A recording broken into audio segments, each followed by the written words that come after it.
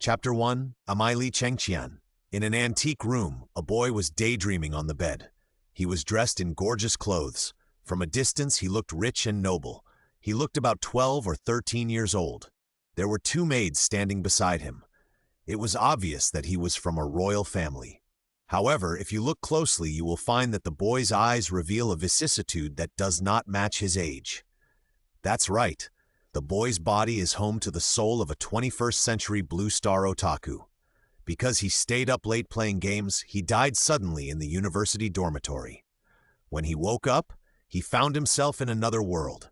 That's right, he traveled through time. If you want to think about it carefully, he should be a fetal travel. His parents named him Li Chengqian, and his nickname was Gaoming. Over the years, he has already made his surroundings clear. He has a father named Li Shimin, and his mother is Changsun Wugo. At first, he thought he had traveled through time to the Tang Dynasty and became the Cripple in history who was eventually abandoned, Li Chengqian. However, things are sometimes so unexpected. For example, this world is a world of cultivation. Yes, in this world there are legends of immortals. Through the stories of people around him, Li Chengqian learned that this world is not only the Tang Dynasty, but a world of multi-country melee. According to legends, this world was originally a powerful top world, and it was also ranked high among the 3,000 worlds. There were countless immortals above it, and even saints were in charge. This world has a strong human destiny, and all races are subject to the rule of the King of Man. He holds the sacred artifact Zhuzhou Ding in his hand to suppress the world, and divides the southeast, northwest, and northeast into 300 vassal states to suppress the four directions. The King of Man suppresses the world, and all the vassal states in the world dare not disobey. However, tens of millions of years ago, the Tianyuan world was invaded by other worlds. The King of Man led the strong men of this world to fight against the strong men from all sides, but they were defeated in the end. In order to ensure the continuity of the inheritance of this world, the strong men of this world used their own lives as a guide and the Zhuzhou Ding as a medium to perform the stealing the sky and changing the sun formation to transfer the Tianyuan world to an unknown star field. In the end, the world was preserved, but the origin of the world was damaged. The continent was broken into countless pieces, which were not connected to each other. One of the larger pieces evolved and eventually formed the Tianyuan continent. Because the origin of the world was damaged, the immortal road was cut off. Countless talented people were trapped under the immortals, and finally trapped in their lifespans and turned into dust. The sea turned into mulberry fields, and the spiritual energy of the Tianyuan continent was finally exhausted. Countless immortal cultivation techniques were lost, and there was no way to practice.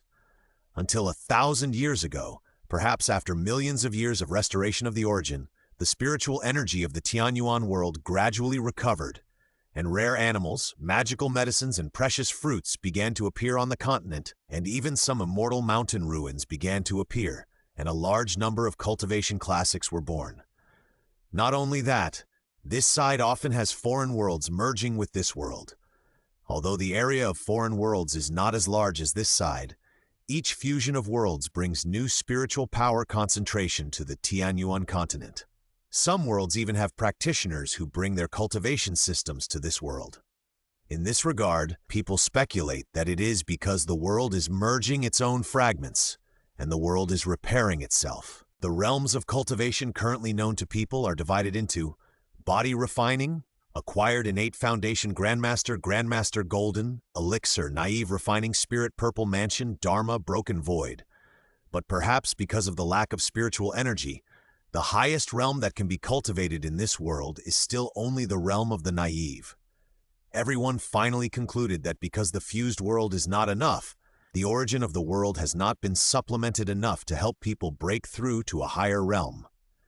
In addition, since this world was not broken before it was dominated by the law of the emperor, people found that establishing a dynasty, joining a dynasty, and becoming a part of a dynasty could enjoy the blessing of the dynasty's luck, thereby speeding up the progress of cultivation. Therefore, in just 1,000 years, This world can be said to be full of countries, forming a strict national hierarchy system of principality, kingdom, empire, imperial, court. And this dynasty level is not a simple self-proclaimed. It requires the accumulation of luck and the approval of heaven and earth. And each level of the dynasty, officials of different levels of the same dynasty, also have different times the speed of cultivation. Chapter 2, Qinhuang Shizi. Speaking of Li Chengqian, the Tang Empire is located in the East Wilderness, occupying a more prosperous place. There are two major imperial forces in the East Wilderness, namely the Tang Empire and the Sui Empire. Although there are some other principalities and kingdoms, they are all dependent on these two empires. The Tang Dynasty was originally just a principality. It was passed down to Li Chengqian's grandfather, Li Yuan.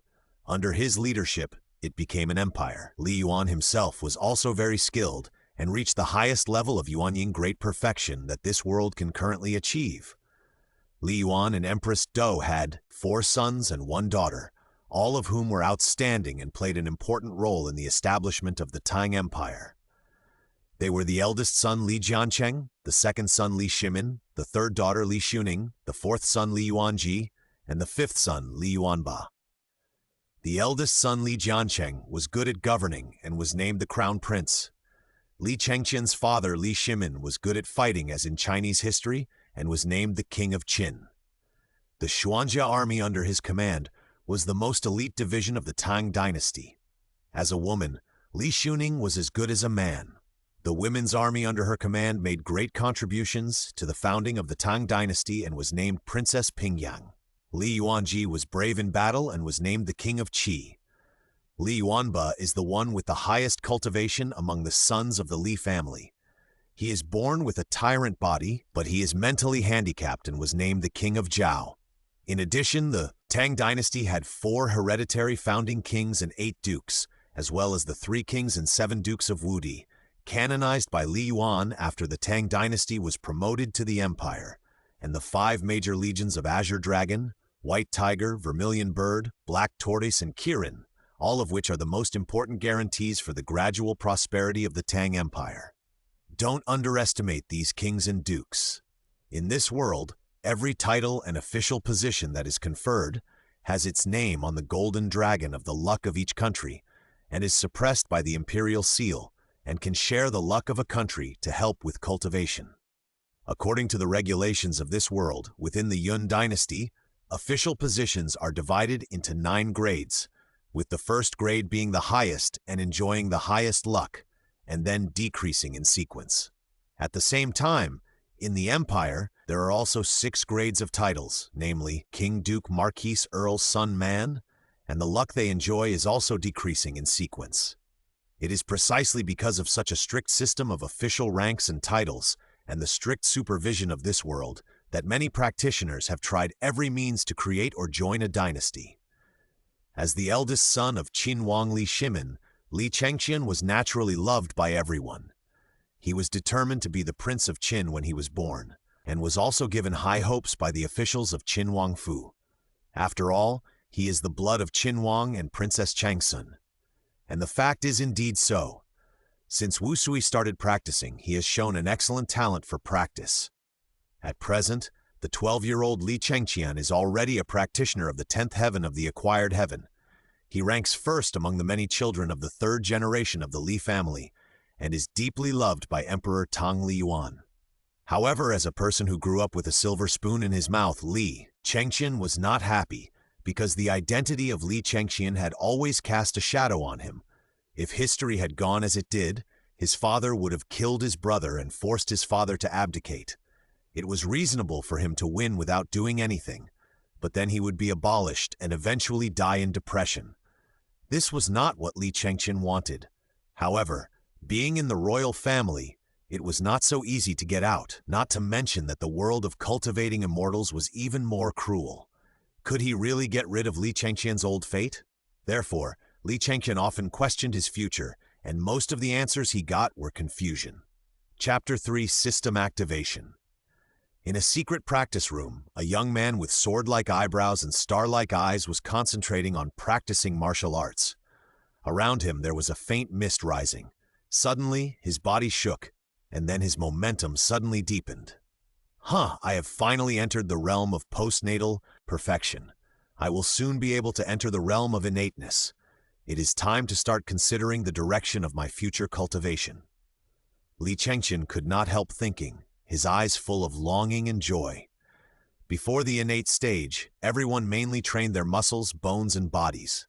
The exercises were all similar, which was to refine the three elements of essence, energy, and spirit to the extreme.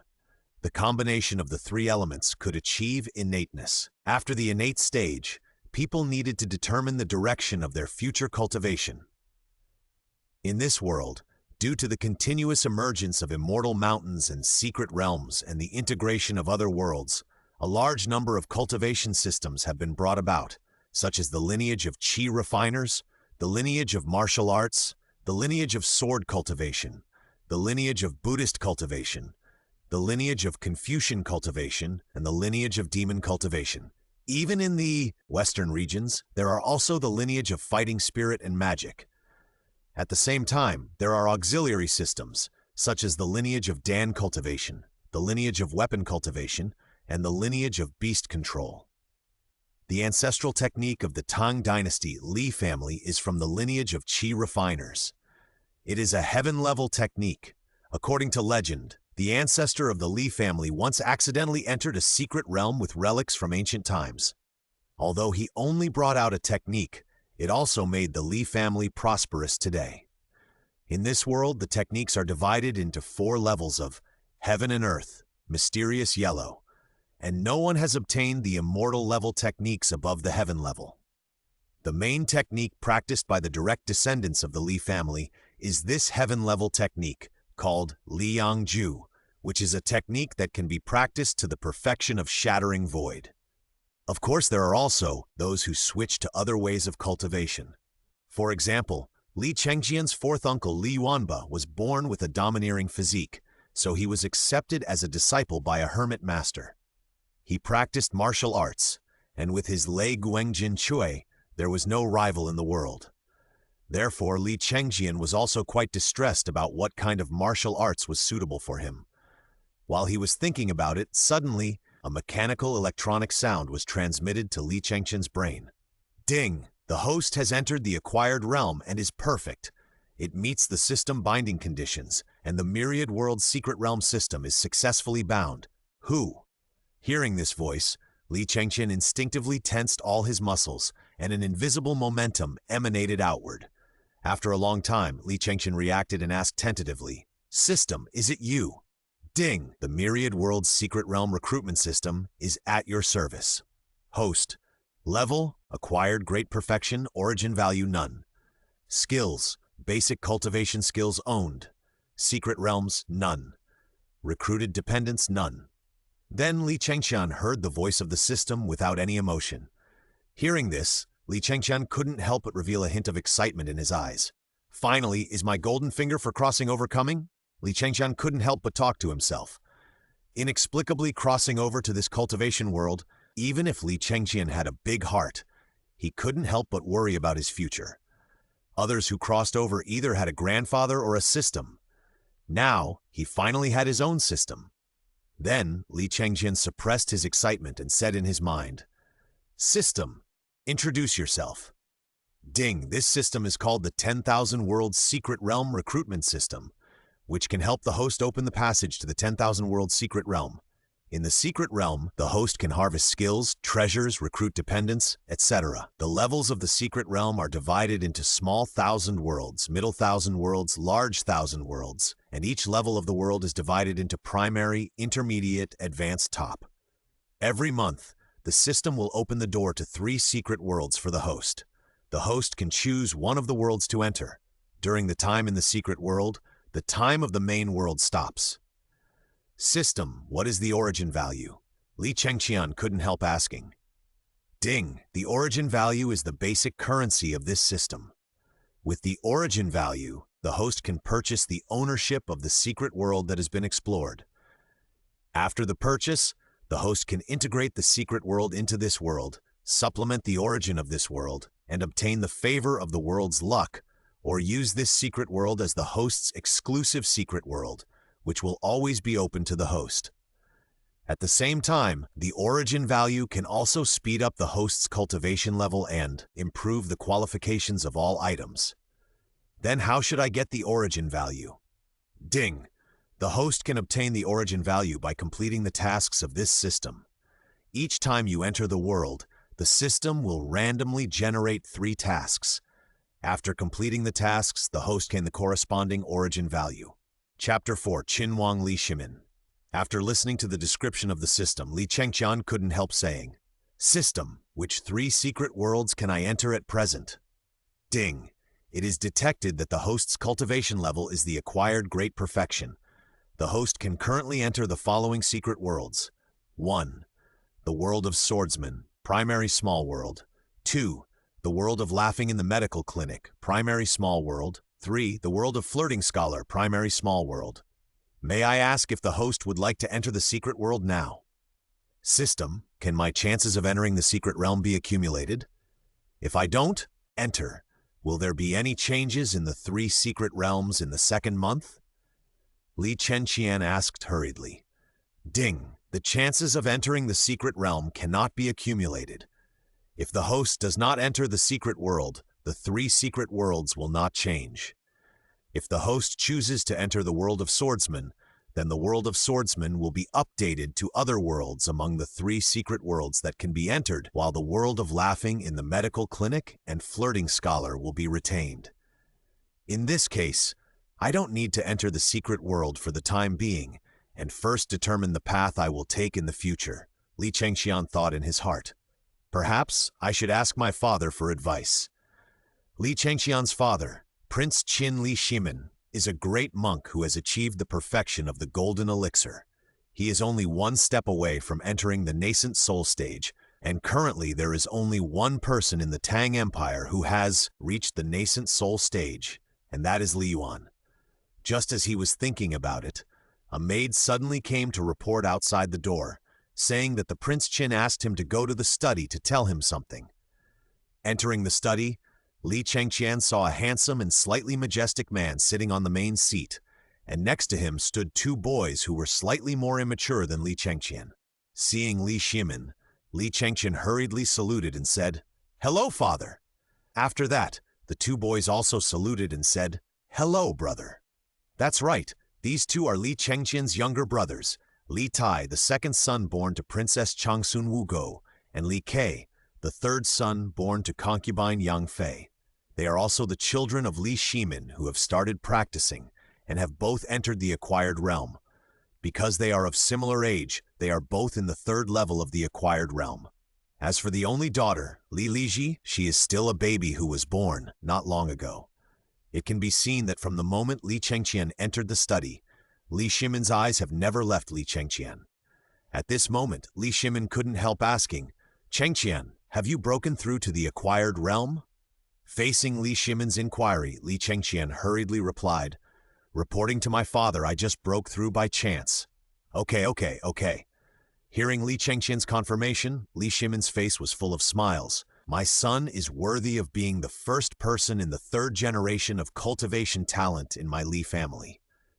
At the same time, Li Tai and Li Ke were also busy congratulating Li Chengqian.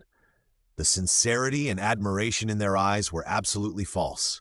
I hope that the 3 of us can get rid of the original history and continue to be brothers, Li Chengqian couldn't help thinking in his heart. After all, if according to the history of the previous life, the 3 of them ended up fighting with each other, and in the end, their younger brother Li Ji got the advantage for nothing. I don't know why my father called us here. Li Chengqian asked. It's like this. As you all know, our Tang Dynasty faces the sea to the east, and there are often sea monsters making trouble. This time, I heard that there was a big monster in the Jindan realm. For this reason, the court allowed my Qinhuang lineage to open a mansion and named it Tianxi Mansion. I was named Tianxi General, ranked 1st grade, and I can form my own team to go to the East China Sea to suppress the unrest. The situation is urgent. Tomorrow, your father will lead the army to Zhenhai Pass. Tonight, I specially take a look at your cultivation level and whether there are any cultivation problems that need to be answered for you. Chapter 5. I come, I see, I conquer. I have to say that Li Shimin is a competent father. Although there are masters in the Qin Palace who teach the sons to practice, as long as he has time, he will personally guide the 3 children in their practice. In this regard, Li Chengqian and the other 3 naturally hurriedly told them about their own problems in practice. Among them, Li Chengqian mentioned the problem of his own practice direction to enter the innate. Practice direction? My Li family mainly practices the Liang Jie of the Qi refining lineage. As you know, this is a relatively complete Tianji Gongfa. As for other practice systems, although my Li family also has a collection of Tianji Gongfa, they are all incomplete, Li Shimin said. What about fourth uncles? Isn't fourth uncle practicing martial arts? And can he compete with Yuan Ying with just the Jindan cultivation? Is martial arts more powerful? Before Li Shimin finished speaking, the fat Li Tai next to him could not help asking. Martial arts are naturally powerful. It's not just your fourth uncle. Just like the generals of my Tian's mansion, such as Qinqiang, Yuqi, Yaojin, and others, they all practice martial arts and are proficient in martial arts. Legend has it that in ancient times, there were martial arts masters who practiced to become saints and could destroy the world with one palm. However, my Tang Empire also does not have a complete set of Tianji martial arts skills. As for your fourth uncle, he was born with a domineering body and was taken in as a disciple by Ziyang Zhenren, who taught them a Tianji skill.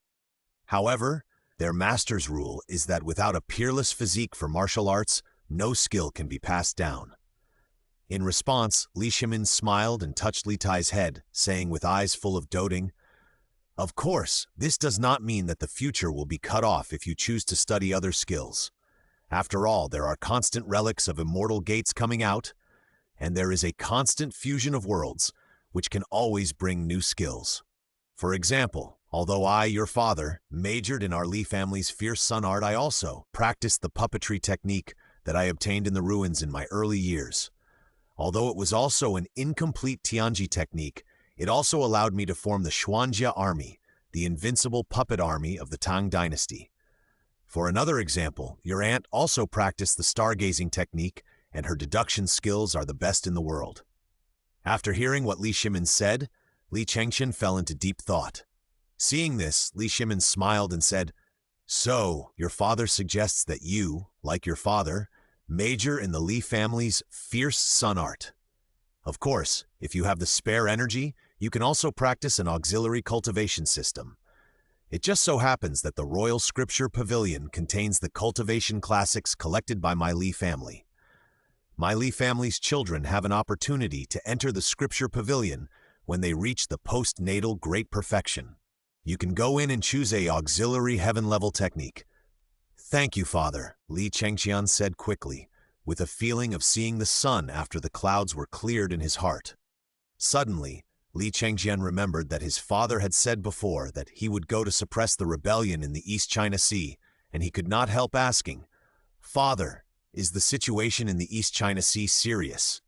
Hearing Li Chengqian mention the East China Sea, Li Shimin burst out with a heroic spirit all over his body and laughed. "The rebellion in the East China Sea is not a big deal, and maybe the territory and resources of my great Tang will be expanded again." Hearing what Li Shimin said, Li Chengqian's eyes lit up. "Father, you mean could it be that a world has merged with the East China Sea of my great Tang?" "Ha, that's right. This is why you allowed me to set up the Tian's mansion to suppress it this time. Who knows, after this fusion, the national strength of my great Tang will be able to reach a higher level. For world fusion, if the location of fusion is in an unowned land or a weaker country, the most likely result is that the outside world will gain a foothold in this world and annex the territories around the original fusion site to form a new force. However, there is also a great possibility that the fusion site is located in the territory of a powerful force, and eventually a war will break out and be conquered by the forces of the local world. As for the Tang Empire, the overlord of the eastern wilderness, world fusion brings more of the latter." Thinking of this, Li Chengqian's eyes burst into a trace of yearning. He longed for the day when he could lead his own legion to annihilate and conquer the invading world, just as Caesar said, "I come, I see, I conquer." Chapter 6. Passing by Xuanwu Gate. The next day, after seeing off Li Shimin's expeditionary team, Li Chengqian planned to go to the Tang Dynasty's Imperial Scripture Pavilion to find a supplementary practice method that suits him. As for the main practice method, it is naturally the secret of the fiery sun. After all, the advice of Li Shimin, a Jindan Daiwan cultivator, is still very pertinent. There is a long distance from the Qin Palace to the Imperial Palace. Li Chengqian sat in a carriage with the Qin Palace logo printed on it, but no one was blind enough to bump into the group.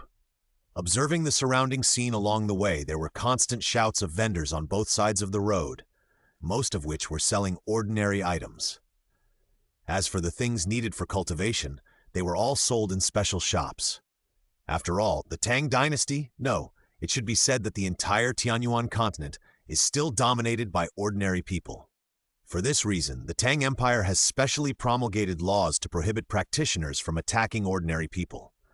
Occasionally, if evil practitioners do something to harm ordinary people, they will be killed by relevant law enforcement personnel. Therefore, the entire Tang Dynasty presents a picture of stability and prosperity. Unconsciously, Li Chengqian's carriage had approached the gate of the Tang Dynasty Palace. Just like in history, the outermost gate of the palace was also called Xuanwu Gate. If there was any difference, it was that the Xuanwu Gate in this world was taller and more domineering. Just looking at the gate, Li Chengqian felt as if he had entered a giant world. It is said that this gate was built by Li Yuan, the lord of the Tang Dynasty, who personally killed a Yuanying realm black turtle that was causing trouble in the East China Sea. The turtle shell was taken and made by a weapon refiner. Therefore, the turtle has the blood of Xuanwu, so it was named Xuanwu Gate. Every time he passed by this gate, Li Chengqian would involuntarily think of the famous Xuanwu Gate incident in history. At the same time, he wondered if the Xuanwu Gate incident would happen again in this world, and what changes his arrival would bring to this world. Just as Li Chengqian was thinking deeply, the carriage stopped, and then a leading guard came forward and asked, "Excuse me, who is from the Qin Palace? Xuanwu Gate is an important place, and no one can enter." After that, someone from the Qin Palace came forward and said, "How dare you? This is His Royal Highness the Prince of Qin. Why don't you retreat immediately?" After that, the leader hurried over to pay his respects, saying, "Your Highness, I am here to pay my respects to your Royal Highness. This is the important place of Xuanwu Gate. Please show me your token." "No need for formalities. Thank you for your hard work, General. Here is my token." Then a gentle voice was heard from the carriage, and then a young man who looked a little immature but had already begun to show some heroic spirit walked out of the carriage. It was Li Chengqian, and at the same time, an attendant from the Qin Palace handed the token, engraved with the 3 characters, Qin Palace, to the guard. After a careful inspection, the general said, "Your Highness, please forgive me for doing this within my duties. After passing this gate, you are not allowed to ride in a carriage. Please forgive me, Your Highness." Li Chengqian naturally had to obey this, and then, led by the guards, he headed towards the Sutra Library. The Royal Sutra Library of the Li Tang Dynasty is located in the south of the Imperial Palace. It is specially prepared for the children of the Li family. It gathers all the heaven-level and earth-level skills of the Tang Dynasty since its founding.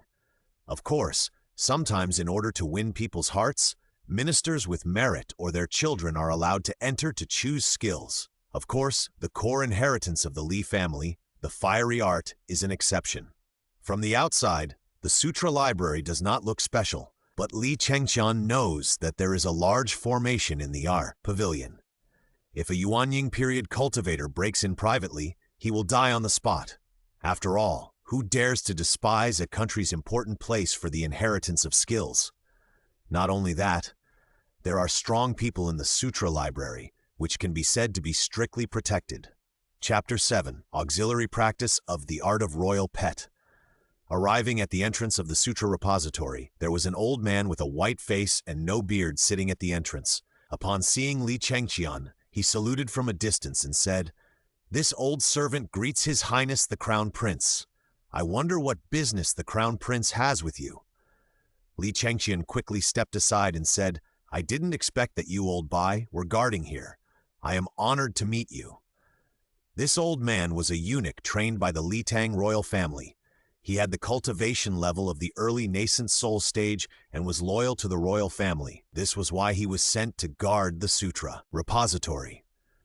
Li Chengqian also learned about this man's strength by chance. Afterwards, Li Chengqian quickly said, "It's like this. I broke through to the postnatal great perfection a few days ago and wanted to come in to find a technique that suits me." After Li Chengqian finished speaking, the man stared at him for a moment. After confirming that Li Chengqian had indeed reached the acquired great perfection, a hint of surprise flashed across his face. Although he had long heard that the Prince of Qin was a cultivation genius, this was no secret in the Tang Dynasty, but it was still relatively rare to reach the acquired great perfection at such a young age. Afterwards, Old Bai said more respectfully, "I congratulate the Prince on your improvement in cultivation. Please come in, Prince. The library contains all the heaven-level and earth-level techniques of my Li Tang royal family. The earth-level techniques are on the first floor. The auxiliary techniques are on the second floor. The heaven-level techniques are on the third floor. And as for the secret of the fiery sun, it is on the fourth floor. This is the token to enter the fourth floor. The Prince can enter directly with this token." "Thank you very much, Old Bai." With that, Li Chengqian took the token and went to the sutra library. Entering the first floor, he saw rows of jade slips of martial arts on the shelves, just like the library in his previous life, and they were all protected by formations. Since his goal was clear, Li Chengqian did not stay on the first floor, but went directly to the auxiliary martial arts on the second floor. The auxiliary martial arts here are divided into several areas according to their categories, including alchemy area, puppet area, weapon refining area, talisman area, formation area, spiritual plant area, and niche area. Most of these martial arts are earth level, and there are only a few small jade slips for heaven level martial arts. Based on the principle of heaven level priority, Li Chengqian took the lead in reading a few heaven level martial arts. The more he read, the more excited Li Chengqian was. He didn't know which one to choose. After all, with the origin value of the system, no matter which one he chose, he would be able to do well. Finally, Li Chengqian fixed his sights on the bronze secret in the puppet area and the art of controlling pets in the niche area. Both are incomplete Tianji techniques, and they are sharp weapons for group battles. As long as they are practiced successfully, they can form an army by themselves. Li Shimin practiced the bronze secret, and his family's black armor puppet army was called the most elite division of the Tang Dynasty. "Which one should I choose?" Li Chengqian couldn't help muttering. The Li Tang royal family has a rule that Li family members can choose any two techniques after reaching the acquired great perfection. If they want others, they must exchange them with new techniques of the same level. This is why the Royal Sutra Pavilion has so many techniques. In the end, he still chose the art of controlling pets. As for other auxiliary techniques, Li Chengqian decided to wait until he found a new technique before exchanging it. The reason why he chose the secret of controlling pets is that it not only includes controlling beasts, but also controlling ghosts, controlling poison, and controlling corpses. If it is used well, Li Chengqian does not have to worry about his future combat power. The disadvantage of this technique is that it requires huge resources to cultivate pets and find pets with strong potential. This is why the Li family has not had a strong pet master despite having a heavenly technique. As far as Li Chengqian knows, his third uncle Li Yuanji once planned to practice this auxiliary technique, but he gave up because of the pet potential. In this regard, Li Chengqian said that they were all minor problems. He had a system that could find resources and pets with potential in other worlds. If it really didn't work, the system's origin value could also improve the potential of pets. Chapter 8. Mother Changsun Wugo, Li Chengqian went to the fourth floor again, got the jade slip of the fiery sun secret technique, and went downstairs to register with Bai Lao. When old Bai saw Li Chengqian took the fiery sun art, he was not surprised. After all, most people in the royal family practiced this art. However, when he saw that Li Cheng chose the art of controlling pets as his secondary art, his brows furrowed, and then quickly relaxed. He copied 2 jade slips for Li Chengqian and told him to destroy them immediately after reading them. He said nothing more. After Li Chengqian walked away, he murmured, "I hope you can succeed in this path of a pet controller. It can also fill a vacancy in my Tang Dynasty." It was time for dinner when Li Chengqian returned to the Prince of Qin's mansion. Li Chengqian usually ate with his mother, Princess Changsun, so he went straight to the courtyard where his mother was. Li Chengqian's mother, Changsun Wugo, had a calm temperament. Because she practiced alchemy, the courtyard was full of medicinal herbs. Compared with the overall solemnity of the Prince of Qin's mansion, it was like entering another cave. Since it was a normal meal in the mansion, and there were only Changsun Wugo, Li Chengqian and Li Tai, there were no rules. Li Chengqian walked into the lobby without notifying anyone. When he went inside, besides the little fat man Li Tai, there was a woman who looked at him with kindness in her eyes. She was dressed in palace clothes, and her beautiful face with a little makeup made the whole room more beautiful. This was Li Chengqian's mother, Changsun Wugo.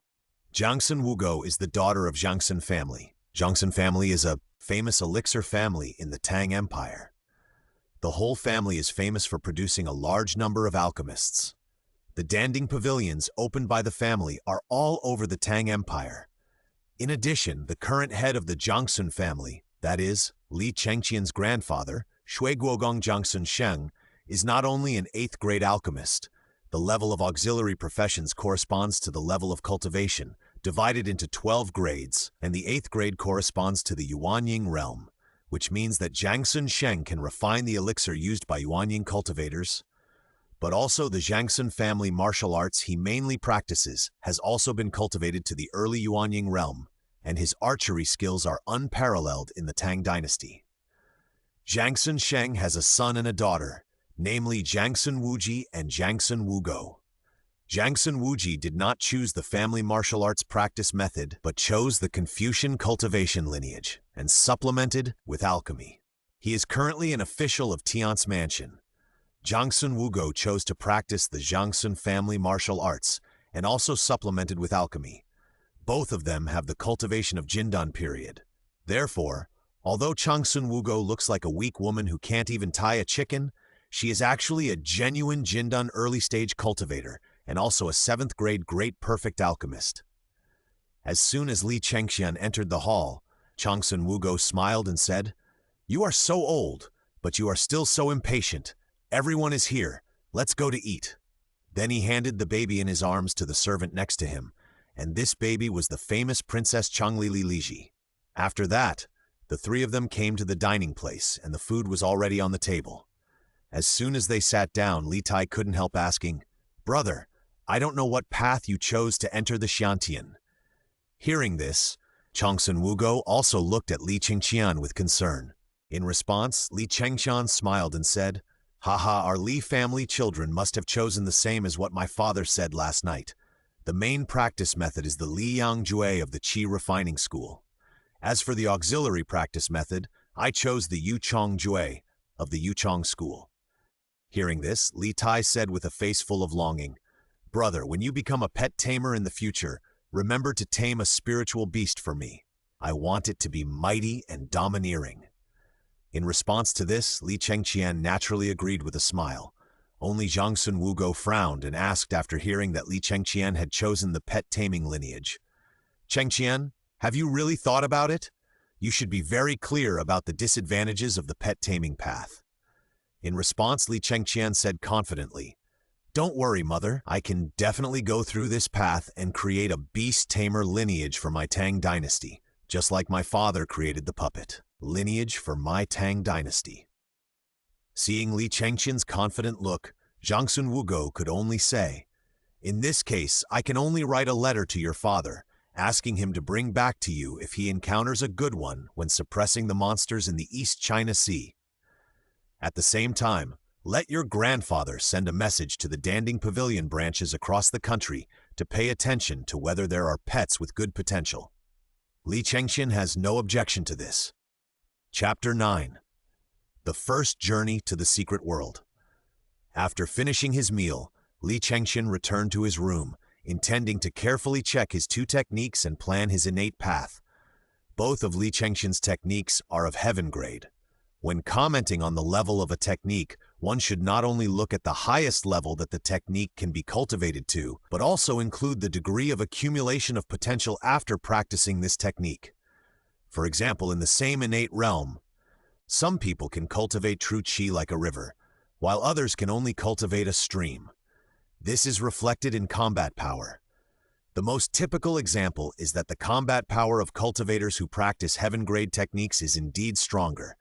If a cultivator wants to break through the acquired and reach the innate qi, he must merge his essence, qi, and spirit into one, with the help of the innate pill, and finally form an innate qi. This innate qi presents different properties due to the different techniques practiced. Li Chengqian's main cultivation method is Liang Jue. Just like its name, after practicing it, one can produce an extremely yang and strong innate energy. As for Yu Chong Jue, it is mainly to cultivate innate energy with binding power. I have just broken through to the postnatal great perfection. Breaking through now will lead to an unstable realm in the future. It will take a period of accumulation and precipitation. Maybe it's time to open the system.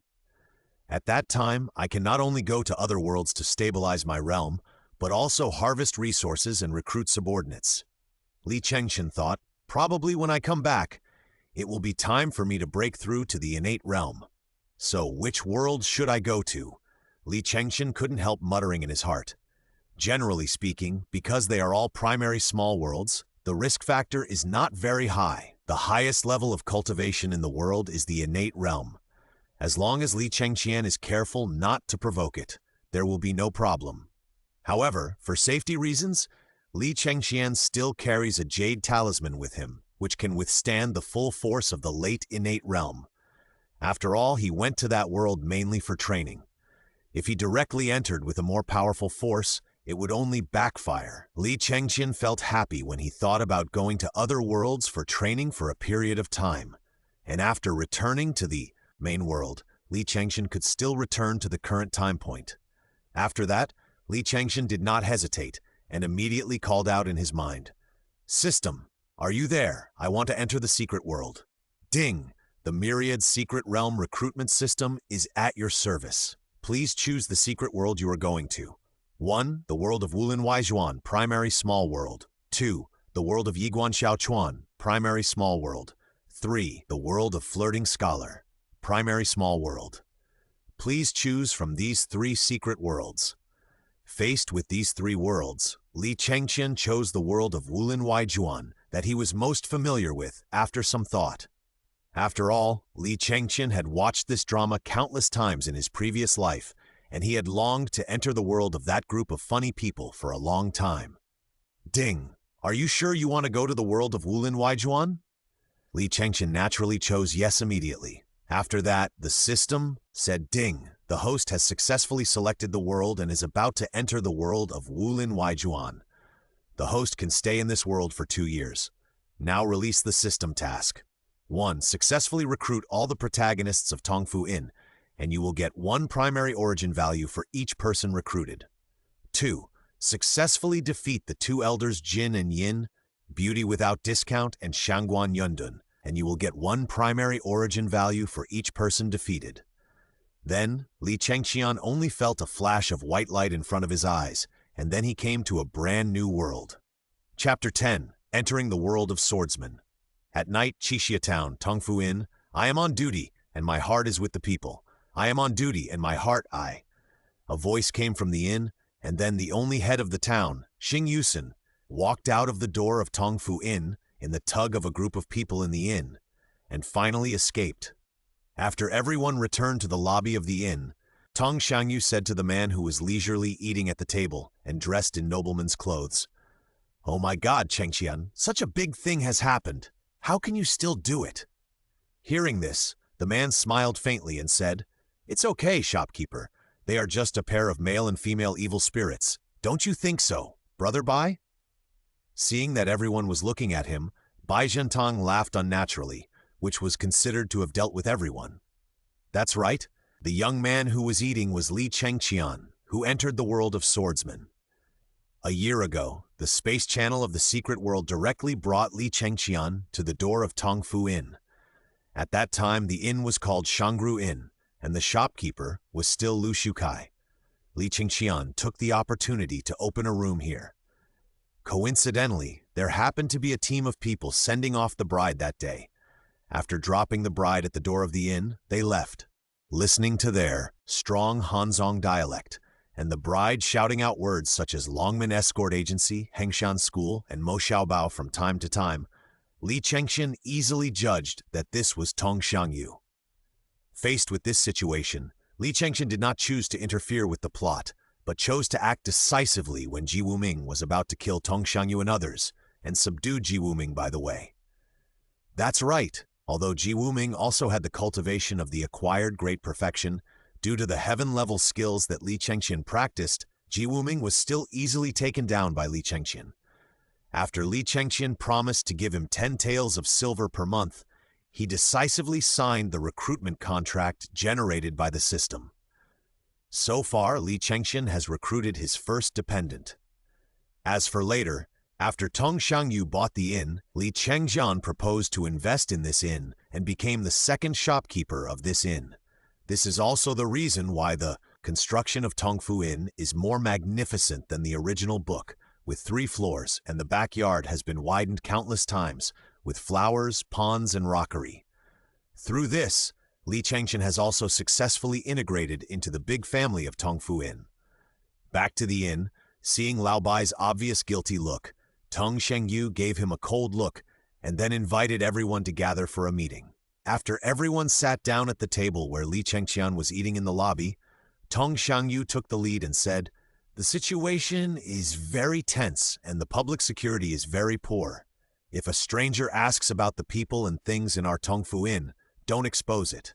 After hearing Tong Xiangyu's words, Li Dazui and Lu Qingho, who were the most courageous among the crowd, trembled and nodded repeatedly. At the same time, they unconsciously moved their bodies towards Li Chengqian, as if that was the only way for them to find a sense of security. After all, everyone knew that Li Chengqian had cultivation and that he had the god of thieves Ji Wuming as his subordinate. At this time, Tong Xiangyu couldn't help but say, "What can we do? Oh my god, how come there are 2 such demons in our town? What can we do, Jiantang?" Hearing Tong Xiangyu calling him Bai Jiantang, who was about to brag about his experience in the martial arts world, suddenly heard a loud bang outside. He was so scared that he dared not say anything. At the same time, everyone in the inn, except for dealing with Tong Xiangyu, Li Chengqian, and Ji Wuming, was so scared that they hid under the table. It must be said that Tong Xiangyu, the eldest lady of Longmen Escort Agency, was indeed extraordinary in being able to remain calm in times of crisis. Li Chengqian and Ji Wuming were fully confident in their own abilities. Moreover, Li Chengqian knew that this should be caused by Guo Ferong and her maid Xiaoqing, so he was still calmly dealing with the chicken leg in his bowl. As for Lao Bai, he was just too timid. Otherwise, with his late-acquired cultivation, and he has a good hand in Qinggong and acupoint pressing, he would not be so scared. Ji Wuming, who was standing aside, saw the appearance of his brothers, and suddenly felt panic on his face, and quickly grabbed Lapter 11. At the Tongfu Inn, Lady Guo showed up and just pulled Lao Bai out. There was a cat's cry from the rooftop. Li Chengqian couldn't help laughing out loud.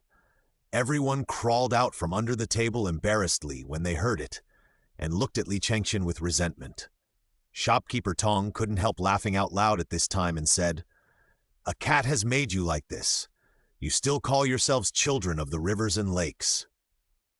After that, everyone gathered together to denounce the evil deeds done by the male and female evil spirits, such as destroying the marriage of Miss Zhao from Zuojiazhuang, punching Dr. Xie from Shibalipu, and kicking Uncle Gay from Shiliangge.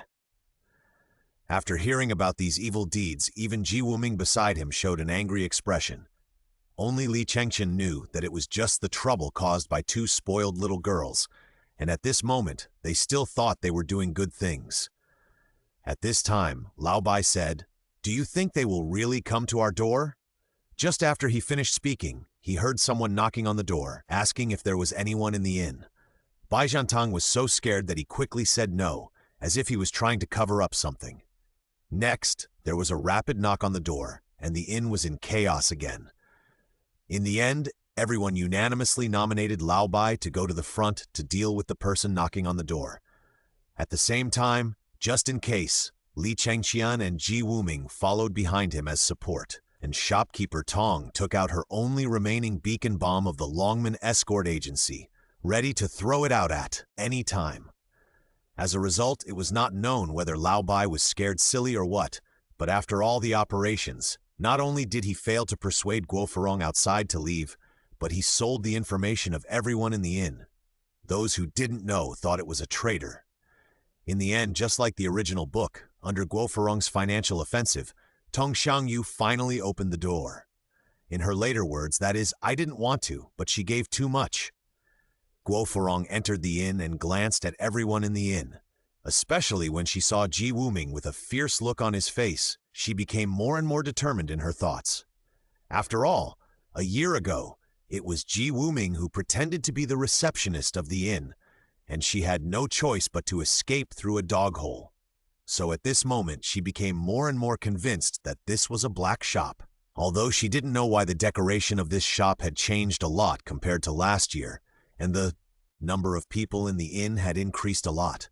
She thought that this must have been expanded after the black shop killed people and made a lot of ill-gotten gains, and it had changed from a single person committing crimes to a gang crime. Haha, your black shop? I'll let you know how powerful Lady Furong is later. Guo Furong thought to herself, and then she followed shopkeeper Tong into the room prepared for her without making a sound, intending to find evidence first, then make a big fuss, and finally hand over all the people in the store to the government. So, when Lao Bai knocked on the door of Guo Furong's room, her face was like a cat, and it was obvious that she must have gone to the corners to find something. As a result, Lao Bai was knocked down by Guo Furong not long after he went up. Seeing this, a group of people in the inn hurriedly protected Lao Bai. Li Chengqian, who had been prepared for a long time, blocked Guo Furong's Jingtao palm with lightning speed, and then, under the other party's incredible gaze, pressed her acupoints, making her unable to move. Lao Bai, who was hiding aside, also smiled after seeing Li Chengqian's acupoint pressing skills. That's right, Li Chengqian's acupoint pressing skills were taught by Lao Bai. Although the sunflower acupoint pressing technique belongs to martial arts, it does not prevent Li Chengqian from learning one or two moves. After all, more skills are better. Therefore, after Li Chengqian took out a bottle of fine wine produced in the Tang Empire, Bai Jiantang taught Li Chengqian a few moves. Of course, this was also because Lao Bai believed that Li Chengqian would not use the acupoint pressing skills he taught to do bad things. Chapter 12. 3 Ordinary Months. On the second day at dawn, everyone had just gotten up and prepared to open the store when they heard a series of knocks on the door. Hearing the sound, Tong Xiangyu immediately walked towards the door, shouting as she walked, come on, don't knock. This is my elm door. You have to pay for it if you break it." When they opened the door, they saw a woman dressed exactly like Guo Furong walked in. She asked where their young lady had gone. After learning that Guo Furong was tied up by the innkeepers, Xiaoqing was not happy and grabbed Tong Xiangyu directly, put a knife on her neck, and demanded that everyone in the inn let Guo Furong go. Tong Xiangyu was so scared that she almost fainted and kept calling for Lao Bai to save her. I don't know if this is Lao Bai's normal performance, or if he was just out of control last night or what, but this time Lao Bai carried Guo Furong out very quickly and asked to exchange hostages with Xiaoqing. As a result, when Li Chengqian was awakened by the noise of the crowd and slowly walked down from the 3rd floor of the inn with Ji Wuming, he saw the two sides confronting each other. Seeing Li Chengqian coming down, everyone in the inn felt relieved, and Dazui couldn't help shouting, "Chengqian, oh my god, you finally came down. Please save the shopkeeper. That bitch is coming." Seeing this, Li Chengqian was about to let Ji Wuming take action when he saw Xiaomi coming in from outside. Seeing this scene, he ran out happily, shouting that the male and female evil spirits were caught. Guo Furong couldn't sit still and hurriedly asked everyone what was going on. As a result, She was criticized by everyone for her so-called good deeds. After Guo Furong learned that she had done something bad with good intentions, she decided to stay. On the one hand, she wanted to atone for her sins, and on the other hand, she wanted to understand what the real world was. In this way, everyone in Tongfu Inn except Zhu Wushuang arrived. Li Cheng couldn't help thinking in his heart that maybe he should find Lao Bai to let him take Zhu Wushuang out of the Sunflower sect. In this way, it would be perfect. Time flies, and another 3 months have passed in a blink of an eye. In the meantime, because of Guo Furong's temper as a big lady, she disrupted the business of the inn and pretended to be sick, which was enough to toss everyone. Fortunately, in the end, with everyone's tolerance, Xiao Guo also fully realized his mistakes. On the way, Li Chengqian also asked Ji Wuming to find his 2 unlucky brothers, Ji Wubing and Ji Wuli, and finally asked them to sign the recruitment contract given by the system at the same price of 10 taels of silver per month. Don't underestimate this small contract. As long as the contract is signed, both parties of the contract must abide by the above content, otherwise they will be punished. At the same time, only after signing this contract, Li Chengqian can take them with him when he leaves this secret world. Each contract scroll costs Li Cheng 0.5 contract value. If it weren't for the 10 points of origin value in the novice gift package, Li Chengqian would not dare to sign all 3 brothers of Ji Wuming so extravagantly. After that, Li Chengqian ordered the 3 brothers to go everywhere to find the cultivation resources and skills of this world. Although Li Chengqian may not use these resources himself, he also needs to cultivate his own dependence after returning to the Tang Dynasty. After all, who can be sure when his father Li Shimin will launch the Xuanwu Gate coup? It's always good to have a little team of your own. However, the resources that the 3 of them have found for Li Chengqian, how should I put it, most of them, except for some low-level ones, mainly Xuan level and Huang level ones, also reveal a hint of unorthodoxy, such as 10 slaps of the dragon and Black Tiger Troublesome, which are awkward no matter how you look at them. Chapter 13. Lao Bai and Dazui were beaten.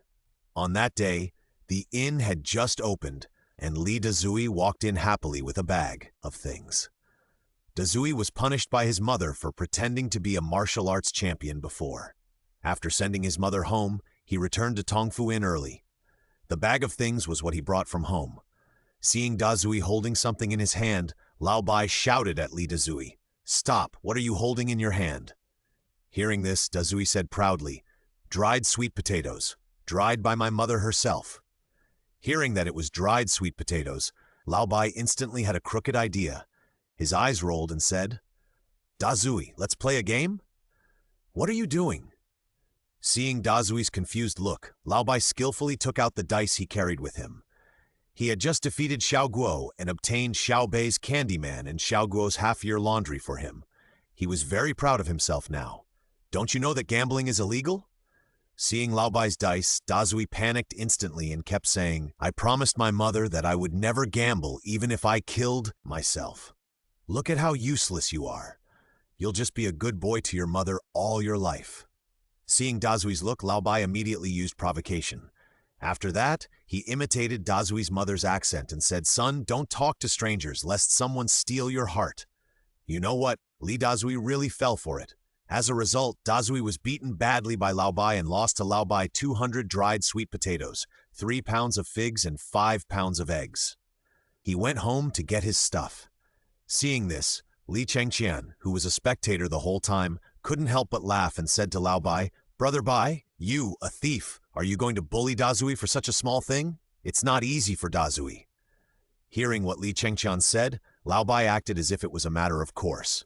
While eating the dried sweet potatoes, he said, "As the saying goes, a willing bettor should accept defeat. Small bets can cheer up the mood. Chengqian, you, Brother Bai, are you poor? How about we play a game together? If you lose, give me another bottle of the wine you gave me last time." "Ha ha! What are you talking about, Brother Bai? If you want a drink, just come to me and get it." So saying, he went upstairs to get him some wine. When Li Chengqian brought out 2 pots of wine from the Tang Dynasty world, Lao Bai was instantly overjoyed. He didn't even remember about making a bet with Li Chengqian. He just kept saying, Chengqian, you are still the one who cares about people." Then he took the 2 bottles of wine back to the backyard, probably to hide it. Finally, when the sun was about to set, Li Dazui, who had gone home to get something, finally came back and brought his mother with him. Seeing Dazui coming back, Lao Bai suddenly became excited and rushed to meet him. While supporting Dazui's mother, he said, "Oh, how come old lady has time to come here today?" In response, Dazui's mother asked Lao Bai directly, "My son made a bet with you?" Hearing the old lady's question, Lao Bai didn't feel embarrassed and said directly, "It's me. I have dried sweet potatoes, fig tea, and eggs." While saying this, he glanced at Dazui. Perhaps Dazui's mother was also speechless because of Lao Bai's shamelessness. She rolled her eyes at him and said, "She's outside the door, waiting to come in." As it turned out, the person who came in was not some dried sweet potatoes, firewood, eggs or something, but Captain Xing. Seeing Lao Xing coming in to arrest him, Lao Bai panicked instantly and quickly said that he did not gamble. However, because there were witnesses and evidence, Lao Bai had to admit it in the end. However, he was still unwilling to accept it and shouted, "Lao Xing, I'm not the only one who gambled." Hearing this, Li Dazui panicked instantly. Captain Xing seemed to have guessed what Lao Bai would say and said directly, "He is a tainted witness and can be exempted from punishment." But before Big Mouth could rejoice, Big Mouth's mother said that it was not necessary, and then both of them were arrested by Captain Xing. Chapter 14. When the 2 men came back at night, both of them were holding their buttocks and limping. It was obvious that the beating was not light. As a result, as soon as Big Mouth walked up to Big Mouth's mother, he was slapped in the face by her. Seeing this, Lao Bai was immediately unhappy and said, "Old lady, we are just gambling for fun. We are just doing it for fun." Seeing Lao Bai like this, Dazui Niang decided to show Lao Bai a trick to let him know the harm of gambling, and proposed to gamble with him. Lao Bai was naturally very happy about this. In the end, needless to say, Lao Bai lost everything. The things that Dazui owed in Xiaoguo's life were all gambled with half a year of laundry, the wine given by Li Chengqian, and finally his own life. If it weren't for Dazui Niang just wanting to teach Lao Bai a lesson, Lao Bai might really have died here. Afterwards, because it was too late, and they were worried that Dazui and his mother would encounter trouble on the road, everyone persuaded Dazui Niang to stay in the inn for one night, but Dazui Niang insisted on going back. Seeing everyone's worried look, Li Chengqian had no choice but to say, "Let me escort Dazui and them home. Everyone knows my martial arts and there is absolutely no problem." In fact, Li Chengqian was really complaining in his heart. "You people are just worrying about others. What can a congenital master do?" That's right. Big Mouth Lady is a master in the innate stage. Li Chengqian hadn't discovered it before, but when he and Lao Bai were betting on the dice and controlling the dice points remotely, the innate aura that flashed by might not have been noticed by others. But Li Chengqian, who had reached the great perfection of the acquired stage, felt it clearly. It can only be said that she is worthy of being the broken finger Xuanyuan. So after sending Big Mouth's mother home, while Big Mouth was putting away his things, Li Chengqian could not help but ask, "Senior, I have something to ask you." "Oh, what is it?" "You and my son work in the same inn, and I, Big Mouth, said that you are the second shopkeeper, and you are very good to him. If you don't mind, you can call me Aunt." "Aunt, I don't know why you, a master of the innate stage, are willing to be so low, and there is no trace of cultivation on my brother Big Mouth." "Oh, you still found out." Hearing this, Big Mouth's mother showed a trace of loneliness on her face, and then said, "Yes, I do have the cultivation of the innate stage, but who can hide in the martial arts world? Back then, our family of 3 provoked enemies and were hunted everywhere.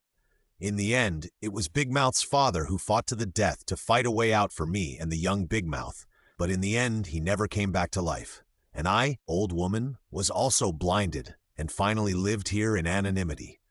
Big Mouth is a simple and honest child by nature. It's a good thing that he doesn't have any martial arts skills. But have you ever thought about how Big Mouth feels? He has always been eager to practice martial arts and protect the people around him. Senior, you think so because you have experienced it, but for Big Mouth, why don't you give him a chance?" Hearing this, Big Mouth's mother fell into deep thought. After a long time, she slowly said, "Let me think about it again. In addition, Chengqian Big Mouth will not go to the inn for the next few days. I want to talk to him. Please tell Manager Tong later." Hearing what the old lady said, Li Chengqian understood that she was moved. Maybe, when Big Mouth comes back in a few days, he will have started practicing.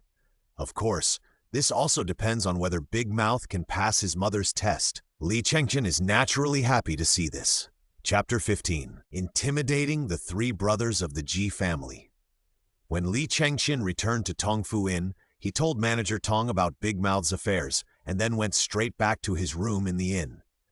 Inside, the three brothers Ji Wuming, who had gone out to search for a wave, were all inside. With the help of the power of the contract, Li Chengqian could feel the breath of the three of them as soon as he entered the inn. Seeing Li Chengqian coming in, the three of them said respectfully, "Young master." Seeing the three of them so respectful, Li Chengqian couldn't help but be surprised in his heart.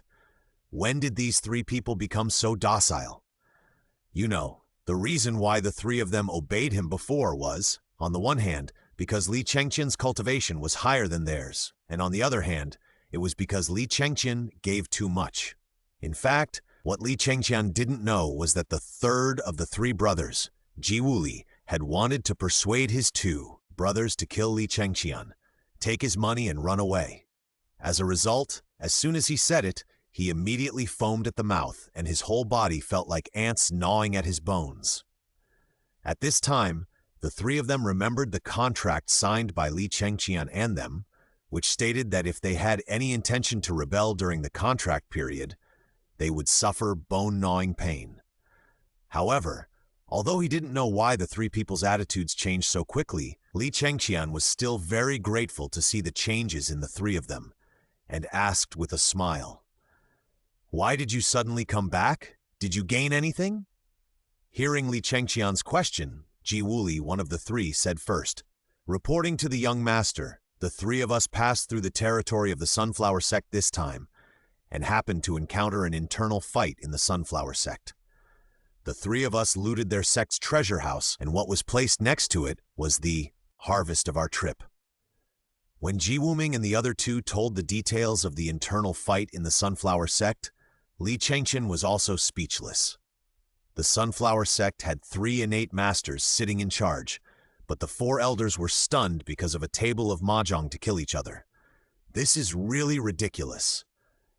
After that, Li Chengqian no longer thought about the Sunflower Sect, but looked at the things that Ji Wuming and the other two had looted.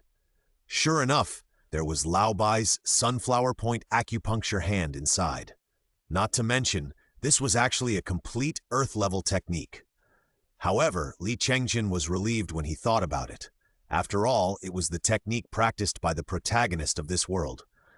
There were also some other techniques collected by the Sunflower Sect, but the levels were not very high. In addition, there were many cultivation resources of the Sunflower Sect. In this regard, after Li Chengqian threw some resources to the 3 brothers, he waved his hand and put the other things into the storage ring. Seeing Li Chengqian's method of taking things away in an instant, Ji Wuming and the other two changed their faces, treated Li Chengqian more respectfully, and even dripped a little on their backs unconsciously. After all, if Ji Wuli's previous matter could only be regarded as their guess, then the hand that Li Chengqian just showed instantly confirmed some of their ideas.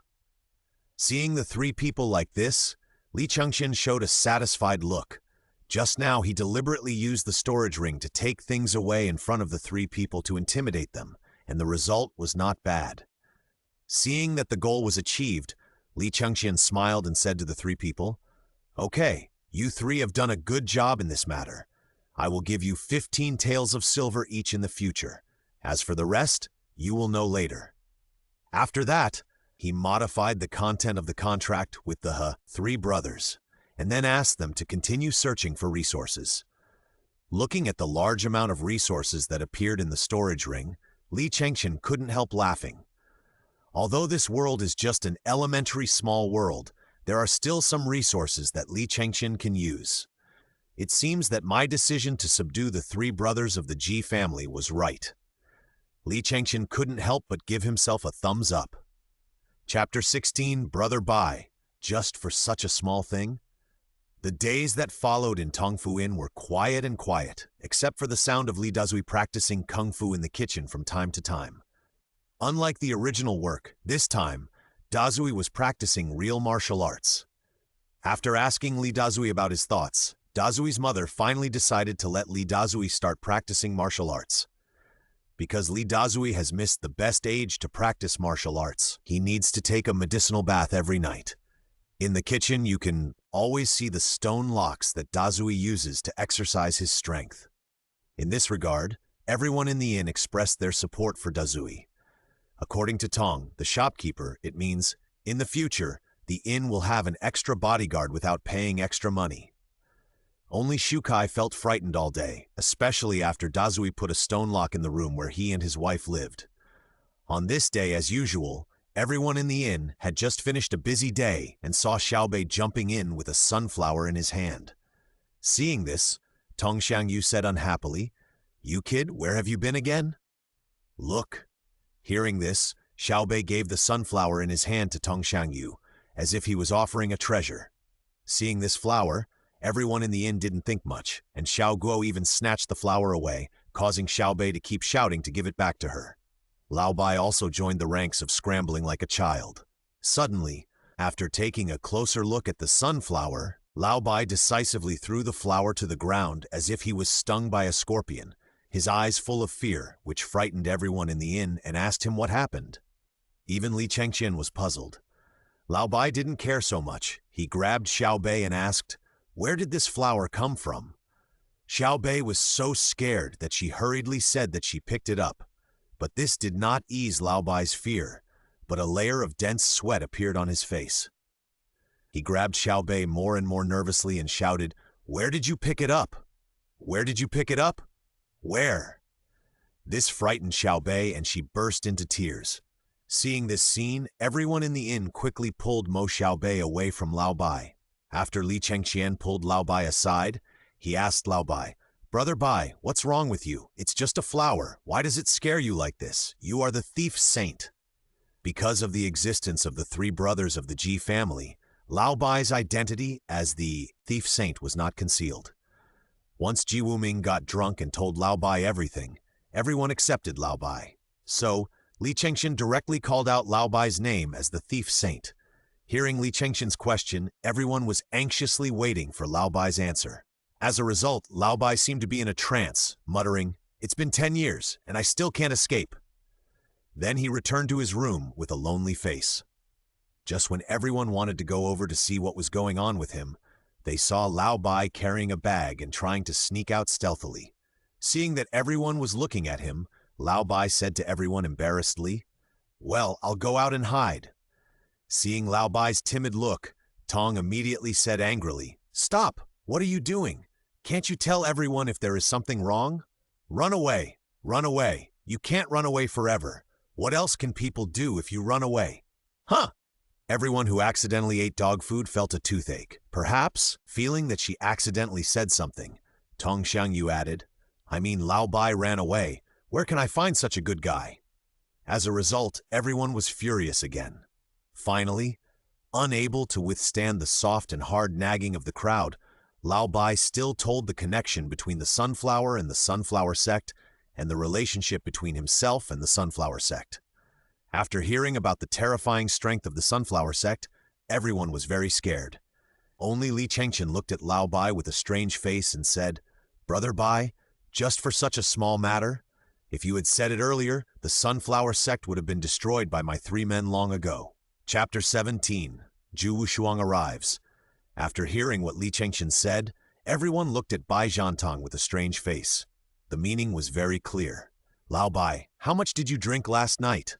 In response, Lao Bai also looked at Li Chengqian with a look of seeing a ghost, and hurriedly asked, "Chengqian, don't lie to me. I know the abilities of the 3 brothers of the Ji family. Can the 3 of them be the opponents of the 4 elders?" "Brother Bai, what he said is true." Suddenly, a beautiful female voice came from the door of the inn. Looking over, everyone saw a pretty lady in light pink standing at the door. Seeing her, Lao Bai asked with a puzzled look, "Brother?" I am Wu Shuang, Zhu Wu Shuang. The visitor nodded slightly. Wu Shuang? Oh my God, Wu Shuang, why are you here? You didn't even tell me before you came. I told you, senior brother. Didn't you see the sunflowers I left at the door of the inn? Hearing this, Zhu Wu Shuang looked at Lao Bai with a puzzled look. Oh, you put the flowers at the door, and I was so scared. By the way, sister, what you just said about Chengqian is true. Hearing Lao Bai's question, Zhu Wu Shuang told the whole story of the destruction of the sunflower sect. Li Chang'an also supplemented the details that Zhu Wu Shuang didn't know. After listening to the whole story, everyone was sighing at the good luck of the three brothers of the Ji family, and Lao Bai was also greatly relieved. At this time, Lao Bai suddenly thought of something and said, Sister, why did you come to me this time? The sunflower sect was destroyed, and I came to you, senior brother. Hearing this, Lao Bai looked at Tong Yu with a sincere face. After hearing about Wu Shuang's experience, Tong Yu also felt very sympathetic. Therefore, although Wu Shuang looked at Lao Bai with a little strange eyes, Tong Yu's woman's intuition always made her feel that Wu Shuang had that intention towards Lao Bai, but she still nodded and said, How about this? You stay for a while and do odd jobs, just like Xiao Guo, sweeping the floor and wiping the table. Hearing that someone could help him share the work, Xiao Guo instantly became energetic and pulled Wu Shuang into her room. However, there was no incident of the two people fighting for the scholar as in the original book, and Xiao Guo did not go back. Maybe my arrival has affected the progress of the world, Li Chengqian thought in his heart.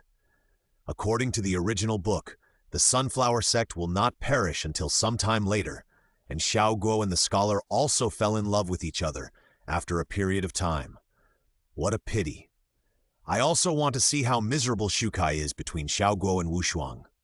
Thinking of this, Li Chengqian also looked at Shukai meaningfully, which made Shukai look puzzled. He thought that the ink was accidentally stained on his face when he was writing. However, although the three-person drama of Xiao Guo, Shukai, and Wu Shuang was not seen, the drama of Lao Bai, Tong Yu, and Zhu Wang began. Perhaps Tong the shopkeeper should be extremely regretful that he agreed to let Zhu Wu Shuang stay in Tongfu Inn. Just a few days after arriving, Wu Shuang clamored to marry Bai Zhantong, and Xiao Guo, Wu Shuang's best friend and comrade in arms, both were small errands, also expressed his willingness to help match them up. This made Lao Bai the punching bag, clamoring to find Li Chengqian for a drink all day long. Li Chengqian naturally had no time to hide, and stayed in Dazui's room every day to guide Dazui in his practice. Not to mention, although Dazui started practicing late, his aptitude for practice was very high, and he had achieved some success in just a short period of time. Finally, one day, under the pressure of Tong the shopkeeper and Wu Shuang's pestering, Lao Bai confessed to Lao Bai that he only regarded Wu Shuang as his own sister. In the end, after being persuaded by everyone, Wu Shuang finally understood that his feelings for Lao Bai were just the feelings of senior brothers, not true love. So far, the whole world is quiet. Chapter 18, Spring in the Cupboard. It's not good. Something happened in Kuiwei Mountain. Have you heard about it, brother? No, brother, tell me. For some reason, it seems that some people in the inn are talking about Kuei Mountain today. The first person who spoke was about to say what happened so as to show off in front of his companions, and then he saw Xing the captain walked into Tongfu Inn with a serious face. After entering, he said directly to everyone in the inn, Don't go to this Kuiwei Mountain. What's the matter? Everyone in the inn asked in unison. A group of bandits came to Kuei Mountain. They are extremely brutal. The head of the Weiwu escort agency, Mr. Zhao, who has great martial arts skills, had his arms chopped off by a single blow, 2 of them. Ah? This shocked everyone. Lao Bai hurriedly asked, Who is so brutal? Alas, the Black Wind Village. Lao Xing sighed helplessly. Before leaving, he seemed to have thought of something and reminded everyone, Be careful. Then he turned and left. At this time, Mo Xiaobei was sneaking out of the crowd. Seeing this, shopkeeper Tong got furious and shouted, Mo Xiaobei! Unexpectedly, after the shout, Xiaobei ran out directly. Helplessly, shopkeeper Tong had to let Xiao Guo follow him out to sea. What should we do? We just had a few days of peace. After arranging Xiao Guo, Tong Xiangyu looked at everyone with a face full of fear and then her eyes fell on Li Chengqian. Chengqian, do you think you should call the Ji brothers back? I don't feel safe without them.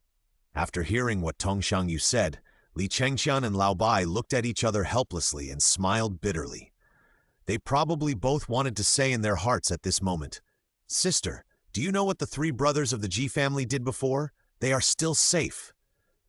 However, Li Chengqian couldn't say it out loud, so he could only say to everyone, "Don't worry, with me and Brother Bai here, we will definitely protect you. Everyone."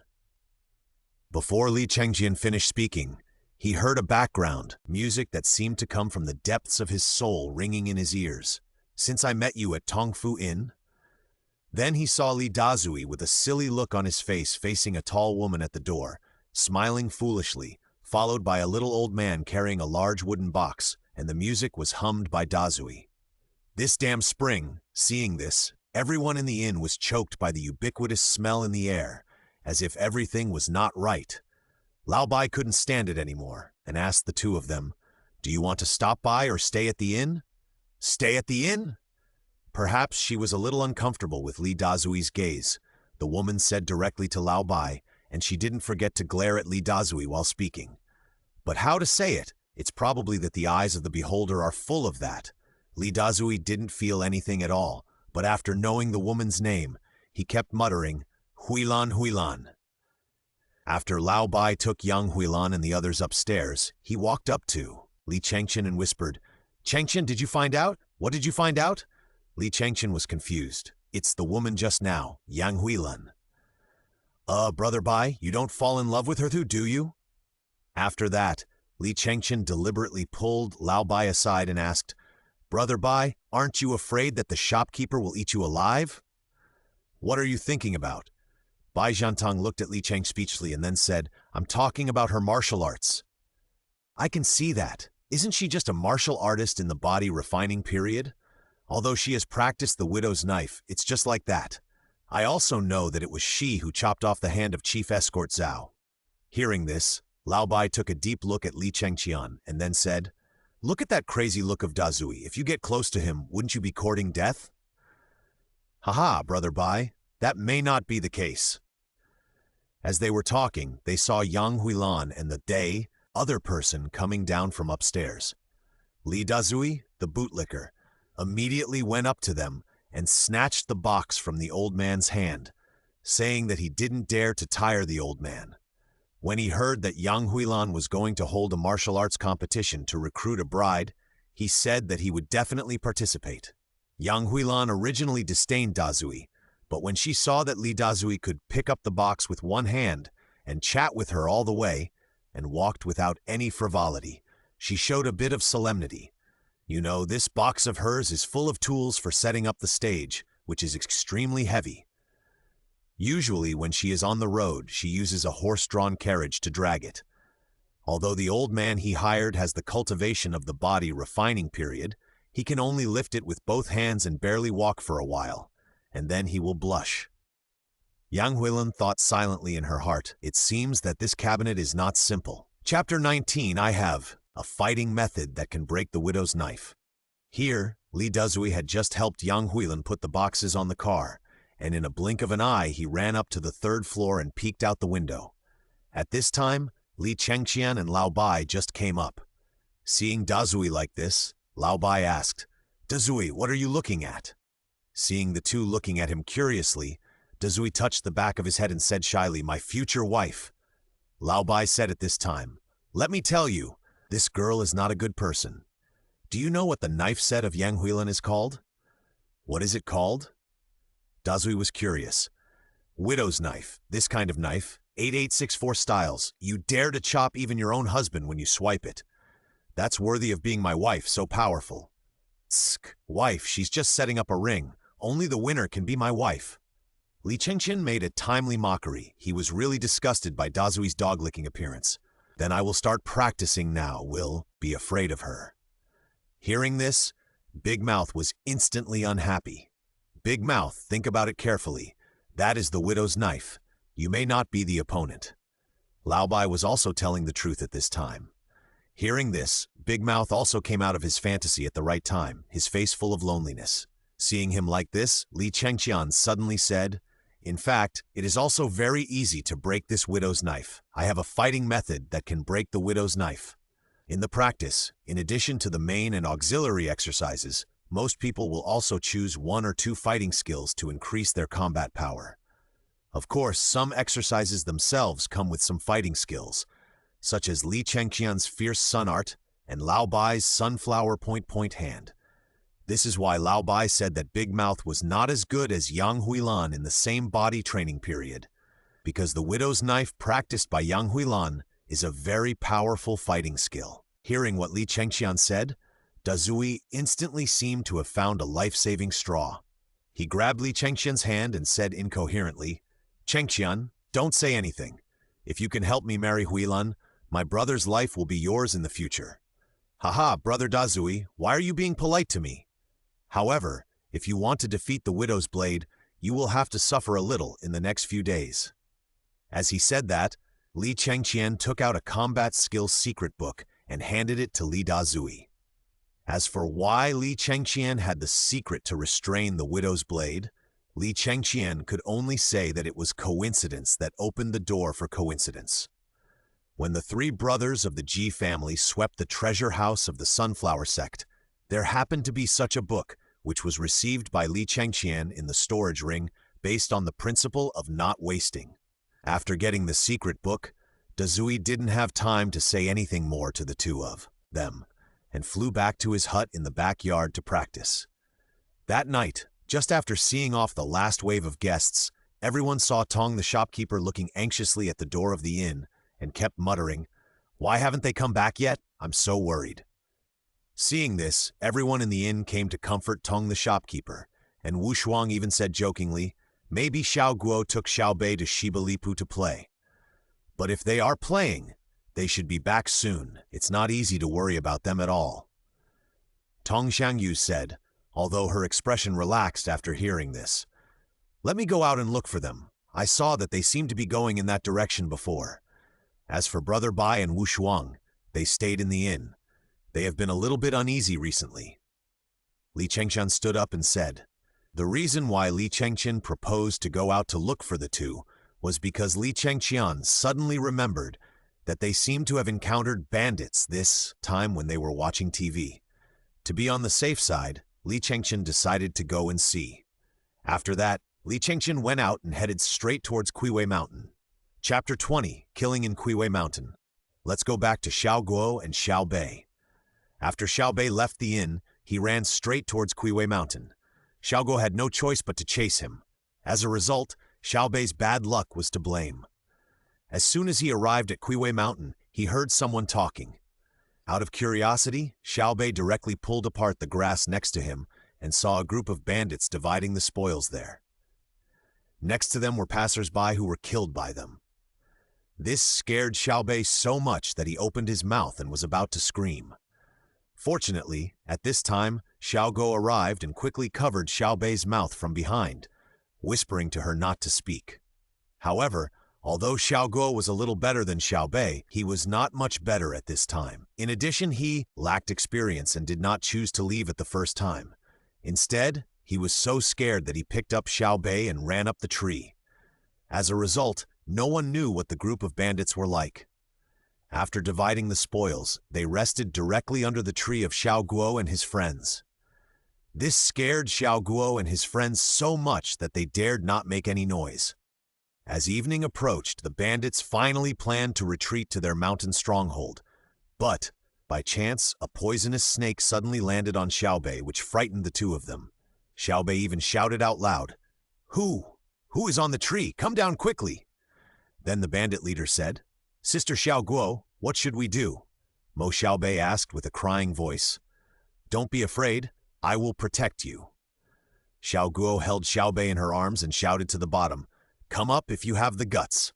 "Ha, it turns out that you are 2 little girls, you come down obediently, otherwise you will be in trouble." Then he looked at Xiao Guo with ill intentions. After that, there was a whole war of words of, "You come up, you come down." This situation directly gave Li Chengqian, who heard the sound and rushed over, no idea what to do. If it didn't work, the bandits would cut down the tree. Could it be that he was hit by the legendary aura of intelligence reduction?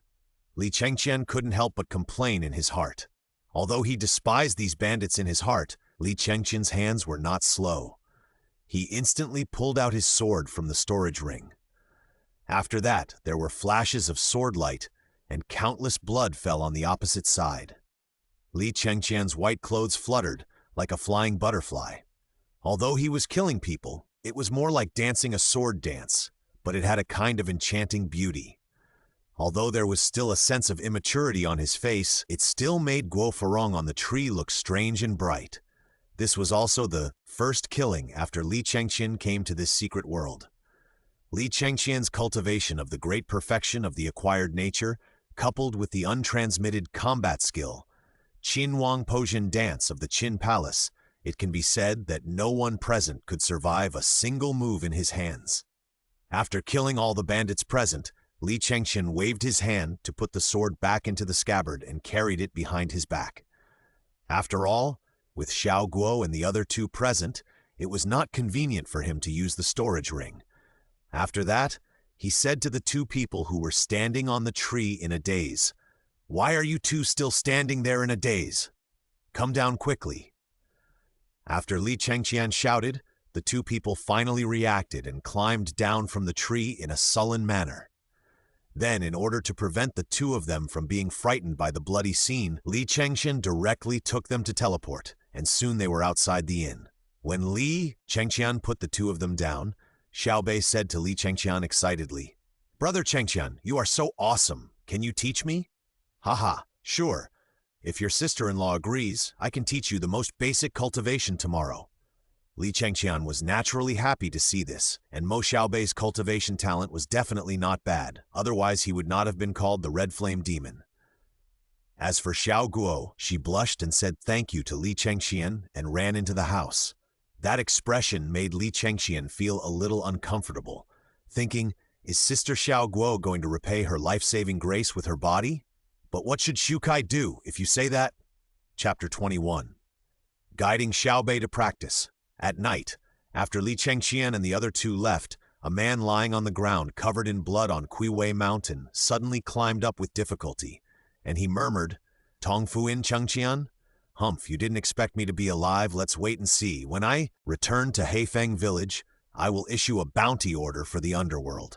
Today's shame will be paid tomorrow." As he said that, he limped towards the mountain. If Xiao Guo was here, he would definitely find that this man was the leader of this group of bandits. Could it be that Li Chengqian really neglected it? When Li Chengqian and the other two returned to Tongfu Inn, Tong, the shopkeeper who had been waiting at the door, came up and said to Mo Xiaobei, "I said, why are you so disobedient? Didn't you hear what Captain Xing said about the bandits outside?" Xiaobei immediately lowered his head in embarrassment because he felt guilty.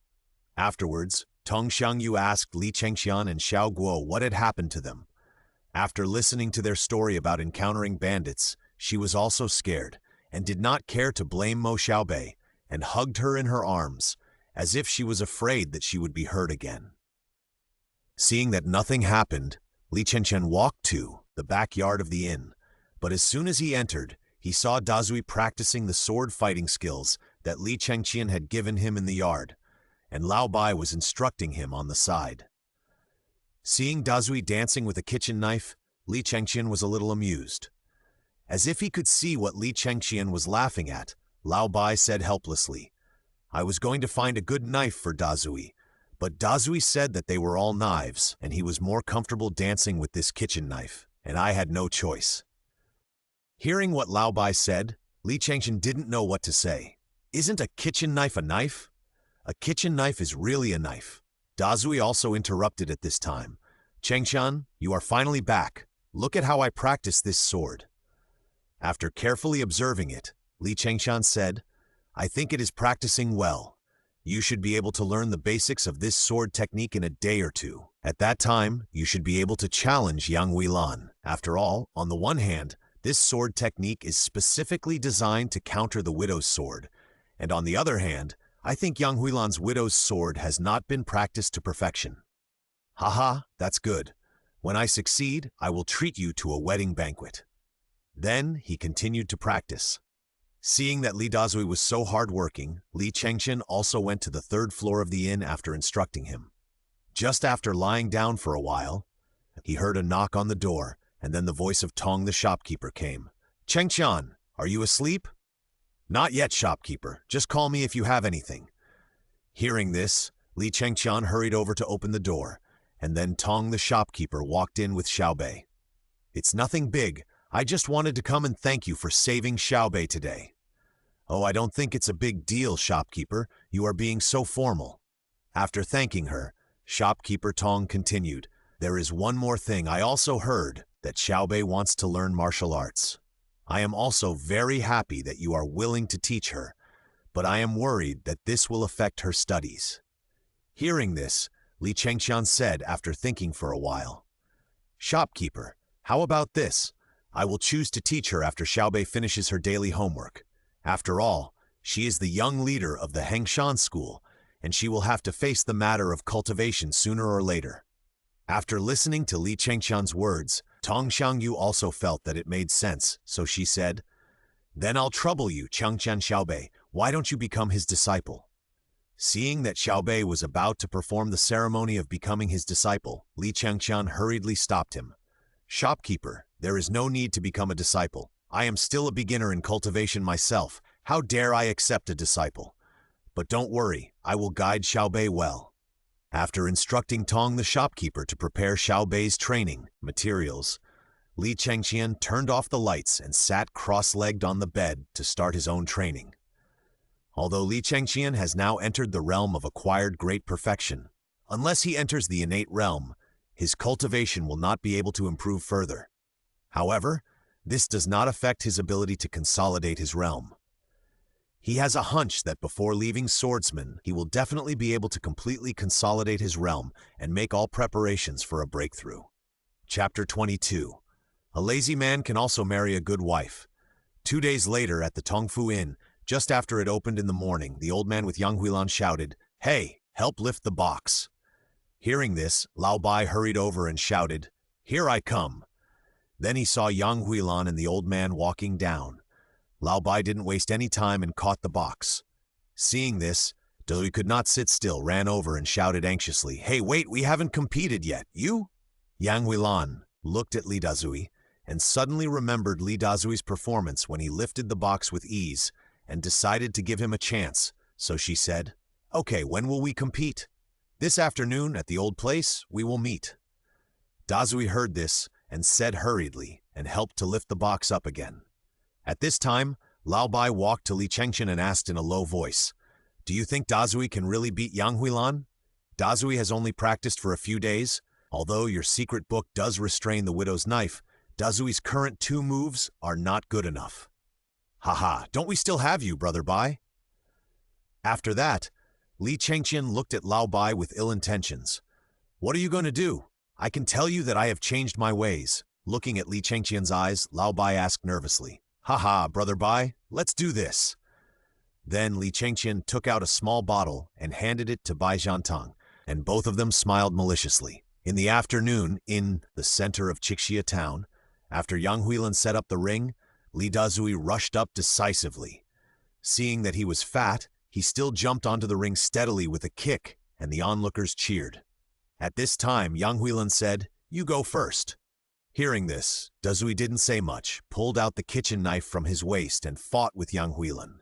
Li Dazui was suppressed by Yang Huilan. If it weren't for the fact that his knife skills restrained Yang Huilan, Dazui would have been beaten down long ago.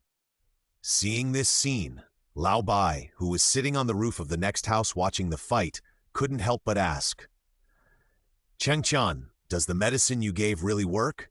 I poured the medicine into Yang Huilan's cup when she wasn't paying attention and watched her drink it." "Don't worry, Brother Bai. I brought this medicine from home. It can suddenly block the flow of meridians when a cultivator is practicing, and the person involved won't be able to detect any problems afterwards." As he was speaking, Yang Huilan, who was slashing at Li Dazui, suddenly paused.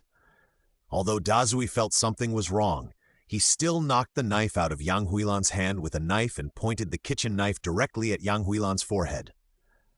Seeing this, Yang Huilan stopped struggling and said, "Forget it. Maybe this is fate." She thought there was something wrong with her skills, and then she said to Li Dazui, "Since I lost to you, then, according to the agreement, you are my husband." Then she acted like a little girl to Dazui. If it weren't for her brutal performance in the previous martial arts competition, everyone might have believed that she was a weak woman who was powerless. Seeing Yang Huilan's little bird-like appearance, Dazui was so happy that he lost his mind for a moment. He grabbed Yang Huilan and said that he would take her to see his mother now. While walking, he shouted, "Oh, a lazy man can also marry a good wife." Seeing Li Dazui's happy little appearance, everyone in the inn showed a touch of Ant's smile. Among them, the expression of the scholar was a little envious. It must be said that under the fragile appearance of the scholar, he has always hidden a heart of cultivation. Chapter 23. Am I Beautiful? Oh no, oh no, the Black Wind Village is here to seek revenge. That day, it was still light when the door of the inn was knocked. "Who is it, so early in the morning?" Lao Bai walked over and opened the door, cursing. Seeing that it was Captain Xing, he immediately changed his face and said with a smile, "Hey, isn't this Lao Xing? What wind brings you here, and why are you up so early?" Lao Xing was not in a hurry at this time. He asked Lao Bai to call everyone in the inn down, and he sat on a chair slowly and drank tea. When everyone came to the hall, Captain Xing said, "There is a good news and a bad news. Which one do you want to hear?" Shopkeeper Tong rolled his eyes at Lao Xing and then said, "Hear the good news first. The Black Wind Village has been razed to the ground. The scene is a mess, and those bandits are either missing arms or legs." Hearing this news, everyone looked at Li Chengqian with a smile, laughing and saying that this is indeed a good news. Old Xing didn't understand why these people were looking at Li Chengqian and then said, "The following is bad news. The leader of the bandits is not dead. He took out all his savings and collected 30,000 taels of silver to offer a reward for the destruction of the Tongfu Inn.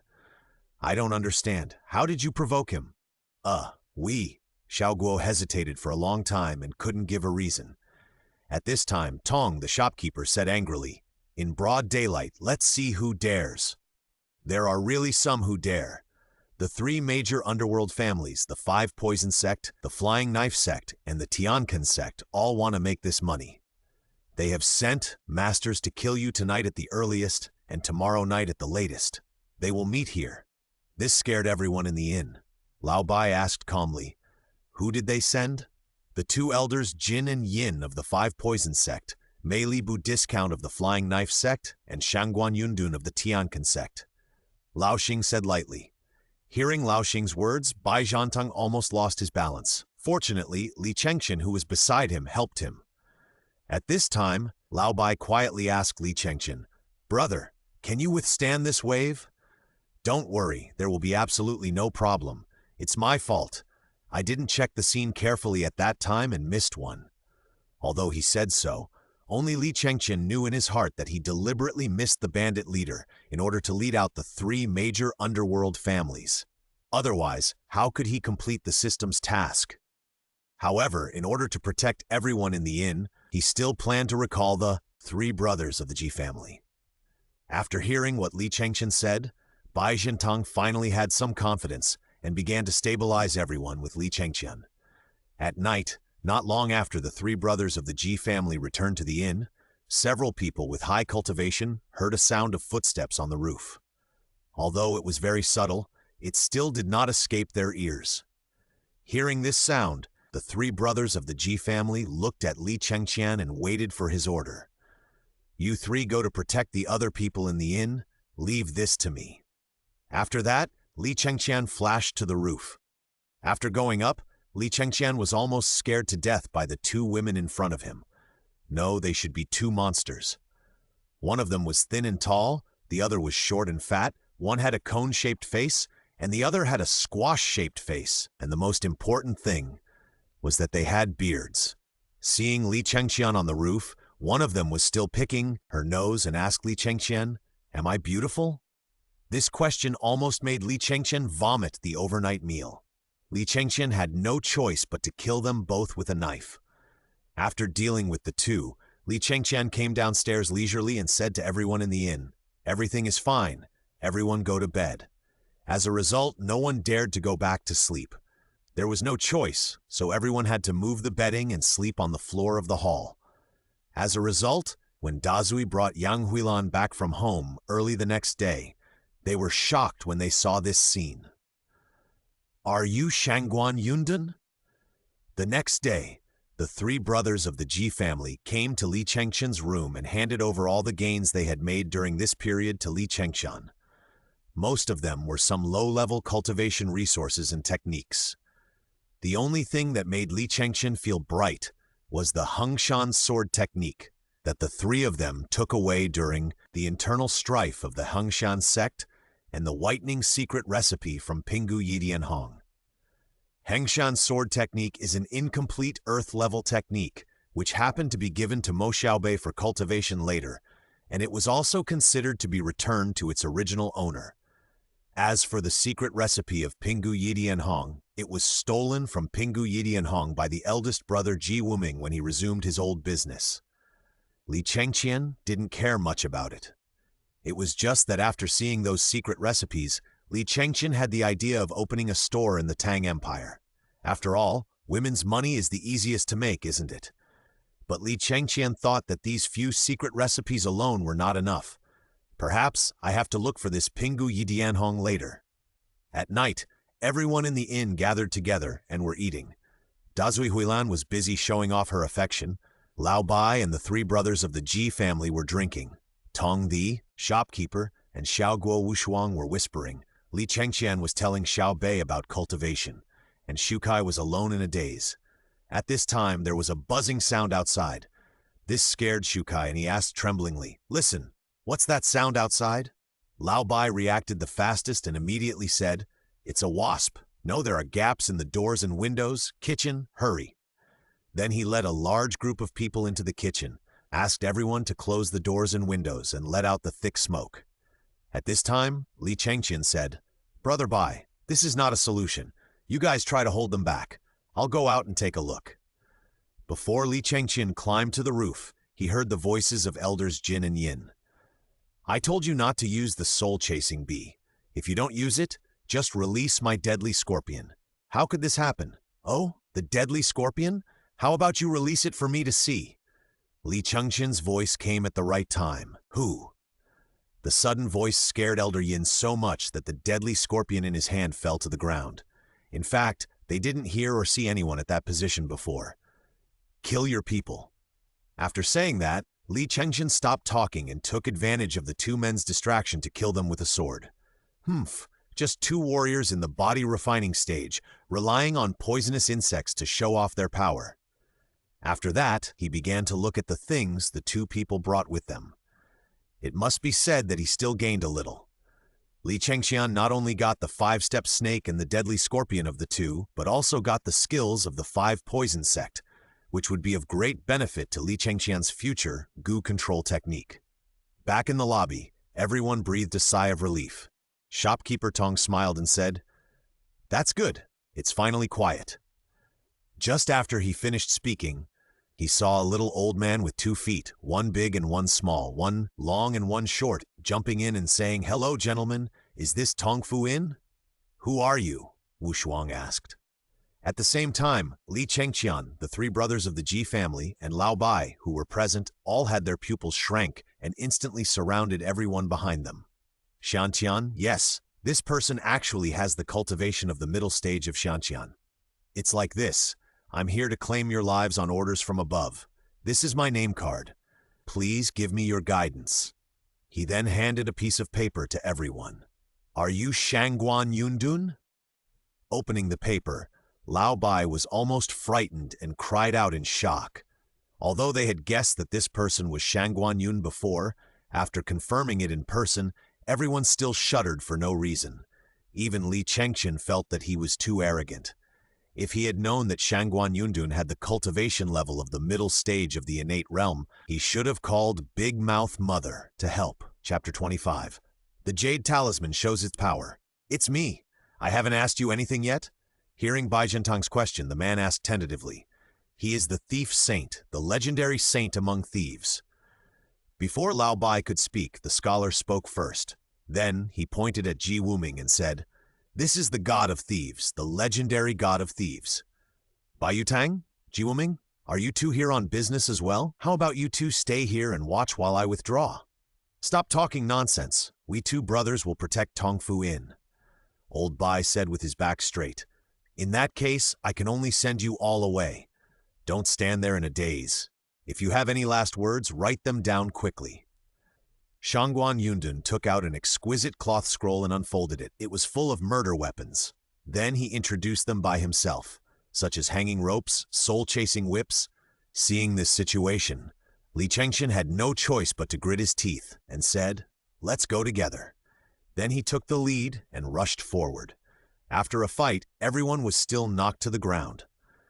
After all, a master in the middle stage of the innate realm was indeed not something that they, the acquired cultivators, could deal with. Looking at the people lying on the ground, Li Chengqian thought unwillingly, "Is this the only way?" Although he can now open the space channel to escape, others don't have this ability. As for the use of the deadly scorpion by Big Mouth in the original book, Li Chengqian had seen it when he put the scorpion away before, and it did not cause much harm to the innate warriors. Suddenly, Li Chengqian remembered that he brought a jade talisman with him when he left, which could resist the full force attack of the innate great perfection. So, after taking a healing pill, Li Chengqian raised his sword again and rushed towards Shangguan Yundun. Seeing that Li Chengqian still rushed over stubbornly, Shangguan Yundun was also a little annoyed. In his opinion, he was an innate warrior, so you, an acquired warrior, should just lie down obediently. So, Shangguan Yundun also used his full force to attack. As a result, when the two sides flashed past each other, Li Chengqian's whole body lit up with a layer of earthy yellow light. In Shangguan Yundun's stunned expression, he was stabbed straight into his chest by a cold sword, but Li Chengqian was unharmed. Ha! After confirming that Shangguan Yundun had been killed by him, Li Chengqian also exhaled heavily and then fainted, but the previous blow had exhausted all his strength. The next day, after Li Chengqian woke up, he saw the three brothers of the Ji family opening the cloth scroll left by Shangguan Yundun as if offering a treasure. It was really amazing that there were all kinds of killing tools inside, and they were all second-grade upper-level spiritual treasures. It was rare to combine them. After that, Li Chengqian ordered the three brothers of the Ji family to guard the door, and he planned to plan what to do next. Obviously, after killing Shangguan Yundun, his second mission had been completed, and he had been in this world for almost 2 years, and there was only 1 month left before he left this world. Taking stock of his own gains, he recruited the three brothers of the Ji family. With the help of them, he also plundered a wave of resources in this world, especially the sunflower sect, which was a rich harvest. Now it's time to show off with the innkeepers. Li Chengqian thought that after all they have been together for nearly 2 years, and he doesn't intend to deceive them. For task 1, Li Chengqian decided to let the innkeepers choose for themselves, even if they can't complete it. In addition, there are 2 things. One is the 3 major underworld families that just came to kill him. Li Chengqian decided to flatten them one by one. The other thing is that he had planned to recruit Pingu Yidianhong before. Li Chengqian decided to go there in person. Chapter 26. Chengqian, are you drunk? Later that day, Li Chengqian took out some fine wine and food that he brought from the Tang Dynasty in his storage ring and filled the table. So when the innkeepers sat down, they were all amazed. Wu Shuang even joked that Li Chengqian had robbed the royal kitchen. Li Chengqian did not explain too much, but just said that he had specially prepared it from home and brought it here for everyone to try. In response, no one said much, just treating it as some ordinary meals. As a result, after everyone tasted it, they all found that these dishes were unusual. Tong, the shopkeeper, and the scholar just felt that these dishes were more delicious than what they usually ate. After taking a bite, they almost bit off their tongues.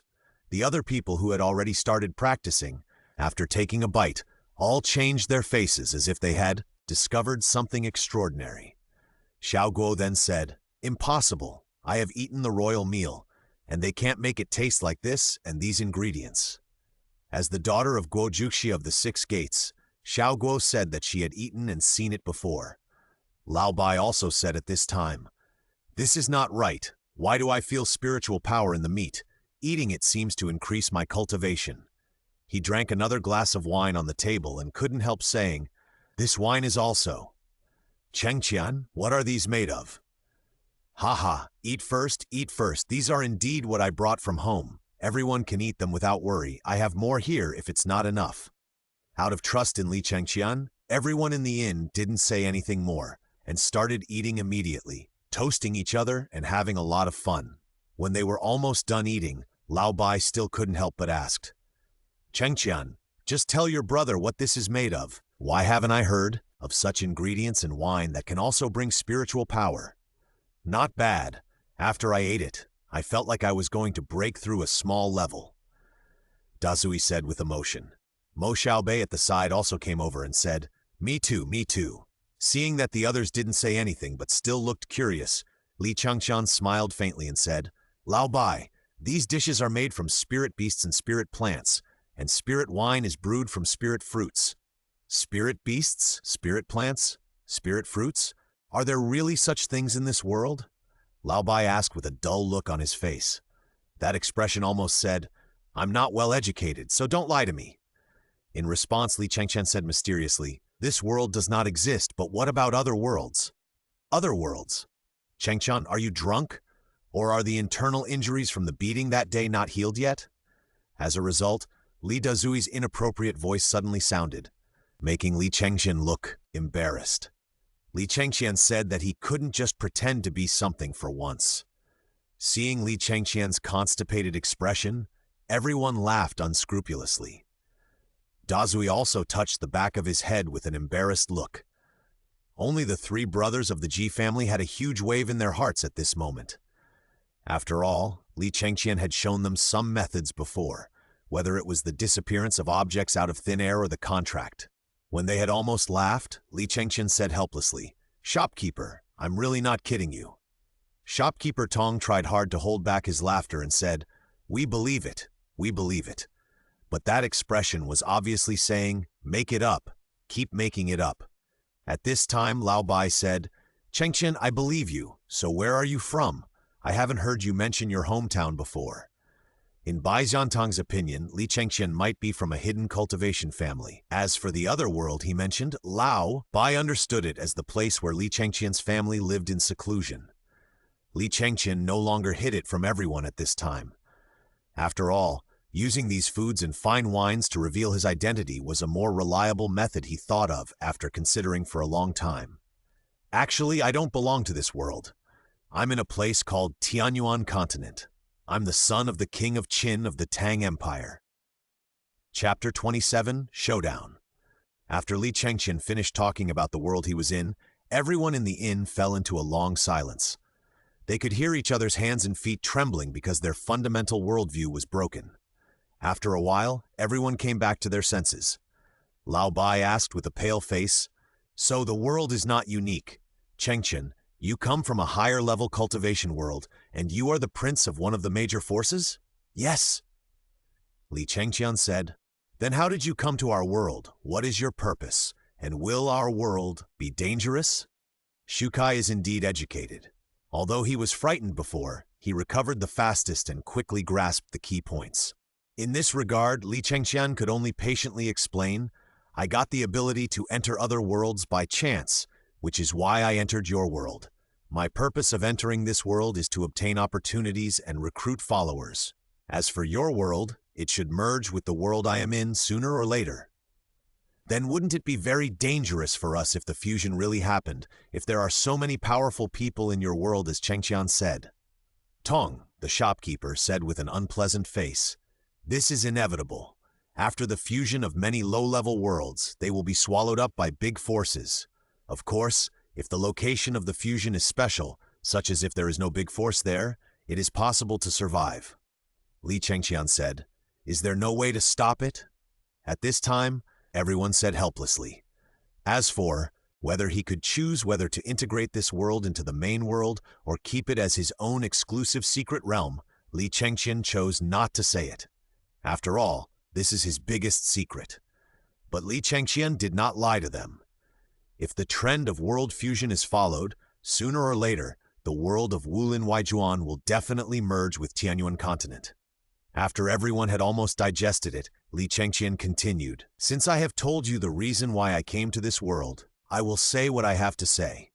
In another month, I will leave this world. Before that, I would like to ask if you have any idea to accept my recruitment, leave this world, and become my dependents." "What is a dependent?" Xiao Guo asked.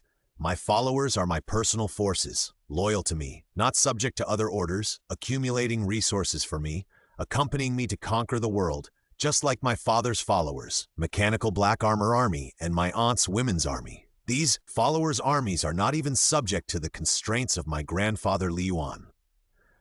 Then after we leave this world?" Tong Xiangyu hesitated. Seeing her like this, Li Chengqian guessed what she was going to say, so he said, "If you sign a contract with me, that contract is equivalent to the key to enter this world. You can travel back and forth between the two worlds through the special boundary gates before the worlds merge. But what can we do after we go to your world? We only have these few tricks." The scholar said worriedly, "Don't underestimate yourself. The main reason why you are not as good as our world in cultivation is that your world is too low level, which is not enough to make your world produce strong people above the innate level. In our world, there are too many ways to cultivate. For example, Brother Shukai can cultivate the Confucianism in our world. When he reaches a high level, he can retreat and punish evil with a breath of righteousness. For example, the rest of you can choose the cultivation direction that suits you after entering my Tang Dynasty and eventually become a strong person. For example, the shopkeeper, your management ability is obvious to all. You can continue to manage the business for me there." Seeing that everyone was excited and a little worried, Li Chengqian continued, "Everyone can rest assured. I just plan to open an inn in the Tang Empire. If it is appropriate, I plan to name it Tongfu Inn and continue to let you manage it as one of my forces.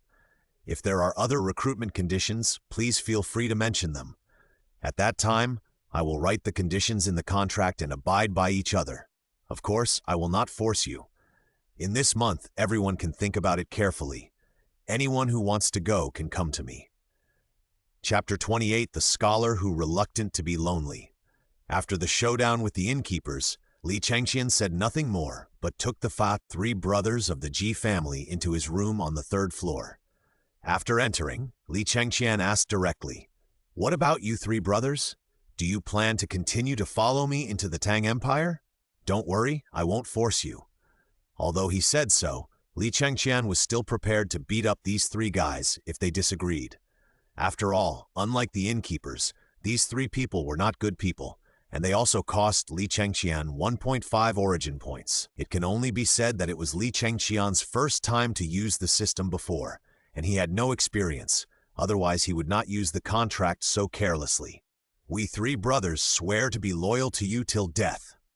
As a result, the three brothers of the Ji family were decisive. Unlike others, they were all alone and had nothing to worry about in this world, so naturally they did not hesitate. Moreover, the three brothers said that it would be nice to be Li Chengqian's family members. Didn't they hear Li Chengqian say that he was the prince of a huge empire? They said they would give them another box of such a big man. Seeing the appearance of the three people of the Ji family, Li Chengqian was very pleased. They were more or less the first batch of subordinates he recruited. Although they were not the protagonists of the world, they were more or less worthy of commemoration. In this way, I will give you 10 days. During these 10 days, you three need to go and investigate the details of the three major underworld families, especially whether there are any innate masters in them. After 10 days, we will massacre the three major families. In addition, help me find out the whereabouts of Pingu Yidian Hong. I obey your orders." After hearing the tasks assigned by Li Chengqian, the three brothers of the Ji family took the order and left. The next day, later in the evening, Li Chengqian received a message from the three brothers, saying that they had found out about Pingu Yidian Hong. In the next few days, Pingu Yidian Hong would go to Fuyun Mountain Baihua Valley to collect flowers. Therefore, Li Chengqian did not hesitate and was ready to leave immediately. After all, Fuyun Mountain was at least 2 days away from Chengqian town, and that was on horseback. As a result, Li Chengqian had not even walked out of his room when the door was knocked.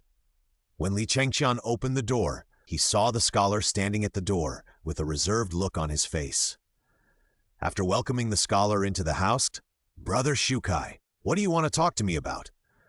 After hesitating for a long time, the scholar said, "Chengqian, is it true that in your world, reading can also be used for cultivation?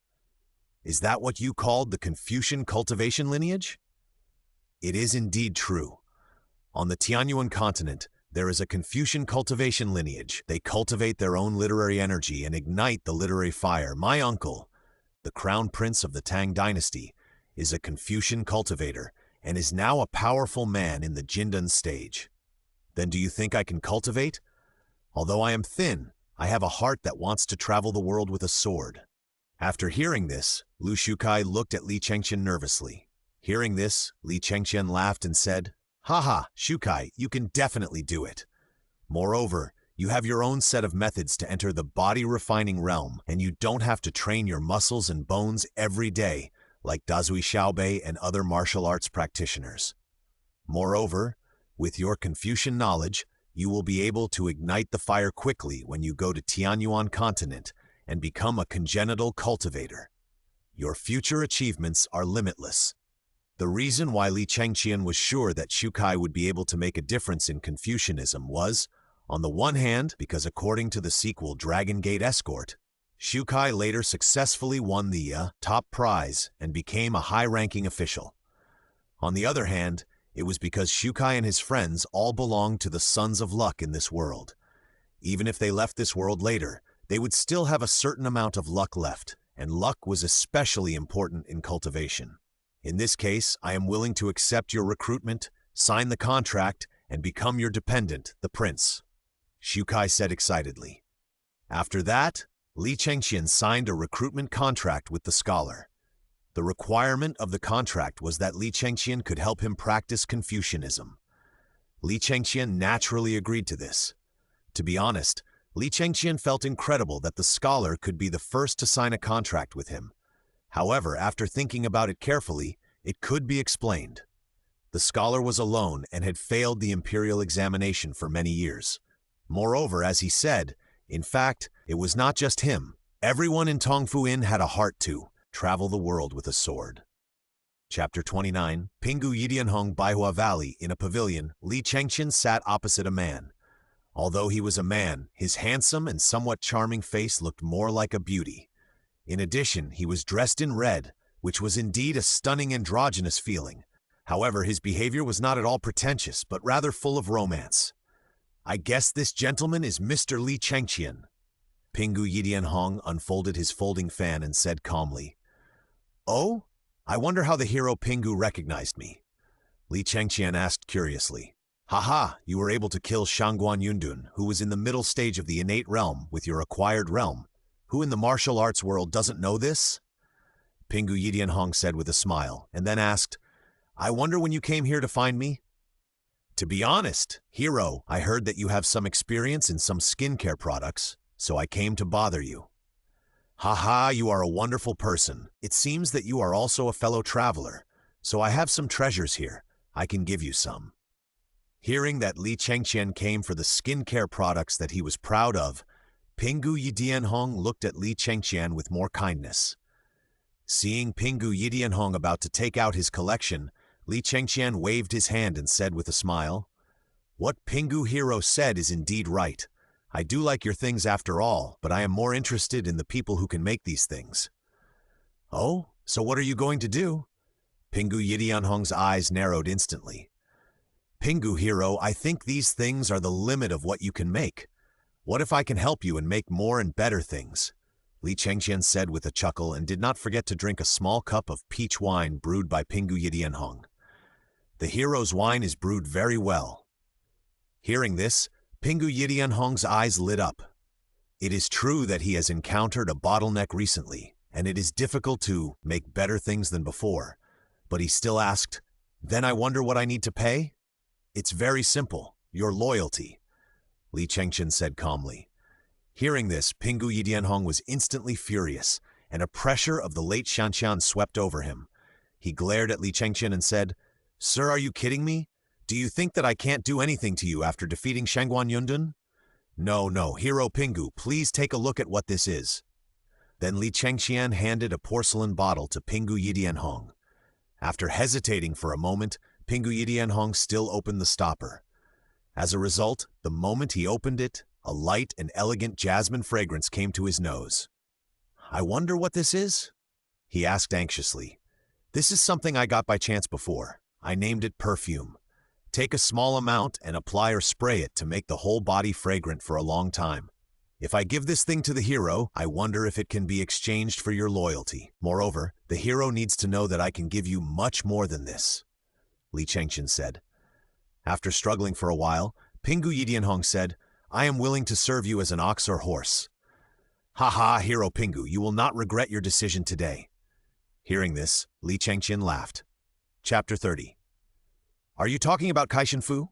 After subduing Pingu Yidianhong, Li Chengqian took her back to Tongfu Inn, where the three brothers of the Ji family had been waiting for a long time. After seeing Li Chengqian, the three brothers of the Ji family bowed their heads and then told him the news they had found out in the past few days. "Sir, after investigation by my three brothers, among the three major underworld families, the highest level of cultivation in the Five Poison Sect is the Five Poison Sect Master, who is in the middle stage of the acquired realm. However, there are many poisonous creatures raised in their sect, and it is difficult for ordinary cultivators to approach. The highest level of cultivation in the Feidao sect is their Great Elder, who is in the early stage of the innate realm, and the rest are all acquired warriors. As for the Tianqian sect, the one with the highest level of cultivation is Shangguan Yundun, who was killed by you before, and there is only one elder in the early stage of the innate realm left in the sect." After hearing what the three brothers of the Ji family said, Pingu Yidianhong asked, "Are you planning to deal with the three major underworld families by asking about them?" Li Chengqian would naturally not hide it and said directly, "That's right, the three major underworld families actually dared to come and kill me, and I will make them pay the price they deserve." "In that case, I am willing to be your vanguard," Pingu Yidianhong said immediately. The three brothers of the Ji family were not surprised that Pingu Yidianhong could be subdued by Li Chengqian. Then they heard Ji Wuming say, "Sir, the Xianqian masters of Feidao sect and Tianqian sect are definitely not a concern with you and the hero Pingu here, but the poisonous insects of the Five Poison Sect." Hearing the poisonous insects mentioned by Ji Wuming, Li Chengqian also felt a little tricky. Although he had the skill of Yuchongjue, it was a skill after entering the Xianqian stage.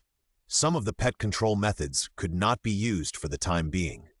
At this time, Pingu Yidianhong said, "If it is the poisonous insects of the Five Poison Sect, I have heard of a thing called Kaishan Fu, which can make poisonous insects weak all over, but this thing has always been mysterious, and I have only heard of it." "Are you talking about Kaishan Fu?" Li Chengqian asked uncertainly after hearing it. After all, if Li Chengqian remembered correctly, there seemed to be such a can in Tong Manager's dowry. At that time, Li Chengqian thought that Tong Manager's wife was too strange. A can of tofu was passed down for so many generations like a treasure. "Yes, it's the Kaishan Fu. Could it be that you know where to find it?" Pingu Yidianhong was also surprised. "Well, as for Kaishan Fu, I will find a way to get it later. Get everything ready. We will set out the day after tomorrow to wipe out the three major underworld families in one fell swoop." Hearing this, Pingu Yidianhong and the three brothers of the Ji family left Li Chengqian's room. Bang, bang, bang. Here, Tong, the shopkeeper, was checking the accounts in his room and heard a knock on his door. He opened the door and found that it was Li Chengqian, so he welcomed him in. "Chengqian, what do you want to talk to me about?" "Shopkeeper, I remember you have a bottle of Kaishan Fu?" Li Chengqian asked. "Yes, that's the dowry my mother left for me. What's wrong? Do you want to use it? If you do, I'll give it to you. It's been here for so long, and I don't know what it's for," said, and began to rummage through her dowry. "It's like this. I plan to destroy the three major underworld families, but Then Li Chengqian told Tong about his plan to destroy the underworld families, but the five poison sect was difficult to enter due to the problem of poisonous insects and the efficacy of Kaishan Fu. After hearing the reason why Li Chengqian needed Kaishan Fu, Tong was naturally very supportive and said that Li Chengqian was eliminating harm for the people. Then he talked to Li Chengqian about Mo Xiaobei's cultivation. Seeing that the conversation was almost over, Li Chengqian was about to leave. At this time, Tong suddenly said, "Chengqian, you mentioned going to your world before. After thinking about it, I still feel that I can't let go of my father and others. You see, Chapter 31, Brother Bai, your mother is alive and well." Shopkeeper, actually you don't have to worry about this. At that time, I can put a boundary gate in a specific location in this world. At that time, you can enter this world at will through the contract. At that time, you can go to see them at any time. Hearing Tong Shangyu's concerns, Li Chengqian explained with a smile, "But I can't help much if I go there, and the world you said has so many higher cultivations." Shopkeeper Tong said worriedly, "Shopkeeper, you don't have to worry about this. In my world, the Tang Empire is definitely a dominant force. My father is the second son of the current emperor. He is named King Qin and is allowed to open the Tiance General's mansion. When you go to that world, you will be protected by my Qin mansion and will be absolutely safe. And shopkeeper, you can't help much. I need someone to take care of the business I will open in the Tang Dynasty. And shopkeeper, don't you want to practice?" Li Chengqian asked. Hearing this, Tong Shangyu smiled and said, "With my talent, I have never liked to practice since I was a child, and I can't stand the torment of practicing martial arts. Boss, in this world, only martial arts can be practiced, but in the Tang Dynasty world, there are many directions for practice, and not all of them require training muscles and bones." Hearing this, Tong Shangyu was obviously very tempted, and she said, "Then I will think about it again, and by the way, ask Xiaobei and Laobai what their plans are." Li Chengqian thought that the two words "they" could be removed. It was obvious that she was planning to do something with Laobai. Thinking of their little ambiguity, Li Chengqian turned around and left with Kaishan Fu. After going out, Li Chengqian found 4 of his men and called Laobai and went to the Fate Almon's base together. After entering the base, they didn't say anything, and they started to massacre here. Originally, Laobai didn't intend to kill people, but when he saw the people around them who were tied up as live targets for practicing flying knives, he instantly became bloodthirsty. In this way, several people killed all the disciples of this family. The elder who was in the early stage of Xiantian wanted to escape, but was killed by Pingu Yidianhong with a sword. In the same way, they later wiped out the Tiankan sect in one fell swoop, collected the treasures of the 2 families, and then left. On the way to the 5 poison sect, Laobai sighed again and again. "The world is really dangerous. These martial arts scums, I saw too many faces of these people in the world, and my mother was arrested in the prison of the Ministry of Justice, and her tendons were cut, so I retired from the world. Brother Bai, your mother is alive and well. In fact, she was not arrested." Li Chengqian looked at Lao Bai as if he was looking at a fool. "It's impossible. I sneaked into the prison of the Ministry of Justice at that time. If you don't believe me, ask Xiao Ji." Lao Bai pointed to Ji Wuming beside him. Hearing what Lao Bai said, Ji Wuming also nodded in cooperation. "It's like this, Brother Bai. Your mother is a secret emissary of the 6 gates. That's what you call a hook in your jargon. She pretended to be captured by the 6 gates." Hearing this, Lao Bai and Ji Wuming were both shocked. After a while, Lao Bai reacted and asked excitedly, "Then where is my mother?" "Well, you can ask Guo Juxia. Don't worry, your mother and Guo Juxia have been friends for many years, and he knows all about your little things." Seeing that Lao Bai was so weak after hearing what Guo Juxia said, Li Chengqian said unhappily, "In that case, I'm grateful for your kindness. As soon as the matter of the 5 poison sect is resolved, I will go find my mother." Lao Bai said solemnly.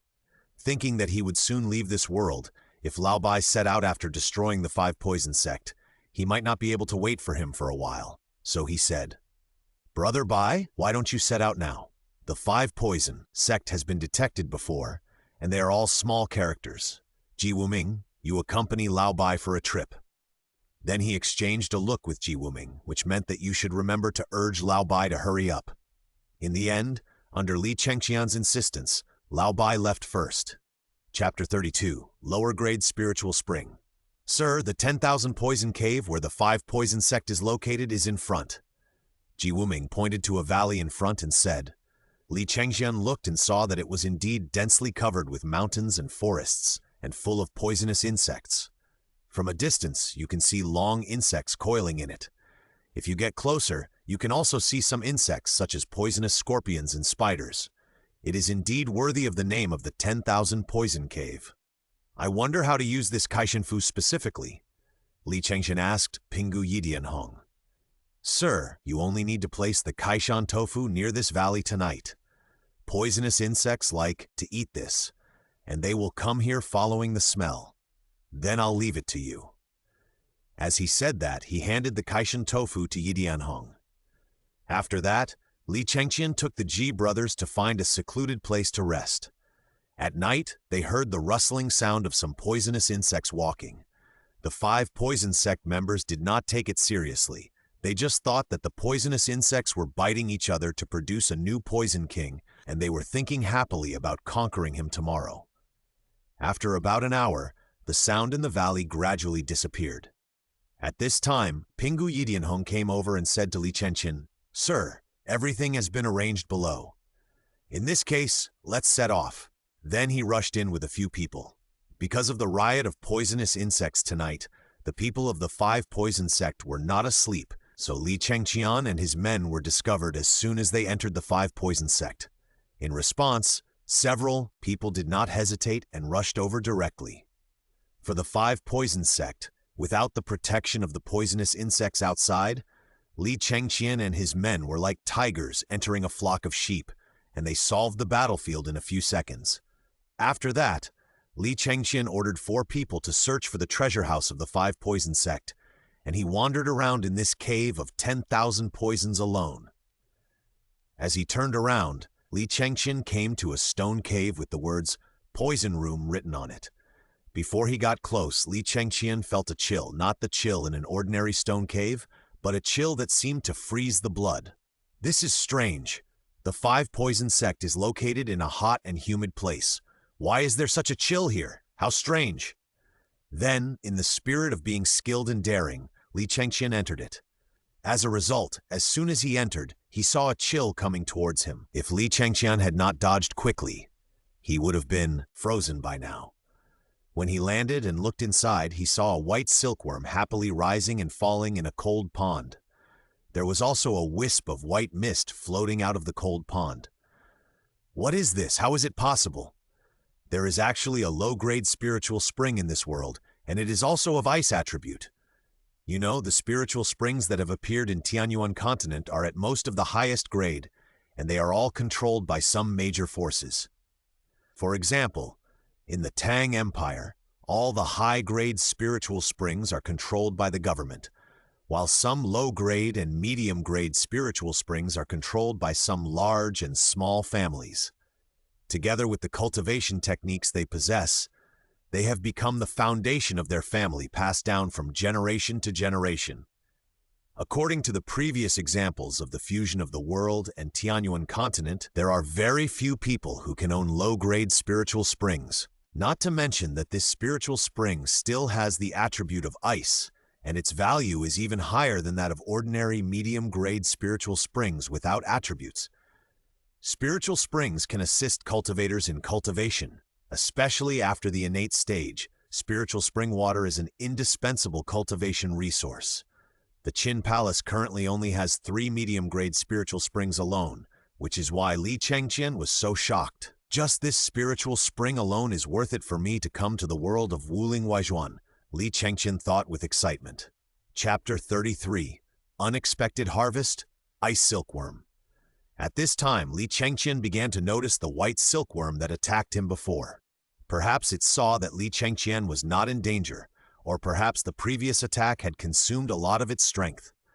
In short, at this moment, the silkworm did not attack Li Chengqian again, but stayed quietly at the bottom of the spring. Thinking that this silkworm could survive in the spiritual spring, and the white cold air it had spit out before directly caused a layer of ice to form on the stone wall. Chengqian could not help but become interested in it.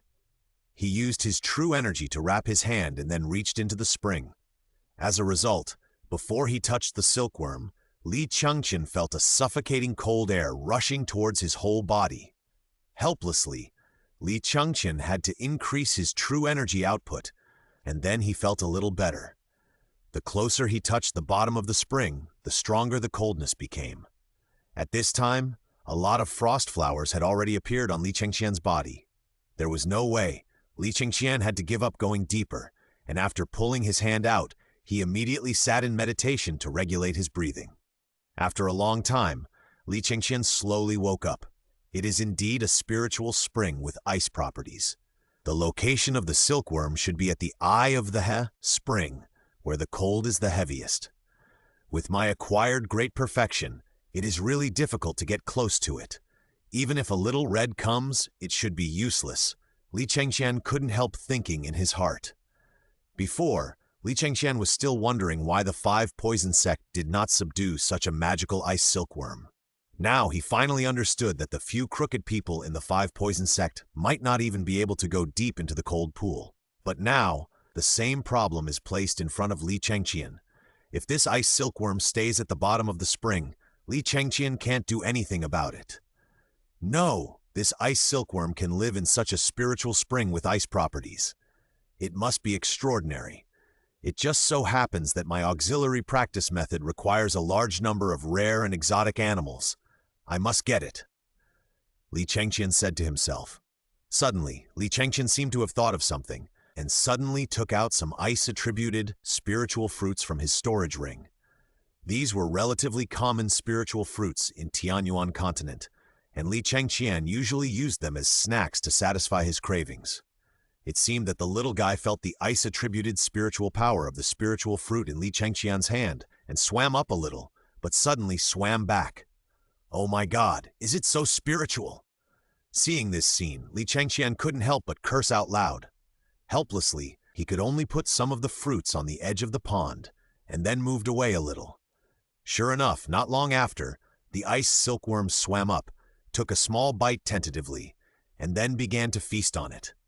Even after eating, it raised its head, and the direction of its eyes was the spiritual fruit in Chengqian's hand. Seeing this, Chengqian quickly moved his hand holding the fruit towards the ice silkworm.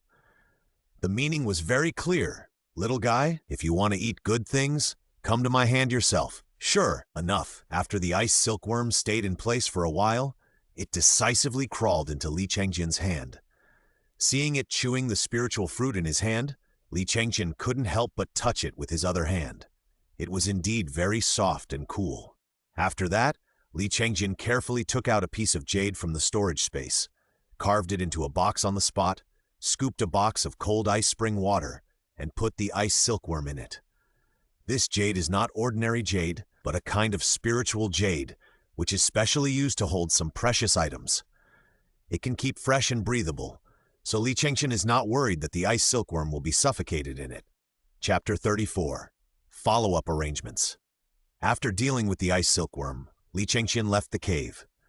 As soon as he went out, he saw 3 of his men waiting here, and they handed over the resources they had looted to Chengqian. After Chengqian looked at it, he found that there was nothing special. If there was anything special, it was that there was a basic method of taming poisonous insects from the 5 poison sect, which could serve as a reference for his own pet control tactics. Of course, the poisonous insects carefully cultivated by the 5 poison sect were also a huge harvest. They were all cultivated by the 5 poison sect members with the water of the spiritual spring. It's just that they don't know the true magical effect of the spiritual spring. Otherwise, they wouldn't have even a cultivator in the innate realm. However, now these poisonous insects are still lying next to the jars where the mountain rod is placed. Helplessly, Chengqian and his friends had to put some poisonous insects that were still good according to the 5 poison sect classics into the containers one by one. However, the 5 poison sect classics are not too advanced after all. Chengqian and his friends have just come into contact with them. So it is inevitable that they, have difficulty in distinguishing. At this time, Li Chengqian couldn't help but complain in his heart. Why other people's systems have identification functions, can assess the level of treasures and spiritual objects, see their potential, but his system doesn't have this function. As a result, Li Chengqian just finished complaining and heard the voice of the system. Ding, host, please note that this system has an identification function, but the host needs to pay 10 points of origin value to open it. 10 points? It's so expensive. Li Chengqian couldn't help but complain about how much he earned with his hard work. There is no way he can only open it slowly later. After having difficulty in placing all the poisonous insects, Li Chengqian said to Ji Wubing, the second oldest of the Ji brothers, Ji Wubing, you two brothers need to stay here to guard, especially the cave with the word cold room written on it. You must ensure that no one can enter. Feed the poisonous insects, by the way. I will be very useful later. Your eldest brother, Ji Wuming, will also come here later. Hearing that Li Chengqian asked them to feed the poisonous insects, both of them looked bitter, but still said that they would definitely complete the task. This was also a helpless solution. Li Chengqian did not expect to encounter the spiritual spring here. He had already decided that the boundary gate of this world would be placed in the 10,000 Poison Cave, and after returning to the Tianyuan continent, he must buy a large formation and place it here. As for using the formation to collect the spiritual spring, not only Li Chengqian's current cultivation level could not do it, but Li Chengqian said that it would be temporarily placed here. Wouldn't it be nice to come and take it whenever he needed it? There was no need to worry about the exposure of the fact that he had the cold ice attribute spiritual spring. After arranging things here, Li Chengqian took Pingu Yidianhong back to Tongfu Inn. In the inn, Lao Bai had not come back yet, but everyone else was there. In the next few days, Li Chengqian asked everyone in the inn one by one whether they were willing to leave this world and enter the Tianyuan continent. In this regard, except Tong Xiangyu and Mo Xiaobei, everyone chose to agree. The reason why shopkeeper Tong had not agreed was because she wanted to wait for Lao Bai, and Xiaobei wanted to wait for shopkeeper Tong. Otherwise, with Mo Xiaobei's personality, she might have agreed a long time ago. Shopkeeper Tong was actually already tempted and said that he would persuade Lao Bai. For everyone in the inn, everyone proposed different conditions, but it was not a difficult task for Li Chengqian. Now it can be said that they are just waiting for Lao Bai to come back. Chapter 35. Everyone signs the contract. Finally, after another 5 days, Lao Bai and Ji Wuming returned to the inn, accompanied by Lao Bai's mother, Bai Sanyang. This made shopkeeper Tong very nervous, and he always felt like an ugly daughter-in-law meeting the parents. As a result, it's true that Tong Xiangyu's intuition is really accurate. Bai Sanyang came here just to meet her and see if she is qualified as the future daughter-in-law. As a result, Tong Xiangyu and Lao Bai miscalculated Bai Sanyang's understanding of their affairs, forgetting that Bai Sanyang was from the 6 gates. As a result, Bai Sanyang made a little test, and the two of them got into a fake marriage. Tong Xiangyu escaped from marriage and let Xiao Guo take his place. Over there, Tong Xiangyu was so excited by the work arranged by Bai Sanyang, but here Bai Sanyang found Li Chengqian. I don't know why you are looking for me? Li Chengqian asked. How do you know that I am not imprisoned in the prison, and you know my real identity? Bai Sanyang asked directly. I'm sorry that I can't speak directly, Auntie. You just need to know that I have no bad intentions towards Brother Bai. Li Chengqian said helplessly. Hearing what Li Chengqian said, Bai Sanyang looked at Li Chengqian deeply, and then suddenly smiled and said, Okay, I believe you.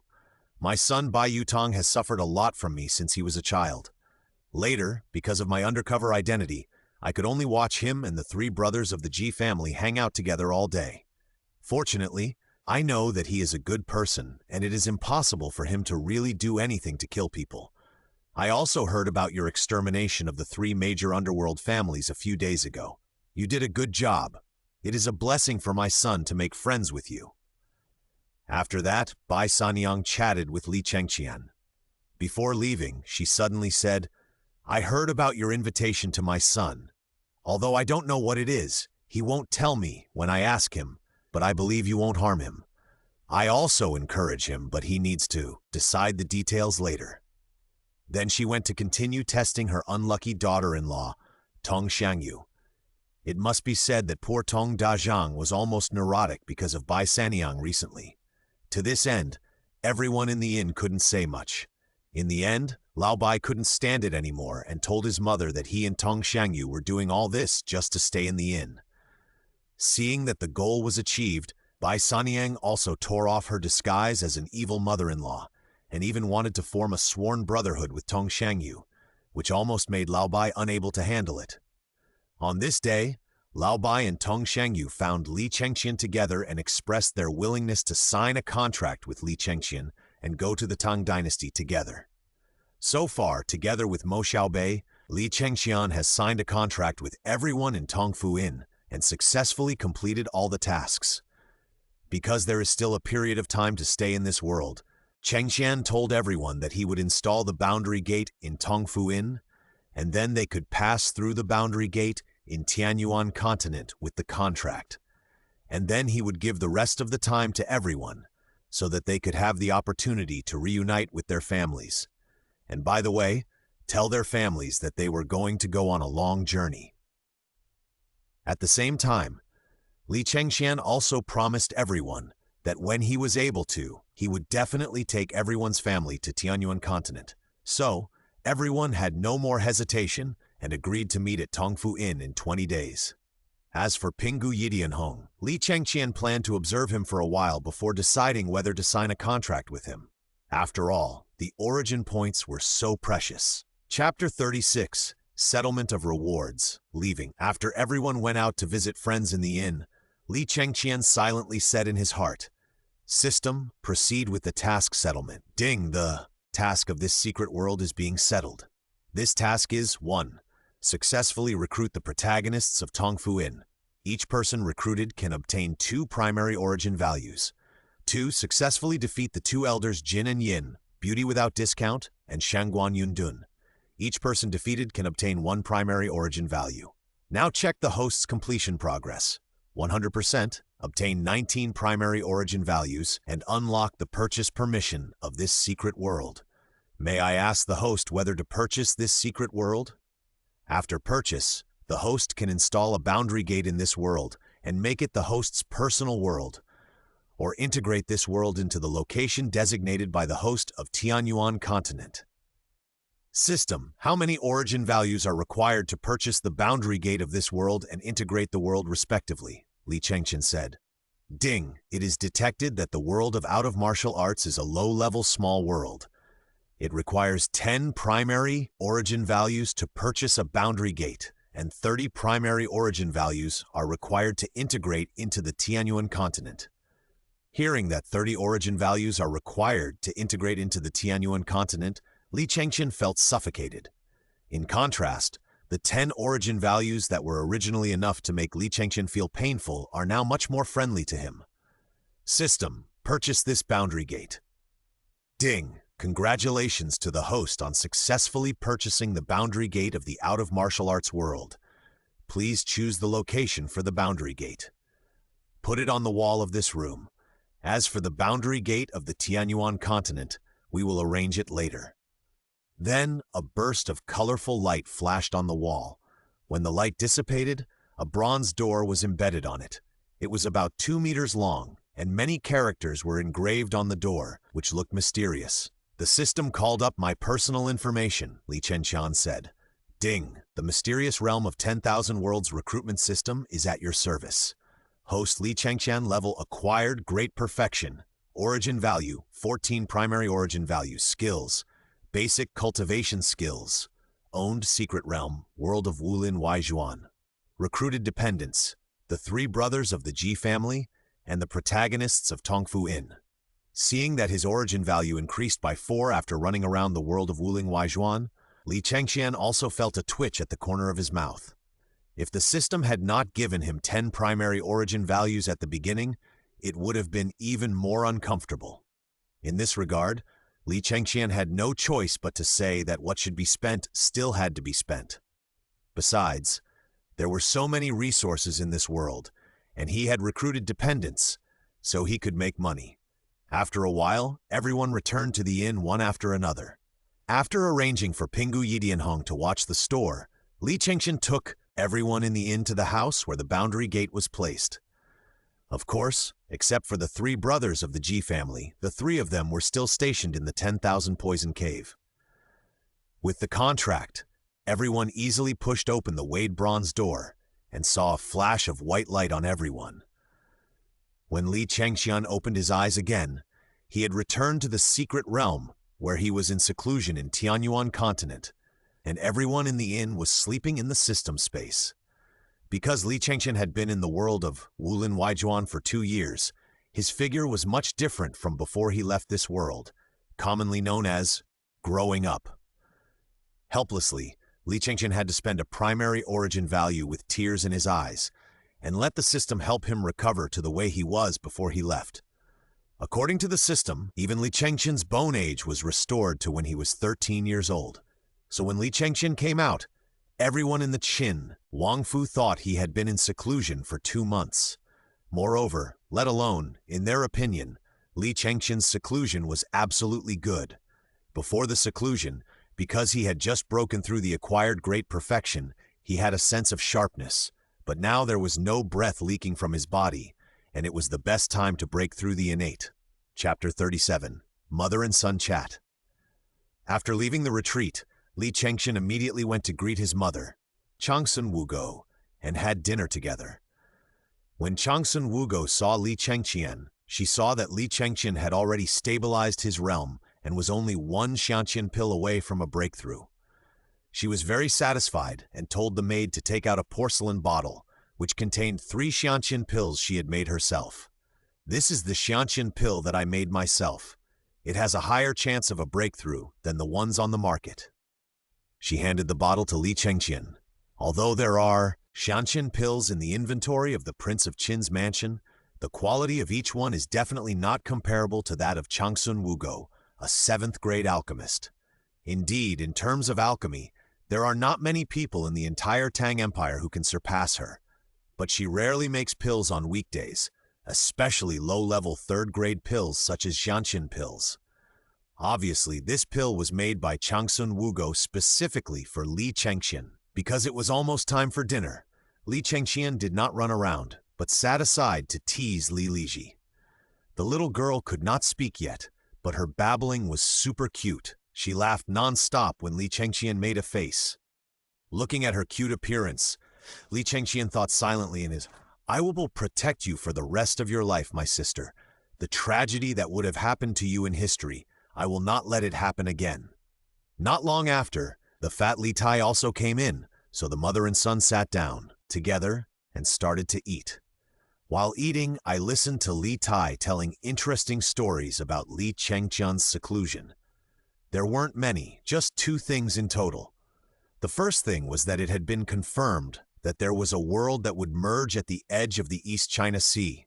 The current news was that the world was mainly dominated by the Demon Clan.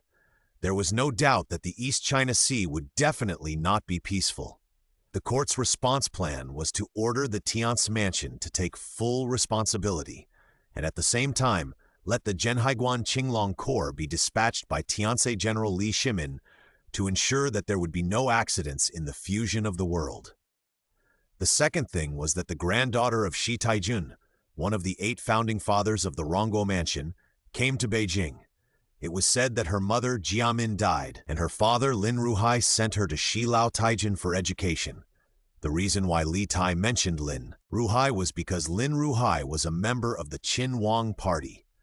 Lin Ruhai was born into a declining noble family, and his ancestors were once marquises of the Tang Dynasty, but later his descendants were not up to the task, and when it came to Lin Ruhai's generation, there were only some ancestral properties left.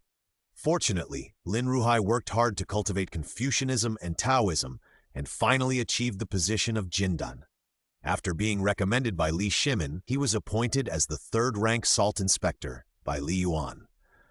Because Qin Wang Li Shimin had been kind to him before he became famous, Lin Ruhai was loyal to Qin Wangfu. He was also a nail buried by Li Shimin in the south of the Yangtze River. As for the plot of Dream of Red Mansions in this world, Li Chengqian had heard that there were Ningguogong and Rongguogong among the 8 founding dukes a long time ago, and a fat boy named Jia Baoyu was born in the Rongguogong mansion a few years ago. He knew, just like the original work, the 8 founding dukes have almost all fallen to the current generation of managers, and they are only generals with miscellaneous titles. However, there are some differences. In this world, the 4 major families of Jia, Shi, Wang, and Shui belong to the Demon Clan. Because they followed the ancestors of the Li family and founded the Tang Dynasty, they have today's glory. Chapter 38. Is Sister Lin coming to my house? Hearing Li Tai talking about Lin Ruhai, Princess Changsun also said, "Alas, Lin Ruhai was a good official, and also an old man in our Qin palace. I have also met his wife Jia, but it's a pity that he left so early, leaving behind a daughter who came to the capital alone. It's so pitiful. I will arrange for someone to bring her to Qin Palace to stay for a few days in a few days." Hearing his mother Changsun Wugu say this, Li Chengqian suddenly showed a strange look on his face. This means that Sister Lin is coming to my house? However, Li Chengqian is still looking forward to it. Li Chengqian asked at this time, "Mother, my father is going to the East China Sea to deal with the monster race.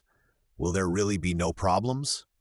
According to the experience of previous world fusion, if the fusion is a world dominated by alien races, then it is very likely that a war will break out as soon as the 2 sides meet, especially if the other party is a monster race, which is extremely cruel. Although the 4 families of Jia, Shi, Wang, and Shui are now dressed like Confucian scholars, their ancestors, especially the first generation of the family heads, were all great monsters that intimidated the people. They were extremely vicious and were eventually subdued by the ancestors of the Li family and became their generals. Hearing this, Changsun Wugo smiled and said, "There shouldn't be any major changes. The Yuanying elders of the empire have been sent, and your aunt, Princess Pingyang, and your 4th uncle Li Wanba have also set off to Zhenhai Pass to help your father. With their help, there will be no worries. Moreover, our Tian's mansion is full of hidden dragons and crouching tigers which can't be provoked by a mere monster clan." Li Chengqian was relieved when he heard this. Among the sons of the Li family, Li Shimin, Li Shuning, and Li Wanba are relatively close.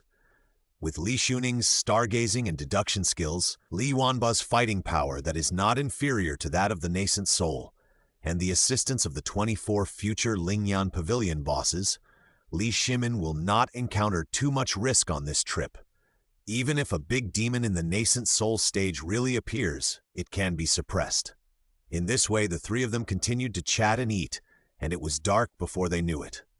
Before leaving, Li Chengqian said to Changsun Wugo, "Mother, does our family have an inn or something like that?" "Well, why are you asking this? There must be, and the location is good." Faced with such a question from Li Chengqian, Changsun Wugo couldn't do it directly. "It's like this. I recruited a group of relatives because they used to run an inn, so I thought about finding an inn in Chang'an for them to continue to run." Li Chengqian explained hurriedly. After all, the shops with better locations are controlled by various major forces. Why should I go out to find them? Wouldn't it be better to just grab one in the mansion? What? You recruited a group of innkeepers as your dependents? This seems to be your first batch of dependents. Are you sure they are really worth it? Hearing Li Chengqian say that he recruited a group of innkeepers, Changsun Wugo seemed to have seen a ghost. "Mother, don't underestimate them. Each of them has great potential." Li Chengqian hurriedly explained. "Really? Never mind. There is a good floor in the West Market which happened to be vacant during this period of time. You can arrange for them to go there." Princess Changsun said helplessly, "Thank you very much, Mother. I believe that with the signboard of our Qin Wangfu, the business will definitely be booming." Li Chengqian immediately responded with a smile. "Stinky boy, don't use the signboard of Qin Wangfu to cause trouble. Be careful that the censor will report you." Changsun Wugo reminded with a smile. "Don't worry, Mother." After saying that, Li Chengqian ran out happily, leaving Changsun Wugo shaking his head again and again. Chapter 39. Entering the Xianqian realm, returning to his own courtyard, Li Chengqian did not sit cross-legged to practice as usual today, but lay on his bed. He has been in the Xianqian great perfection for 2 years, and both his realm and mentality have reached the peak. Therefore, Li Chengqian planned to have a good night's sleep. Even after practicing for many years, he still couldn't change his sleeping habits. Li Chengqian couldn't help thinking. The next day, early in the morning, Li Chengqian, who felt refreshed after a good sleep, entered the retreat room again. However, this time, Li Chengqian was very confident that it would not take him too much time to enter the Xiantian. If everything went well, he could even go out for dinner or something. After sitting down in the secret room and adjusting his spirit, energy and spirit to the best, Li Chengqian took a Xiantian pill. Then, Li Chengqian felt that the three forces of spirit, energy, and spirit in his meridians began to gradually gather and finally formed a torrent. Seeing this, Li Chengqian hurriedly followed the route of the fierce sun art and guided this torrent of energy to his lower dantian. Then his spirit gradually transformed into a fiery red air mass. At the moment the air mass was formed, waves of pressure came from Li Chengqian's body. Yes, Li Chengqian's innateness was completed. But this was not over yet. Because Li Chengqian still had a secondary practice, he quickly took another innate pill and then followed the Yuchong art to construct a blue-gray air mass again. However, this time the air mass was no longer located in the lower dantian, but in the sea of consciousness, that is, the upper dantian. The reason why the two cyclones are in different positions is entirely due to the characteristics of the practice itself. Fierce sun art is Li Chengqian's main practice, located in the lower dantian to provide Li Chengqian with the most important mana, while Yuchong art is mainly based on the cultivation of mental power, so it is located in the upper dantian. Anyway, except for the main practice method, the cyclone is located in the lower dantian. The location of the auxiliary practice method is completely unfixed. When Li Chengqian opened his eyes, he saw a layer of black substance on his body, and at the same time, a pungent smell came. This was the dirt left in Li Chengqian's body. The so-called innate is the state of the body returning to its origin and returning to the state of being nurtured in the mother's womb. Naturally, the body impurities from birth to now will be discharged. Of course, it does not mean that there will be no impurities discharged in the later realms, but it is just that the discharge is obvious before entering the innate realm. However, fortunately, Li Chengqian had already prepared and had already ordered the servants to prepare the bathing things. Then Li Chengqian couldn't wait to jump into the bathtub. After the bath was finished and he changed into a new set of clothes, Li Chengqian felt much better. However, Li Chengqian did not leave his secret room, but took out the jade box that had been placed aside before, which contained the ice silkworm he had caught before. When Li Chengqian opened the lid of the box, he saw the ice silkworm swimming happily in the box. Not sure if it was an illusion, Li Chengqian only felt that the ice silkworm in front of him had gained some weight after being fed with spiritual fruits recently, and it seemed to have more spirituality. Should I refine this ice silkworm? I don't know its qualifications at all, Li Chengqian murmured. Although such a magical ice silkworm is rare in the world of Wulin Waijuan, there are many monsters in Tianyuan continent. Monsters and monster tribes are two different concepts. Monsters refer to monsters that have not yet transformed and have no spiritual intelligence, while monster tribes are the descendants of monsters that have already transformed or transformed. Although the monster tribe is derived from monster beasts, they do not agree that they are of the same tribe as monster beasts, which is why the concept of monster tribes was created. Chapter 40. Taming the First Royal Pet. In the end, Li Chengqian still spent 10 points of origin value to purchase the identification function of the system, which means that at present, Li Chengqian only has 3 primary origin values. I hope it's worth it, Li Chengqian thought helplessly. System, identify this ice silkworm. Ding. The identification results are as follows.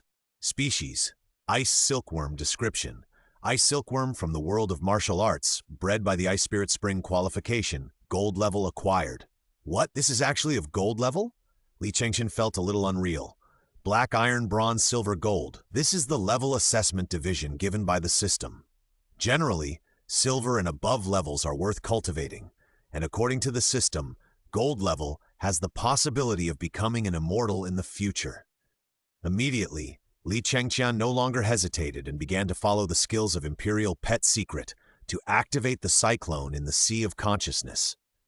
Then he saw that the cyclone began to rotate rapidly, and a trace of innate energy overflowed from it. And finally, a talisman was constructed in the Sea of Consciousness with a word Imperial on it. After that, Li Chengqian cast the talisman and saw a green light jump out from Li Chengqian's fingertips and shoot to the body of the ice silkworm. Then, the ice silkworm began to struggle violently, but it soon became quiet, and Li Chengqian also felt a connection with the ice silkworm. Since the ice silkworm's intelligence was not very strong, Li Chengqian could only feel the ice silkworm's intimacy with him and its desire for the ice attribute spiritual fruit. After feeding it the ice attribute spiritual fruit, Li Chengqian put it into the beast-controlling bag he had prepared before. Yes, beast-controlling bags have long existed in this world. However, people mainly use them to hold some monsters that are obtained by chance or cultivated since childhood. Because of the close relationship between these monsters and humans, they do not need to use beast-controlling talismans like Li Chengqian, but they do not have the restraining power of beast-controlling talismans on monsters and are extremely rare. However, it is said that Li Chengqian's father, Li Shimin, has 6 horse-like monsters, all of which are said to have extraordinary bloodlines. They have been with him since he was a child. They were found by Tang Emperor Li Yuan when he was young. They are extraordinary. They have been accompanying Li Shimin in his battles in the past few years. Li Chengqian had seen one of them before.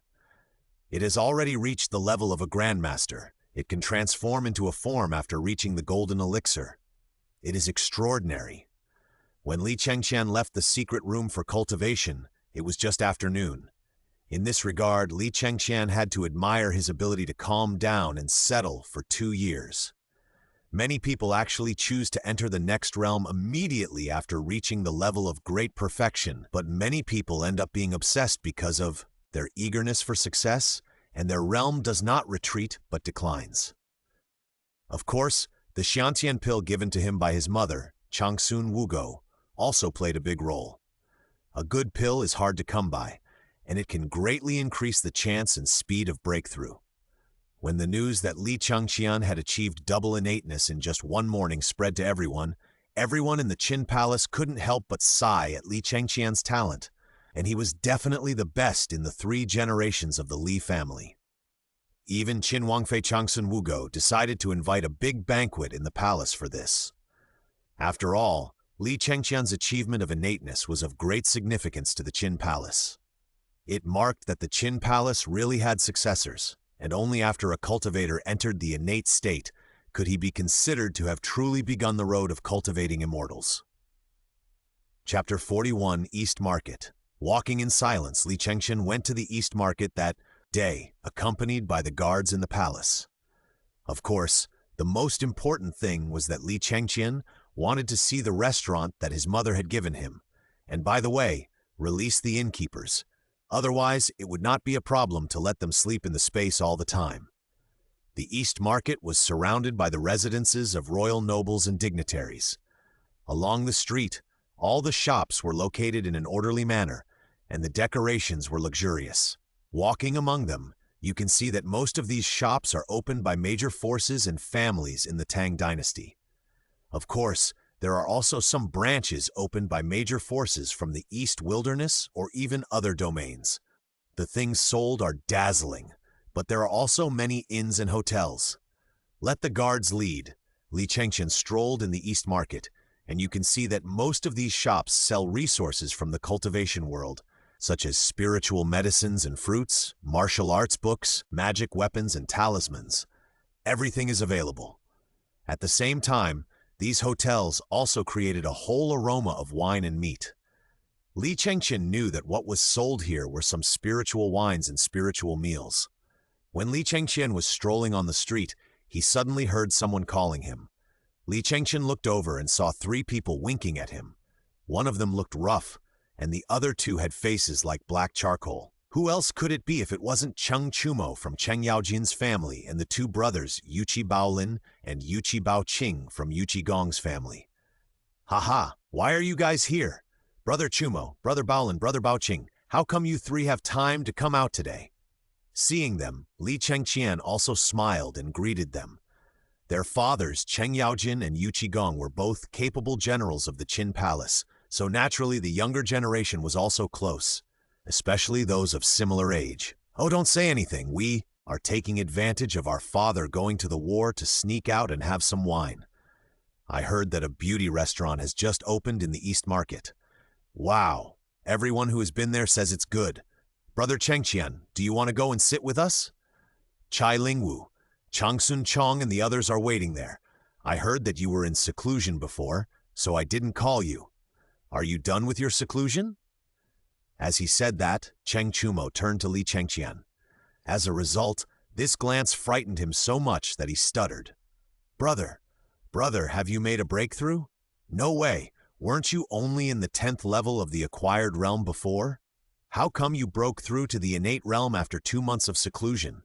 Because Li Chengqian had just broken through, his aura could not be controlled freely, so it was easy for Cheng Chumo to capture it. Before, the three of them were in the late stage of the acquired realm like Li Chengqian. Then, the three of them showed a bitter expression and said to themselves, "It's over. If the old man comes back, he will train us to death." Li Chengqian really didn't know what to say. He could only pretend that he didn't hear it and said to them, "How about this? You go first. I'll be there soon. I want to go and see the inn I just asked for from the princess." Brother, why do you suddenly want to open an inn? Is your practice related to currency? Cheng Chumo was curious. In this world, there is no saying that the nobles don't do business. For example, the owner of Duobao Pavilion, the largest business in the Tang Empire, is a cultivator in the nascent soul stage. He practices the Jubaoshi lineage in the currency. As long as wealth increases, cultivation can also increase. It's really magical. No, it's just that I recently recruited a few followers and plan to let them run it, which can also be regarded as a way to exercise my ability. Li Chan said with a smile. Then why don't we go to see your inn together? Cheng Chumo suggested. Okay, let's go together. Li Chengqian laughed immediately.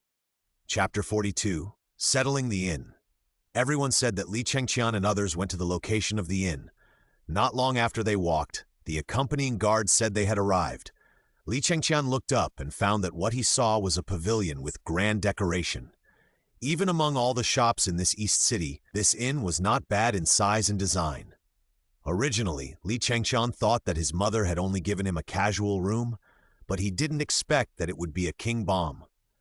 Cheng Chumo and the twins, Yuchi, who were accompanying him, were also amazed when they saw this. Entering inside, they saw that except for the tables and chairs on the first floor for guests to eat, the remaining floors were set up as guest rooms. The wood and utensils used were all top grade.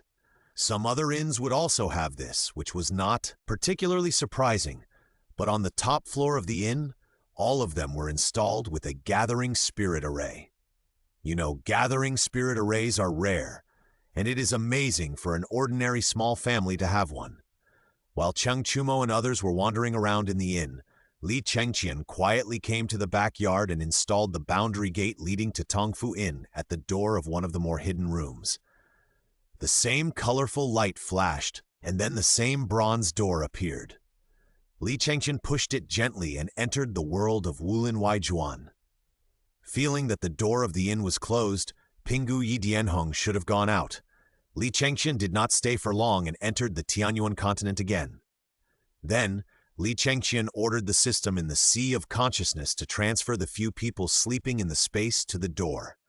Not long after, as everyone woke up, the door was opened and everyone walked out of the door with sleepy eyes.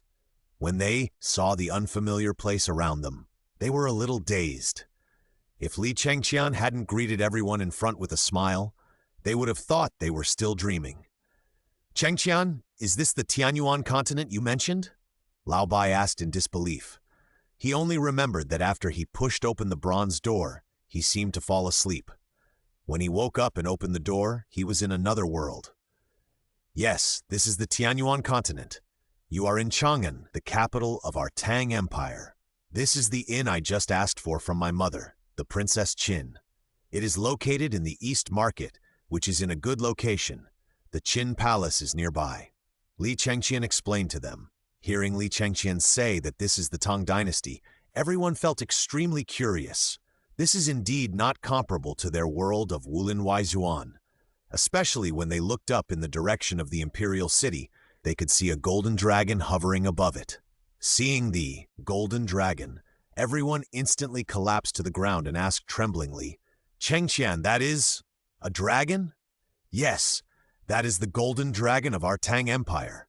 Li Chengqian also sighed as he looked at the golden dragon of luck. "Haha, the prince is right. This is the golden dragon of our Tang Dynasty." As he spoke, he saw Cheng Chumo and the twins Yuchi coming from a distance. They had obviously just finished touring the guest rooms in front and were now walking towards the backyard. Seeing a group of people slumped in front of Li Chengqian, Yuchi Baolin asked curiously, "Prince, what are they doing?" Faced with such a situation, Li Chengqian also felt a little embarrassed and could only explain helplessly, "These are the dependents I recruited. I am giving them a lecture. Because I feel sorry for them, I can't bear to let them stand, so I let them sit and listen." "Really?" Cheng Chumo and others looked at Li Chengqian with a strange look on their faces. "Ahem, this is Cheng Chumo, the son of Cheng Yaojin, the general of the left guard, and these two are Yuchi Baolin and Yuchi Baoqing, the sons of Yuchi Gong, the general of the right guard. These are the backers of our inn. If someone comes to make trouble in the future, you can just report their names." Li Chengqian hurriedly changed the subject. Sure enough, when the three heard what Li Chengqian said, they all laughed and patted their chests to say that they would leave it to them. In Chang'an, they were not afraid. "Okay, shopkeeper Tong, you hand over to shopkeeper Ju. From now on, this inn will be in your charge." He pointed to a big-bellied old man beside him. Hearing what Li Chengqian said, everyone in the inn stood up and went to shopkeeper Ju. "Shopkeeper Ju, these are my relatives. They just arrived in Chang'an and don't know the situation very well. You should talk to them about the inn." Hearing Li Chengqian say that these people were his relatives, shopkeeper Ju quickly put away his contempt and even spoke to shopkeeper Tong and the others more gently. "Shopkeeper Tong, I have to go out for something. I will be back in the evening. You just stay here. This is my token. If anyone is blind, just take out the token. No one in the Tang Dynasty should dare to ignore my Qin Wangfu." He said that he left the inn with Cheng Chumo and others and walked towards the beauty building. Chapter 43. The Gathering of the Playboys in the Beauty Building. Li Chengqian soon arrived in front of a pavilion with the words Beauty Building written on it, led by Cheng Chumo and others. Before he entered, he saw Chai Lingwu and others sticking their heads out of the window and shouting at Li Chengqian and others to hurry in. When Li Chengqian entered the room where they were, he saw that there were quite a lot of people inside, including his cousin, Chai Lingwu, the son of Princess Pingyang, his cousin, Changsun Chong, the son of Changsun Wuji, Fang Yiji, the son of Fang Xuanling, Du He, the son of Du Ruhui, and Li Huaidao, the son of Qin Qiong. It can be said that this room is full of the princes and legitimate sons of people who are close to the Qin Palace. Everyone is the same age, so there are not so many constraints. As soon as Li Chengqian and others came in, they were pulled to drink. "Cousin, why haven't you been seen recently? Are you willing to come out today?" Chai Lingwu looked at Li Chengqian and teased. Hearing this, the others also teased Li Chengqian. Helpless, Li Chengqian could only smile and explain to everyone that he was busy in seclusion and cultivation, and just came out not long ago, and then punished himself with 3 cups. Then Cheng Chumo interrupted and said, "Yes, you see, Chengqian has already reached the innate realm. Among us, except for Brother Huaidao, none of us has reached it." Qin Huaidao heard this and just smiled and said, "How can I compare with thee, Chengqian? I am just a few years older than you, so I entered the innate realm." Then everyone began to congratulate Li Chengqian. When the wine was drunk, everyone began to discuss recent events. Since the fathers of several people are currently in Zhenhaiguan preparing to suppress the upcoming Demon World fusion, everyone's topic is mainly about this aspect. Then I heard Chai Lingwu say, "I heard that this world fusion will form a series of islands in the East China Sea of my Great Tang, instead of being directly connected to the land of my Great Tang. If so, it will be difficult to manage after suppressing it. Chong said with some concern. What are you afraid of? Our great Tang Qinglong Corps has Qinglong warships, and we can go anywhere on the sea. But I just don't know if the great Sui Empire in the west will come to make trouble. Niu Ben of the Zhengguo Mansion said indignantly. Zhengguo is one of the 8 dukes of the country, and is also the only one among the 8 dukes who still has military merits, and has been awarded the title of first-class earl. It is the only one among the 8 dukes who can still show off. Otherwise, the other families have already declined, just like the 2 houses of the Jia family, Ning and Rong. Their descendants are unfilial and have no military merits. With the decrease of titles, they are only a general of miscellaneous titles. The contemporary Zhengguo Mansion's first-class Earl Niu Jizong is currently serving in the Tian's Mansion, so he naturally participated in this meeting. Hearing Niu Ben mention the Great Sui, everyone felt a toothache. The Great Sui is an old empire in the East Wilderness, especially the previous generation of Sui Emperor Yangjian, who created a prosperous era such as the Kaihuang reign.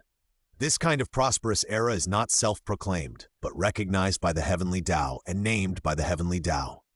However, Yangjian was seriously injured when suppressing the world fusion before, and eventually died. The Tang Dynasty also took advantage of the death of Yangjian and the busy struggle for the throne when the Sui Dynasty royal family took the opportunity to create an empire. The contemporary Sui Emperor Yang Guang is also a great leader. Although the national strength is no longer as strong as that of Yangjian, it should not be underestimated. If it is the Sui Dynasty, they may not be able to come and take care of us for the time being. I heard from my father that the Western Turks are not peaceful recently, and the Sui Emperor Yang Guang is busy suppressing the Turkic rebellion. The speaker is Li Jing's son, Li Dejian. Li Jing is currently the general of the Right Guard, assisting the Xuanwu Corps to garrison in the north to deal with the Eastern Turks. Since the Turks and the Tang Dynasty and the Sui Dynasty have borders in the north, both countries are facing the threat of the Turks. Originally, the Turks were also an empire, but under the strategy of the Sui Emperor Yangjian at that time, the Turks split internally and became the Eastern and Western Turks. Although they became 2 kingdoms, they still brought great trouble to the Tang Dynasty and the Sui Dynasty. Chapter 44. Accidental Accomplishment of Confucianism and Taoism. When it comes to the neighboring Great Sui Dynasty and the Turks, everyone seems to have found a topic of conversation, and they all wish they could be the general on the battlefield, commanding thousands of troops. Even Fang Yiji and Du He, who practiced Confucianism and Taoism, were excited. When the wine was drunk, everyone began to be unrestrained. Li Chengqian was also infected by the atmosphere of the people present, and suddenly recited a poem he learned in his previous life. The long clouds of Qinghai darken the snow-capped mountains, and the lonely city looks at Yumen Pass from afar. The yellow sand wears golden armor after 100 battles, and I will never return until I defeat Lulan. As a result, just after reciting, Li Chengqian felt the literary energy between heaven and earth surging, all poured into Li Chengqian's body, and immediately, the fire of literature and Taoism quickly ignited in Li Chengqian's dantian. Not only that, the sky between heaven and earth was suddenly filled with golden light, and then the sound of Li Chengqian reciting poems rang out throughout the territory of the Tang Dynasty, and then a page of gold paper fell from the sky. What is this? The drunken dandies seemed to sober up when they saw this scene. They all felt a little unreal. After a while, Fang Yiji said uncertainly, "Is this the infusion of literary energy? Has he achieved the innate Confucianism? Not only that, look at this sound. It's probably spread all over the Tang Dynasty. It's famous all over the country, and even the golden pages have come out. This means that Chengqian has just written a masterpiece." Chang Chong said with emotion. Although he did not practice Confucianism, but chose the family tradition of Dan Dao, his father Chang Sun Wuji practiced the literary Dao. How could he not know what this strange phenomenon represents? At this time, Du He seemed to have suddenly thought of something, and hurriedly said to Li Chengqian, "Chengqian, write down the poem you just wrote, so that no one will write it in advance." Then he handed the pen he carried with him to Li Chengqian. Li Chengqian was still in a state of confusion at this time, To be honest, this was his first time to be a plagiarist. If he had not been drunk just now, he would definitely not plagiarize casually. Who would have thought that he would make such a big fuss? Good guy. The normal Confucian and Taoist innate are to accumulate literary energy step by step from physical training to acquired accomplishment. But he directly skipped these two steps and ignited the literary fire through the literary energy between heaven and earth without Confucian cultivation techniques. So at this time, he also took the pen from Du He's hand in a daze and started writing directly on the golden page. When he finished writing, Li Chengqian only felt a tingling in his head, which was the sequel of a large amount of mental energy consumption. But it also made Li Chengqian sober up from his confusion. Fortunately, everyone knew the sequelae of writing articles and supported Li Chengqian in time. Otherwise, he would have fainted at this moment. Chang Sun-chong also took out the elixir to restore mental energy and gave it to Li Chengqian, and he felt much better. Coming back to his senses, looking at the slow fire in his dantian, Li Chengqian also felt a little bit amused. He had never thought of developing into a Confucian cultivator before. Who would have thought that this was probably God's will? However, Li Chengqian was still very satisfied with being able to obtain a golden page. The owner of the golden page could use extremely low mana to activate the poems, calligraphy, and paintings on the golden page to fight against others.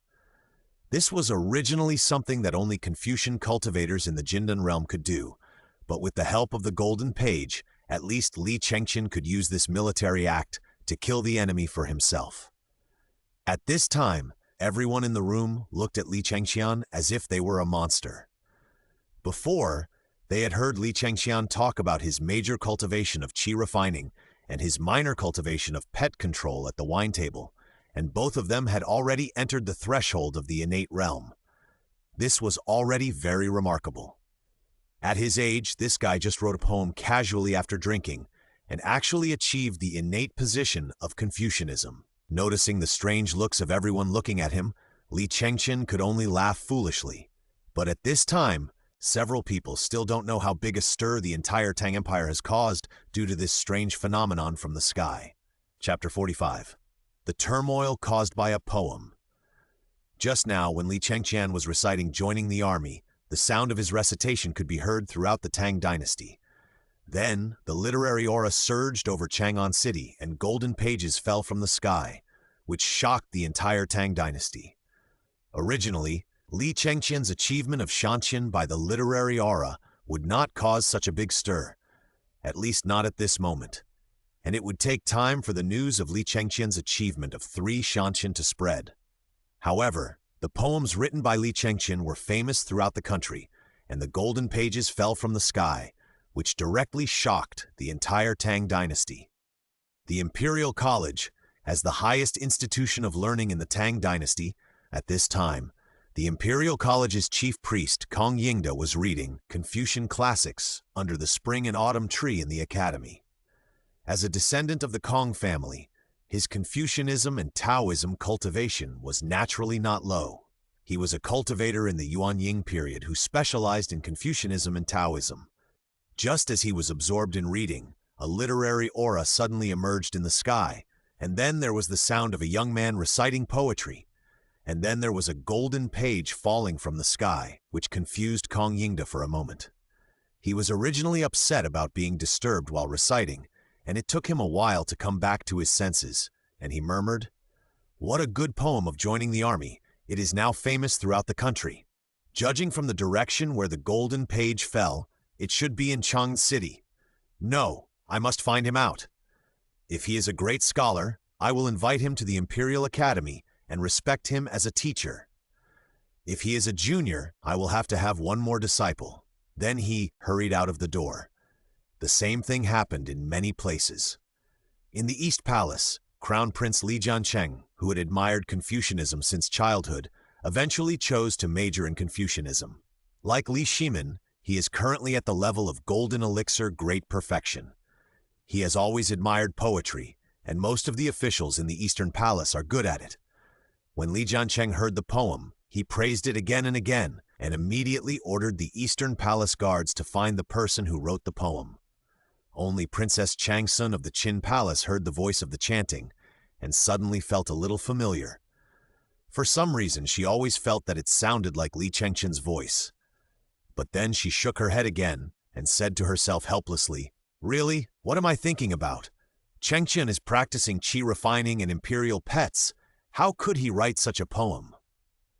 Then he quickly arranged for people in the palace to find the person who wrote the poem. When the entire Tang Dynasty, especially Chang'an, was in chaos, no one noticed that the golden dragon of luck above the imperial city glanced at the direction of the beauty tower where Li Chengqian and others were, and then returned to its original appearance, as if what had just happened was an illusion. In the Taiji Hall, Tang Emperor Li Yuan sat at the top. As a person who developed the Tang Dynasty from a small principality into an empire, he could not help but reveal a majestic and domineering aura. Sitting at the bottom was Li Yuan's favorite minister and good friend, the Duke of Wei, Pei Ji. At this time, Li Yuan and his minister were recounting the romantic things they had done together when they were young, and the scene was a harmonious one between the monarch and his minister. Then the sound of recitation came, accompanied by the sky. Just when Pei Ji was wondering which Confucian cultivator had created such a masterpiece, he saw Li Yuan, who was drinking, suddenly frown, then burst into laughter, muttering, "Great, you are worthy of being the number one in the 3 generations of my Li family." Hearing what Li Yuan said, Pei Ji asked jokingly, "Your Majesty, what good thing has happened to you? I haven't seen you laugh so happily for a long time. The number one in the 3 generations of the Li family. Are you talking about Li Chengqian, the Prince of Qin? I heard before that the prince was in seclusion to consolidate the acquired great perfection realm. Could it be that he has achieved the innate state, and the poem just now was written when he achieved the innate state?" Hearing this, Li Yuan did not hide anything. After drinking a glass of fine wine in his hand, he laughed and said, "Haha, Xuanzhen, you really guessed it, but it's not entirely right. Chengqian has indeed entered the innate state, but he has been majoring in and minoring in dual innateness a few days ago. Today, his Confucianism has entered the innate state. I just captured it with my consciousness that I placed on the golden dragon of luck. 3 innates? Pei Ji was also surprised to hear this, and then he thought of something and said in even greater shock, "That's not right. Confucianism requires continuous accumulation of literary energy from the beginning of physical training. The Prince of Qin has never practiced Confucianism, so how could he achieve the innate Confucianism?" Chapter 46. Li Yuan's distress. Pei Ji recalled what Li Yuan had just said, and his pupils shrank. He asked uncertainly, "Your Majesty, could it be that the Prince of Qin was filled with literary energy and wrote the famous poem just now?" If Pei Ji thought Li Chengqian was a freak when he heard Li Yuan say that Li Chengqian had achieved the 3 innates, after all, it was already very good for ordinary people to enter 1 or 2 cultivation paths in this life. Then Li Chengqian was able to write such a masterpiece at such an age without Confucian cultivation skills, which triggered the literary energy of heaven and earth to fill his body. Pei Ji didn't know how to describe it. Looking at Pei Ji's look, Li Yuan also teased Pei Ji jokingly, "Xuanzhen, I rarely see you, the Prime Minister, lose your composure like this." Faced with Li Yuan's ridicule, Pei Ji could only smile bitterly and say that he had lost his manners in front of the king, and asked Li Yuan to punish him. Hearing this, Li Yuan waved his hands and said with a smile, "Xuanzhen, why should we be like this when we are kings and ministers? If I hadn't seen it with my own eyes, I wouldn't believe it. He is really my unicorn child." Then, as if he thought of something, he whispered, "Alas, what a pity." Although Li Yuan's last sentence was very low, Pei Ji, who was sitting below, still heard it. Hearing this, Pei Ji only felt a bang in his head, and then immediately pretended that he heard nothing, and continued to drink with Li Yuan. As Li Yuan's close friend and playmate since childhood, Pei Ji knew Li Yuan too well. Li Yuan has always had a knot in his heart, that is, who should inherit the throne after 100 years? Although Li Yuan is a cultivator in the nascent soul stage and has a lifespan of 500 years, in the world of immortal cultivation, who can guarantee that there will not be a sudden fall like the former Sui Emperor Yang Jian? At this time, a qualified heir is particularly important. Pei Ji knew very well that although Li Jiancheng was named the crown prince by Li Yuan, in Li Yuan's heart, Li Jiancheng was a king who guarded the city. If it was a peaceful world, Li Jiancheng would definitely be a wise king. But there has never been a period in the Tianyuan continent that was not a chaotic world. On the contrary, if Qin Wang Li Shimin could inherit the throne, he might bring the Tang Dynasty to a higher level, and of course he might also become the next Sui Emperor Yang Guang. Li Yuan has been thinking about this issue for a long time, whether to establish a legitimate heir or a virtuous one. Ying Kuliang, the first founder of the northern Qin Empire, once asked his Prime Minister Shang Yang how to make the Qin Empire continue to grow stronger. Shang Yang's answer was that there would be wise rulers from generation to generation and wise ministers in every dynasty. This answer also applies to the Tang Empire. And Li Yuan's whisper just now, in Pei Ji's ears, Li Yuan obviously favored Li Shimin because of Li Chengqian. After all, among Li Jiancheng's sons, there is indeed no one who can compare with Li Chengqian. If Li Shimin is established, then the Tang Empire can guarantee 3 generations of wise rulers, and then the Tang Empire will definitely reach a new height. Although Pei Ji guessed some of Li Yuan's thoughts, as an old fox for many years, he knew very well that these things were not something he, a minister, should discuss with Li Yuan, and he was now a minister with a hereditary title of Duke of the Kingdom, and he had no idea of going further, so he just pretended that he had discovered nothing, and instead, he and Li Yuan appraised the poem that Li Chengqian had just written. Li Yuan also praised the poem written by his grandson Li Chengqian, especially the idea of loyalty to the emperor and repaying the emperor's kindness expressed in this poem. Which emperor would not love it? Chapter 47. Difficulties faced by the inn. Here, a few playboys did not expect that there would be such a big commotion outside because of Li Chengqian. After Li Chengqian recovered, they agreed to meet again when the Qin Wang mansions celebrated Li Chengqian in a while and then left. Li Chengqian also took advantage of the early time and went to the direction of the inn. Here, Li Chengqian just entered the inn and saw Tong, the shopkeeper, and several others seemed to be discussing something in the pavilion in the backyard of the inn. Seeing Li Chengqian appear, everyone was a little restrained and shouted to Li Chengqian, "Meet the prince." It was nothing more than that. They became like this. In the previous conversation with Ju the shopkeeper, they really experienced the horror of this world and what Li Chengqian, the prince of the Qin Wang of the Tang Dynasty, represented. Li Chengqian could probably guess what they were thinking, so he could only smile helplessly and said, "Manager Tong, why do you have to do this? Don't you know what kind of person I am? I recruited you to be my dependents, to help me, and to share wealth and honor together. You should just call me Chengqian." Hearing what Li Chengqian said, everyone felt that Li Chengqian was still the same Li Chengqian, the Li Chengqian who had lived with them for 2 whole years, so they felt a lot more at ease. But the scholar still said, "We know that you are still the same, Chengqian, but this is the Tang Empire after all, so it is more appropriate for us to call you the prince." Hearing what the scholar said, everyone in the inn also agreed unanimously. Helplessly, Li Chengqian could only agree to let them call him that, but he was not allowed to be so distant with him anymore. At this time, he seemed to have thought of something, and said to shopkeeper Tong, "Shopkeeper, has shopkeeper Ju explained to you clearly how to run this inn?" "Yes, but this inn is obviously not comparable to our previous small inn. With so few people, I'm afraid we can't run it. Moreover, John Tang, who has the highest cultivation level here, only has acquired cultivation, and here I heard from shopkeeper Ju that it mainly serves monks, and sometimes there will be high-level monks coming." Shopkeeper Tong said with some concern. Hearing Tong Xiangyu say this, Li Chengqian also fell into thinking. To be honest, he had never thought about this problem before. He had planned to ask his mother for a general store, and then as a place for the inn's people to stay in this world, he could also use the inn to accumulate some wealth and have his own base.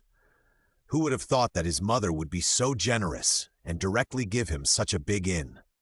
After a moment of silence, Li Chengqian said, "Well, shopkeeper, since we are short of manpower, let's recruit some more. It's not a big deal to have that little money. As for the safety issue, don't worry too much. The whole Chang'an knows that this inn is under the Qin Wangfu and is the property of the Qin Wangfu. I believe that there are few blind people in the whole Chang'an city. Later, I will arrange a Grandmaster-level palace steward to be stationed here. Don't worry, he is only responsible for ensuring that no one comes to make trouble. He will not interfere with the management of other inns. And I gave you my token. If something really happens, you can enter the Qin Wangfu directly with this token. Hearing Li Chengqian say this, everyone was relieved. Chapter 48 Tung Shopkeeper's Cultivation Direction. After arranging the things after the inn, Li Chengqian also began to care about everyone's cultivation. He recruited everyone mainly because he needed them to be able to practice successfully in the future and help him in the future. Otherwise, given their current situation, it would be of limited help to Li Chengqian to run an inn. Because the highest level of cultivation among the crowd is the acquired level, Li Chengqian doesn't really need to prepare exercises for them. The most important thing is to support them with cultivation resources. In this regard, Li Chengqian has nothing to be stingy about, and directly handed over some of the pills he had prepared long ago to everyone. These are mainly aimed at Lao Bai, Da Zui, Xiao Guo, Wu Shuang, and Xiao Bei, because they have all chosen to exercise their spirits in the conventional way, and they all have their own exercises. As long as the resources are in place, with their qualifications and the world luck they carry, they will definitely be able to grow up as soon as possible and become Li Chengqian's helper. However, Tong Xiangyu and Lu Shukai are different. Shukai is okay. Confucian cultivation has its own cultivation method, which requires accumulating literary energy from the body refining period. Li Chengqian only needs to find a Confucian cultivation method for him. I believe that with his accumulation of Confucianism, it is possible that he may be the first one in the inn to enter the innate state. However, Tong Xiangyu is a little special. She herself said that she can't stand the pain of tormenting her body in the conventional body refining period, which is a bit difficult. Helplessly, Li Chengqian had to explain some unusual cultivation systems to shopkeeper Tong, but most of these systems belong to the auxiliary type. Of course, it is not impossible to cultivate them as the main cultivation, but the ability in the future will be biased towards auxiliary, and the combat power of most people of the same realm is generally weak. However, for shopkeeper Tong, it is very suitable, and Li Chengqian has never thought of using her to charge into battle. Sure enough, in the end, shopkeeper Tong chose the currency cultivation system as Li Chengqian expected. After all, whether it was watching TV dramas in the previous life or the 2 years he had been with her before, Li Chengqian knew that shopkeeper Tong was a money grubber. Li Chengqian didn't feel bad about shopkeeper Tong's choice. After his power grew, he would definitely need someone to continuously create wealth and provide resources for him. Shopkeeper Tong was actually quite suitable. The so-called way of money is somewhat similar to the way of Confucianism, which is to constantly cultivate through the wealth brought by money. In theory, there is no bottleneck in the way of money. As long as there is enough wealth, it can continue to become stronger. Of course, the premise is that you can make a lot of money. However, unfortunately, Li Chengqian did not have the skills of Confucianism and the way of money. However, thinking of the various skills he collected in the world of swordsman, he could barely hand them over to the Qin Palace in exchange for 2 good skills. That's right, since the most important thing in this world is the inheritance of skills. There are also special institutions in the Qin Palace to manage the skills and other resources owned by the Qin Palace. All officials affiliated with the Tian's Palace can exchange what they need with points. Even Li Chengqian, the prince, is no exception. Of course, the inventory of the Qin Palace is definitely not as much as the Royal Sutra Pavilion, and it is so complete, but it is still possible to find a suitable skill for Tong and the other 2. Chapter 49. On the day of conferring the title of Prince of Zhongshan, the palace of the Prince of Qin was bustling with activity. The entire palace was celebrating Li Chengqian's achievement of Xianqian. Although the Princess of Qin initially intended to celebrate only in the palace, upon hearing the news that it was to celebrate the success of Li Chengqian, the son of the Prince of Qin, in the Xianqian realm, almost all the nobles of the Tang Dynasty came over. As a result, the palace of the Prince of Qin was bustling with people.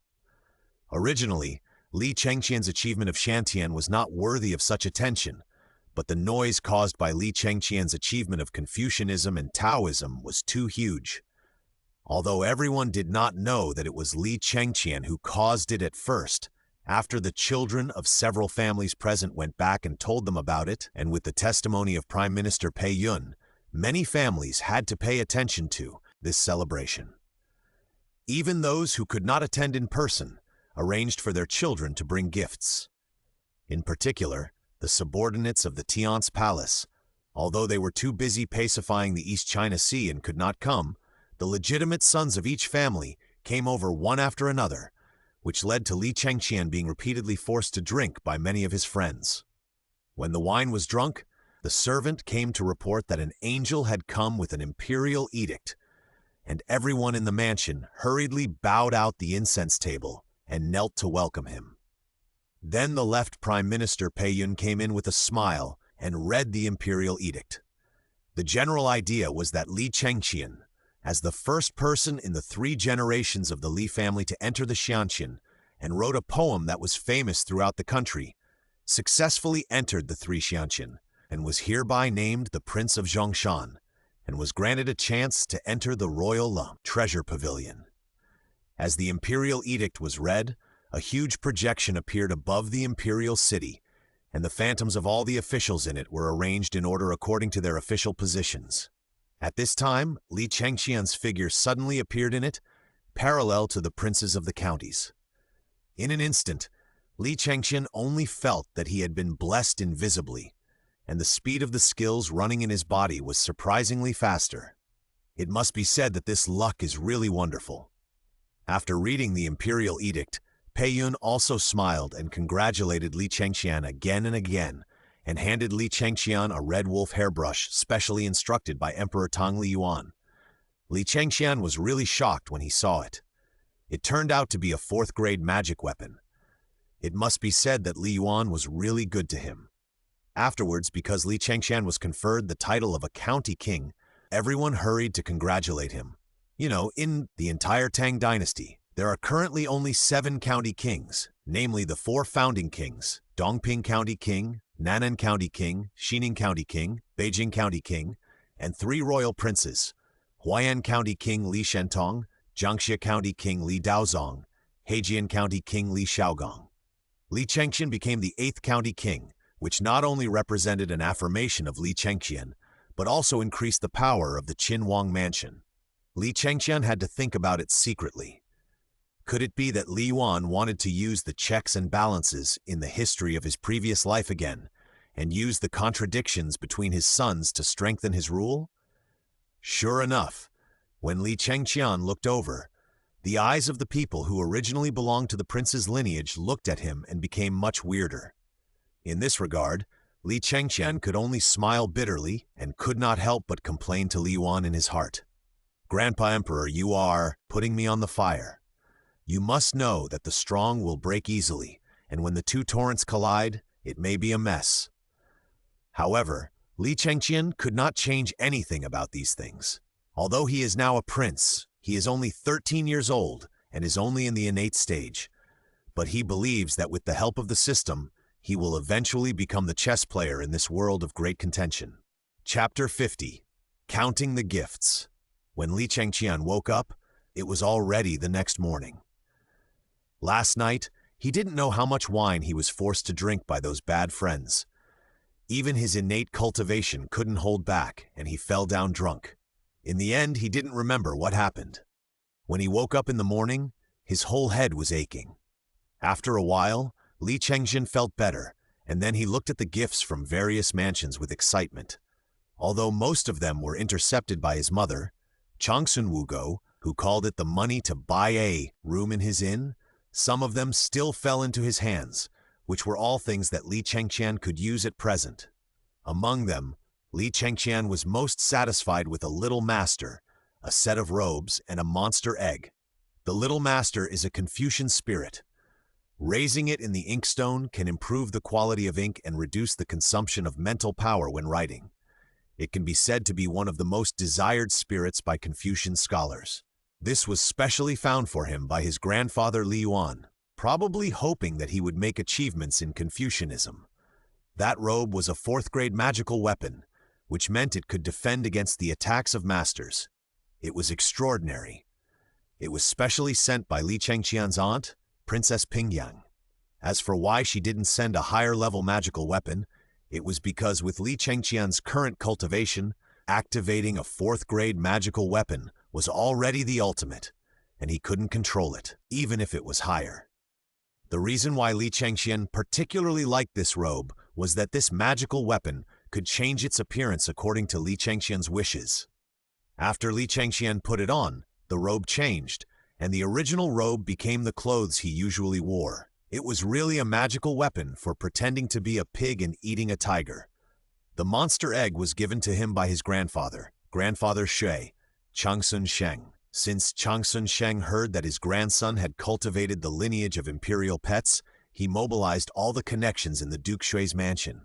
It must be said that although the Danding Pavilion of the Duke Shui's mansion mainly sells elixirs, it has branches all over the country and is well informed. In the end, this monster egg was found in a crater. It is said to be the egg of a fire spirit red mang. After Li Chengqian's systematic appraisal, this monster egg has the golden qualification because it has the blood of the dragon. It can be said that these few things are enough for him to use for a period of time. In addition, his mother Changshunwugu also left him some resources, which are enough for him and his family to use for a period of time. At present, what Li Chengqian lacks is just a set of 4 treasures for him to use. The 4 treasures of the study of Confucian scholars are not ordinary. The reason why they are so particular is that ordinary pens, ink, paper, and inkstones cannot withstand the erosion of literary spirit and will burst directly. Being promoted to a county king, I have been rewarded with an opportunity to enter the treasure pavilion. I can go and see if there are any suitable 4 treasures of the study. If they are not suitable, I can go to the store to have a look at it at any time. Li Chengqian said to himself. Then, he waved his hand and put all the gifts into his storage ring and walked out. Since he was named a county king, Li Chengqian still had a lot of things to do. One was to enter the palace to thank God for his grace, and the other was to go to the Zongjing Temple to determine the location of his fiefdom. All these things need to be completed by Li Chengqian as soon as possible within the next few days. Chapter 51. Tricking Li Yuan and Getting the Treasure of Literature. On this day, with the help of the maid, Li Chengqian wore the county king's royal robes that the clan house had just sent him. The reason for this grand ceremony was that Li Chengqian was going to the palace to thank the emperor. Wearing the purple county king's crown, Li Chengqian looked more majestic and noble. Anyone who saw him would call him a great royal county king. The same carriage of the Prince of Qin's palace, the same way to the imperial city, but compared to the last time, the one sitting now was a county king, the most honorable person in the 3 generations of the Li family. After entering the palace and waiting for a while, Li Chengqian was notified to meet the emperor in the back garden. After entering the back garden, under the guidance of the eunuchs, Li Chengqian soon saw the Tang Emperor Li Yuan, who was sitting in a pavilion and seemed to be practicing calligraphy. At this moment, Li Yuan took off his cumbersome dragon robe and wore casual clothes, which made him less majestic and more approachable. When he saw Li Chengqian, Li Yuan called him over before he could greet him. Li Chengqian had no choice but to approach Li Yuan and then greet him, saying, "Grandson, I pay my respects to Grandpa." With a glance, he saw that what Li Yuan was writing was his own, joining the army. Li Yuan looked at him and couldn't help but laugh and scolded, "Stinky boy, how come you suddenly become so sensible?" Then he looked at Li Chengqian's face with high spirits wearing the crown today, and couldn't help but sighed, "What a son of my Li family, Chengqian. Looking at you, I can't help but think of my youth." When Li Yuan was young, he was also the most handsome and romantic man in the entire Tang Dynasty, with superb archery skills. The story of how he shot the peacock's eye with an arrow and successfully married the beautiful lady of the Dou family is still being sung by people. He lost his father when he was young, and he supported the then precarious Tang Principality alone and the present Tang Empire. He knows the difficulties and hardships in between. My grandson is no match for my grandfather. He was the best talent in the world back then. Hearing Li Yuan's sigh, Li Chengqian also hurriedly gave him a fart. Sure enough, hearing his grandson's praise for him, Li Yuan was also very happy and said to Li Chengqian, "Chengqian, you will be the prince of my Tang Empire in the future. I hope that one day the world will spread my name as the king of Zhongshan of the Tang Dynasty." "Grandpa, don't worry. My grandson will not disappoint you," Chengqian said solemnly. "Golden armor is worn in 100 battles, and I will never return until I conquer Lulan. Chengqian, I never thought you would have such a talent for poetry. How about it? Are you satisfied with the little teacher I gave you?" "Chengdao, that kid, tried to persuade me for a long time before, but I didn't give him any reward." Li Chengdao is the second son of the current crown prince Li Chengqian. Since the eldest son died young, Li Chengdao is also the eldest son of the crown prince Li Chengqian. He is the same age as Li Chengqian. Like his father Li Jiancheng, he specializes in Confucianism and Taoism and is currently an acquired cultivator. The emperor's grandfather gave it to me, so it's naturally good. What a pity. "Oh, what's a pity? Are you dissatisfied?" Li Yuan's smile froze immediately, as if he was suddenly stuck. "It's a pity that the emperor didn't give me an inkstone. This little teacher doesn't even have a home." While saying this, he looked at the set of 4 treasures on Li Yuan's desk with ill intentions. Based on his experience, the set used by Li Yuan is absolutely extraordinary. "You little brat, you've been beating around the bush for so long, and it turns out that you've taken a fancy to this set of my treasures. Forget it. I'll give it to you along with this calligraphy," he said with a smile, but his mouth twitched a little as he smiled. It was because this set of treasures was his favorite, and he regretted not showing it off casually. Upon hearing this, Li Chengqian immediately took the set of treasures in his hands. He saw Li Yuan's reluctance to part with it. Although the emperor's words are not joking, who can tell? After all, he is his grandfather. Seeing Li Chengqian's expression of fear that he would regret it, Li Yuan was immediately amused. If it were someone else, he would have been dragged out and beaten with a big stick long ago. However, he had no way to deal with his grandson since he was a child. Chapter 52. The Issue of Fiefdom. "Boy, has your fiefdom been determined?" Li Yuan seemed to have suddenly thought of something and asked Li Chengqian. "Grandpa Emperor, it's not confirmed yet. How about you give me a piece now? I want a richer one, preferably closer to Chang'an, so that I can come to see you any time after I become a vassal." Hearing Li Yuan asking about his fiefdom, Li Chengqian hurriedly took advantage of the situation. "Why? You want to become a vassal so soon, and you don't want to stay in Chang'an with an old man like me?" Li Yuan asked Li Chengqian with a smile. "How can that be possible? As long as Grandpa Emperor doesn't drive me away, I will stay in Chang'an with you for the rest of my life." Li Chengqian hurriedly said with a smile. "Well, you don't have to play tricks here. You are the first king in 3 generations. Which prince stays in Kyoto all the time? If so, it's the same as the pigtail country in the north. Keeping the princes in the capital is just raising livestock. In our Tang Dynasty, the princes have to guard the borders and expand the territory for our Tang Dynasty. Look at the 4 founding kings of our Tang Dynasty and the 3 royal princes.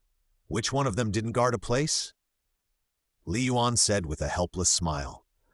"The Tang Empire has clear regulations for princes. All those who are granted the title of king, unless there are special circumstances, must go to the fiefdom after adulthood and guard a place. The several legitimate sons of Emperor Li Yuan of the Tang Dynasty did not receive the title because Li Yuan allowed them to stay in Beijing. As for the dukes and below, they are remotely granted households. For example, Pei Ji, the Duke of Wei, is currently the one with the most remotely granted households, with a total of 1 million households. At the same time, in order to ensure that each generation of princes and nobles would not fall into disgrace, the Tang Dynasty also implemented a system of inheriting titles based on military merit. That is, each generation of inheritors must obtain corresponding military merits. Otherwise, the title will decrease from generation to generation, and the inherited title will no longer be a real title. The 8 dukes of the founding lineage were left with only the nominal titles of miscellaneous generals, except for Niu Jizong of the Zhengguo mansion, who was an earl, because their descendants did not dare to make merit on the battlefield. However, Jia Daishan of the Rongguo mansion of the previous generation, with his martial arts cultivation, repeatedly established dukes on the battlefield and was finally re-ennobled as the Rongguo Duke. Unfortunately, God was jealous of talented people, and in the end his 2 sons were not up to the task. "Grandpa Emperor, where are you going to ennoble me?" Li Chengqian had no choice but to ask helplessly. "Haha, kid, just go back and wait for news, and you don't have to go to the Zhongzheng Temple. Everything will be discussed when your father, the King of Qin, returns to Beijing in triumph." Then, Li Yuan changed the subject and talked about other things. Seeing that Li Yuan was silent, Li Chengqian had no choice but to chat with him along with Li Yuan's topic. Li Yuan seemed to be still upset about Li Chengqian's betrayal of his treasures. Now, seeing Li Chengqian's frustrated look, he felt particularly good afterwards. Finally, after having a meal with Li Yuan, Li Chengqian left with satisfaction and headed for the treasure pavilion. He had originally planned to go to the Zhongzheng Temple, but since Li Yuan said so, Li Chengqian would not get what he wanted if he went there. He simply had another chance to enter the treasure pavilion, so he planned to take a look today. On the way, Li Chengqian put his mind into the storage ring and looked at the 4 treasures of the study that he had just received from Li Yuan. Li Chengqian was overjoyed when he saw this. This turned out to be a set of top-level treasures.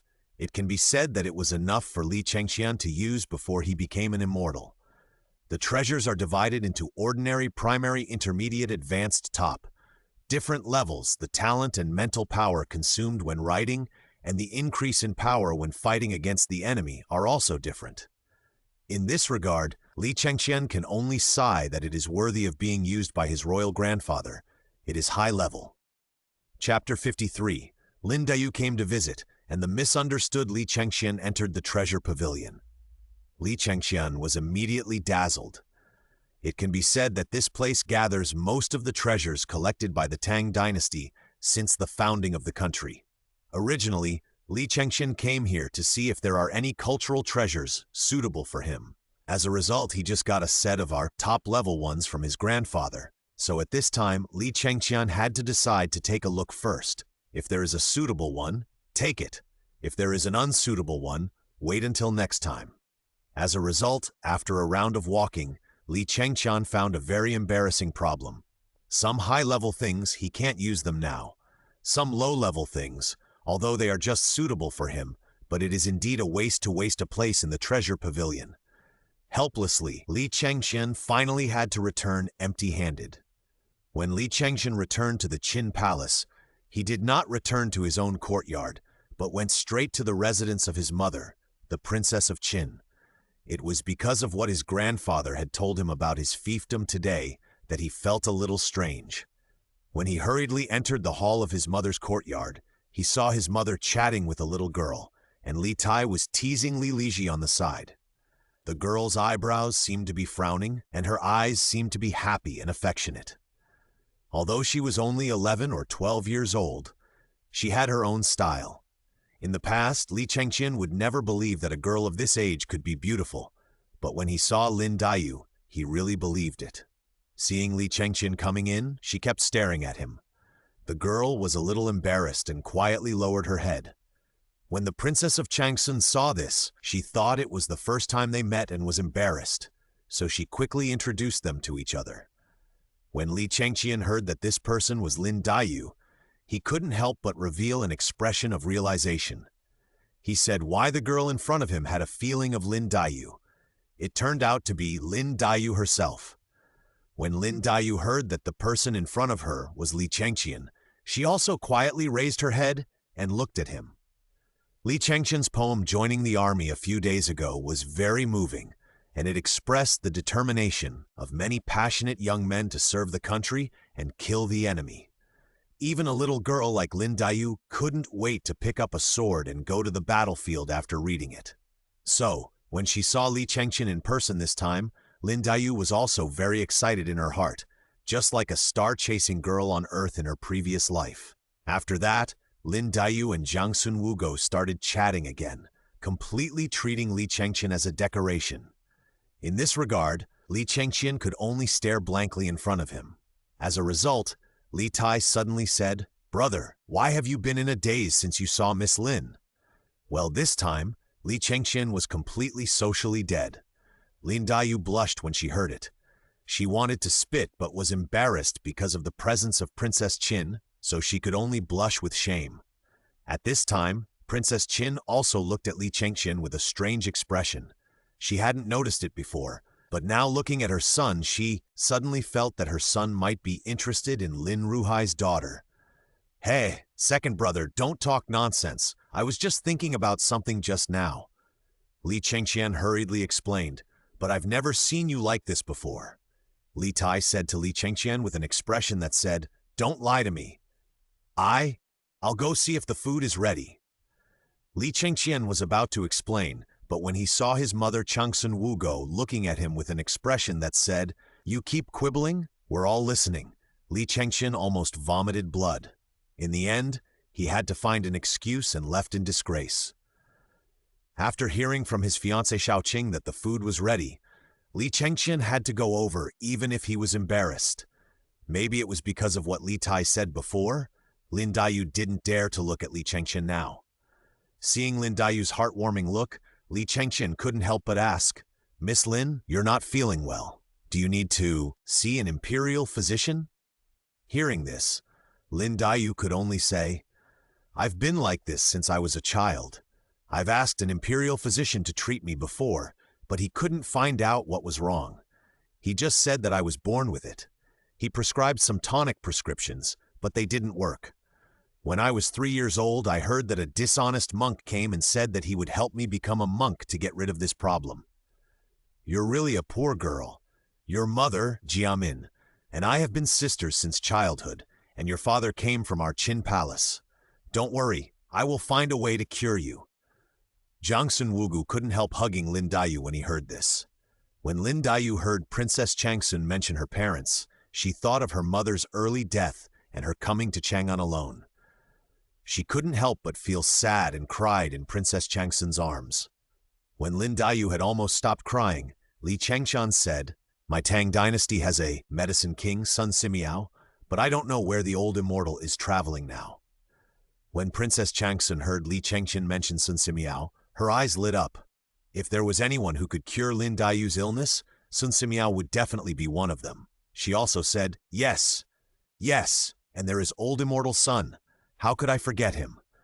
But the old immortal's whereabouts are uncertain, and we need to find him slowly. A few years ago, the old immortal came to Chang'an, and the emperor wanted to recruit him, so he specially prepared a first-rank title for him. However, he was devoted to treating injuries and illnesses everywhere and had no intention of attending the court. It is really admirable." After the meal, Li Chengqian waited for his mother, Jiang Sun Wugo, to arrange for Lin Dayu to stay, and then said to her, "Mother, I have something to report to you." Hearing Li Chengqian so serious, Princess Changsun suddenly had a guess. Thinking of Li Chengqian's performance after seeing Lin Dayu today, she couldn't help asking, "Chengqian, what you want to say is that you have a crush on Miss Lin, right? You can do it, boy." "No, mother, Hearing this, Li Chengqian hurriedly tried to explain that this was not what he wanted to say, and that he and Lin Dayu were innocent. As a result, Changsun Wugo didn't give him a chance at all and directly said, "But you are only 13 years old, and Miss Lin is only 12 years old. You want to marry a county princess so soon? And you have an engagement." "Huh? I have an engagement?" Hearing his mother's last words, Li Chengqian was stunned. He didn't even bother to explain to his mother. He looked at her with horror and said, "Mother, why didn't I know I had an engagement?" "Ahem, didn't we tell you before because you were still young?" Hearing Li Chengqian asking himself this, Changsun Wugo couldn't help but feel embarrassed. "Then who is she?" Li Chengqian asked, hurriedly. To be honest, Li Chengqian was really shocked. Now he just wanted to know who was engaged to him. "Oh, you forgot Miss Lin so quickly, and now you only think about your fiancé?" Changsun Wugo also teased her son when she saw this. "No, I didn't. Don't talk nonsense. There's really nothing between Miss Lin and me," Li Chengqian explained hurriedly. Okay, I won't tease you anymore. You do have a marriage which was arranged a long time ago. It was with Princess Yangxin of the Han Empire in southern Xinjiang. At that time, the two countries had such a marriage in order to jointly resist the Sui dynasty. I don't know what happened to that girl. I heard that her mother, concubine Wang, was banished to the Cold Palace. If she hadn't had this marriage contract, she would probably have been banished to the Cold Palace with her mother. Chapter 55, Updated Secret World, Princess Yangxin? Li Chengqian said he had never heard of it. The current emperor of the Han Empire is Liu Qi. If he said that he had a more famous daughter, Li Chengqian could only think of Princess Pingyang in history who had the same title as his aunt. Li Chengqian remembered that Princess Pingyang was the sister of Emperor Wu of Han, Liu Che, but Liu Che should be just a little kid now. As a result, his mother was no longer willing to reveal other news about his marriage contract. Helplessly, Li Chengqian could only look at Changsun Wugo with a face full of resentment. Perhaps embarrassed by her son's gaze, Changsun Wugo quickly changed the subject and asked Li Chengqian, "Didn't you go to Zhongzheng Temple today? Has your fiefdom been determined?" After Changsun Wugo's reminder, Li Chengqian remembered the purpose of his stay just now and quickly said what his grandfather said. Hearing Li Yuan say that Li Chengqian's fiefdom would be determined after Li Shimin returned from the expedition, Changsun Wugo had some guesses, but he didn't say much to Li Chengqian, just told him to go back with peace of mind. Helplessly, Li Chengqian could only leisurely return to his own courtyard. When he returned to the courtyard, he took out the little master and put it in the inkstone, then bit his finger and dripped a drop of blood on his forehead, completing the ceremony of recognizing the master with the little master. Then he began to use his own literary energy to nourish this set of literary treasures. The literary treasure cannot be refined, but through the long-term flushing of literary energy, it can achieve a resonance effect with the user. As Li Chengqian's literary energy was input, the entire treasure exuded a faint fragrance, and the little master in the inkstone was jumping happily inside. "I hope you can evolve into a big master." Li Chengqian poked his little head. This kind of elf can gradually evolve by absorbing literary energy. It is said that when it becomes a big master, it can generate literary energy by itself and feed back to its master. After that, Li Chengqian began to meditate and practice. At this time, Li Chengqian heard the mechanical sound of the system suddenly sounded. Ding! The opportunity to enter the secret world once a month has been updated. May I ask if the host enters? Has another month passed? Li Chengqian couldn't help but murmured. The system would remind Li Chengqian on the first day of every month whether to enter the secret world. Before, because Li Chengqian had too many things to do, he directly chose no. Now that things have been done, he naturally plans to take a look. Then he heard Li Chengqian ask the system in his mind, "System, are there any updates to the worlds we can visit this time?" Ding! The secret worlds that the host can currently enter are 1. The Old Nine Gates world, primary small thousand worlds.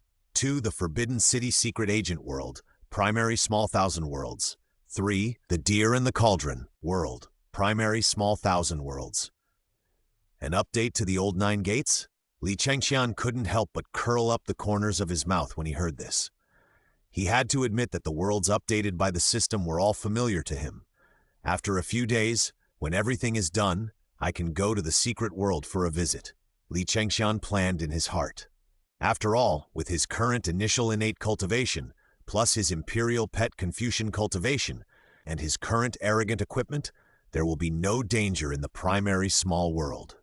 Chapter 56. The Qin Palace in Lin Daiyu's Eyes.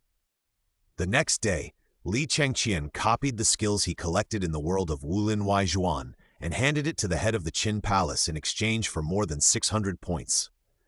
After that, he used the points to exchange for 2 complete skills, which were naturally prepared for Tong Zhangui and Lu Shukai. After that, he used the remaining skills to exchange for a 3rd-grade phantom, Array. This array has no other function. It is mainly used to cover up and can block the detection of people of innate and below. But Li Chengqian intends to use it in the ice-attributed spiritual spring in the world of Wulin Waizhuan. Then, Li Chengqian planned to go out to the inn to give it to everyone. As a result, Li Chengqian just passed by his mother's yard and saw his mother talking to Li Tai and Lin Daiyu. Seeing this scene, Li Chengqian originally planned to sneak over, but Li Tai suddenly shouted, "Brother, where are you going?" Seeing that everyone was looking at him, Li Chengqian could only say helplessly, "I plan to take a walk in my inn and check on the cultivation of several of my followers." Hearing that Li Chengqian actually had a follower, Li Tai suddenly became interested and clamored to go together, and also said that he wanted to call Li Ke over. Helplessly, Li Chengqian could only agree. At this time, Changsun Wugo suddenly said to Lin Daiyu, who had been a little embarrassed since Li Chengqian came, "Yuer, do you want to go out with them? I heard that you have never gone out since you came to Chang'an. Today, let the three brothers take you out to see the prosperity of Chang'an. I have told Lady Shi that I want you to stay here for a few more days." Hearing what Princess Changsun said, Lin Daiyu was obviously moved. Since she came to the Jia Mansion, she has never left the gate again. If it weren't for Princess Qin going to Rongguo Mansion to pick someone up this time, she probably wouldn't have come out. They are all teenagers who love to play and make trouble, so Lin Daiyu naturally wants to see the charm of the capital of the Tang Dynasty. The reason why she didn't go out before was, on the one hand, because she came to Chang'an alone and felt quite unfamiliar with the place, and on the other hand, because the rules in Rongguo Mansion were too complicated. Not only the young ladies, but also the young masters of Jiabaoyu were not allowed to go out easily and were kept in a pile of rouge. Originally, Lin Daiyu thought that the Qinwang Mansion, as a family of higher status than the Jia family, would have more complicated rules. Even before leaving the Jia Mansion, her grandmother specifically told her not to lose her manners. As a result, after coming here, Lin Daiyu found that this place was not as exaggerated as she had imagined, and she even felt a sense of freedom in it, especially the Qin Wangfei, who made her feel the warmth of a mother. If Li Chengqian knew what Lin Daiyu was thinking, he would definitely tell her loudly, "You're kidding."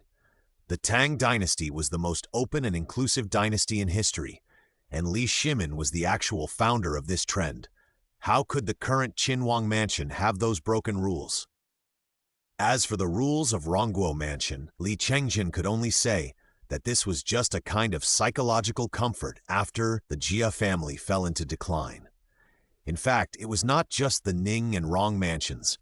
Most of the Duke's mansions at the beginning of the country were like this. The more they declined, the more they wanted to maintain their appearance.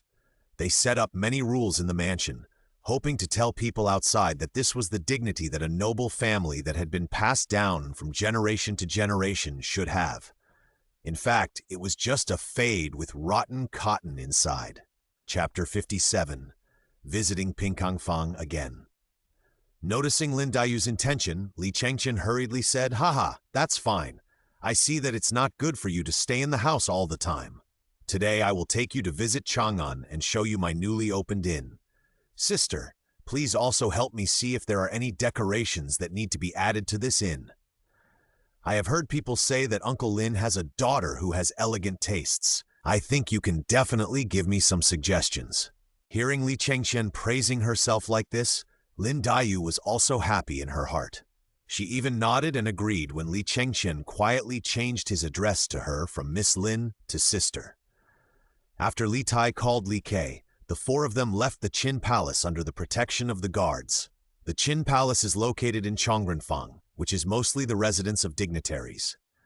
After leaving Chongrenfang, Li Chengqian took a few people and went straight to Pinkangfang. Then they saw Li Chengqian and the other two riding on tall horses, looking very impressive. As for Lin Daiyu, due to her weak body, she sat in the carriage with her personal maid Zijuan. Unlike Daiyu, who had always been in the Jia Mansion as a maid, Zijuan was freer than Daiyu in some aspects.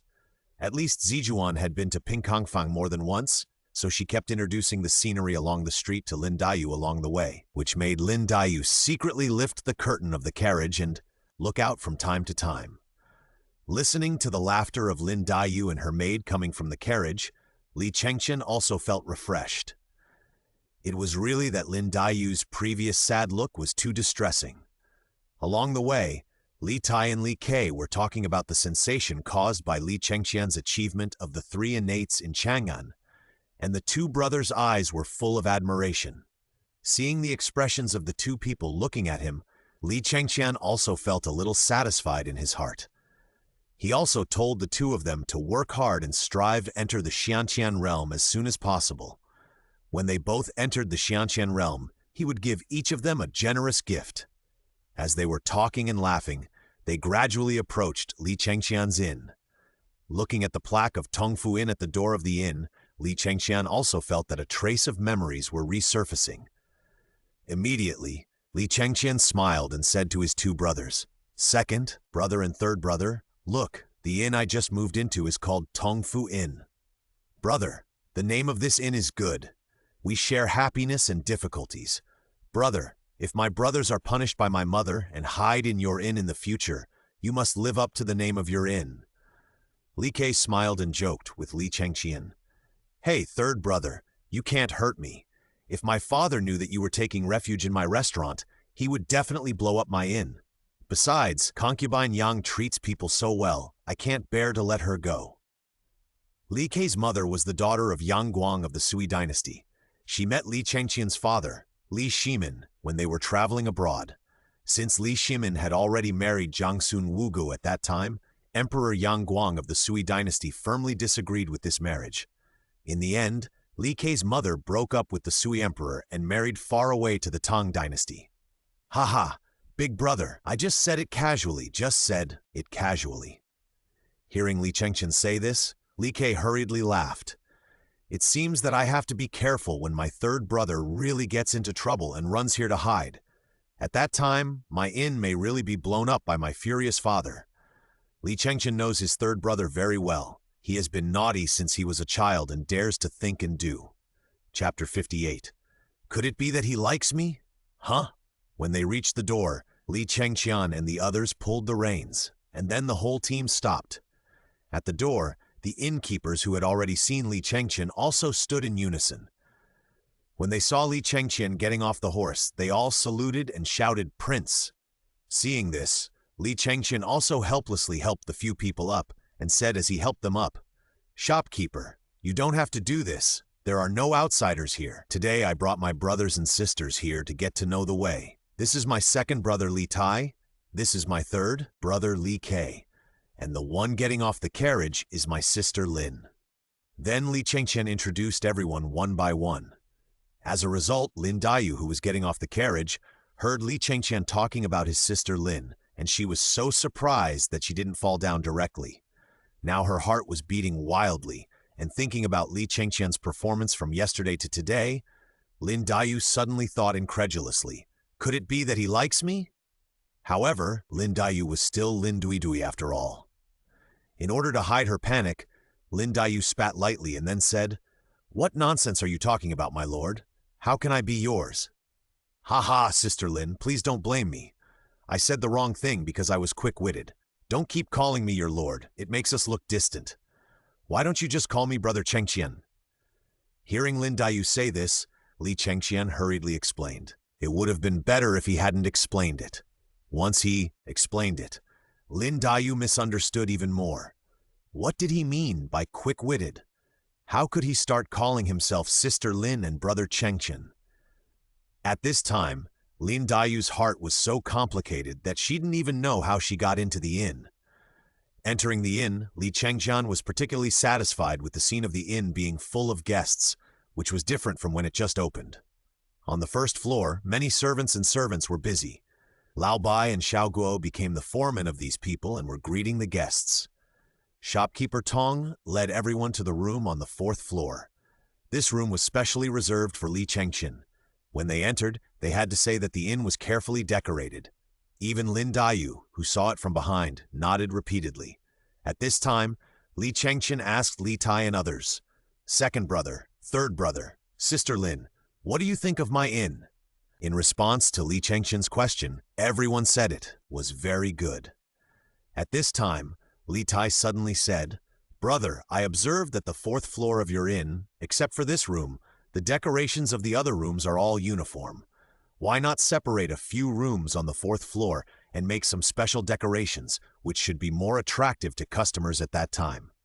Good guy, Li Tai's idea. This is the concept of theme of Li Chengqian's previous life on Earth. It must be said that the fat man's brain is not covered, Li Chengqian hurriedly said. Second brother, this idea is good. Otherwise, I will ask the two brothers and sister Lin for a favor. Brother Chengqian, please speak. Hearing this, the three of them hurriedly spoke. How about I let the three of you guys design the rooms on the fourth floor? Each of you should be responsible for at least one room.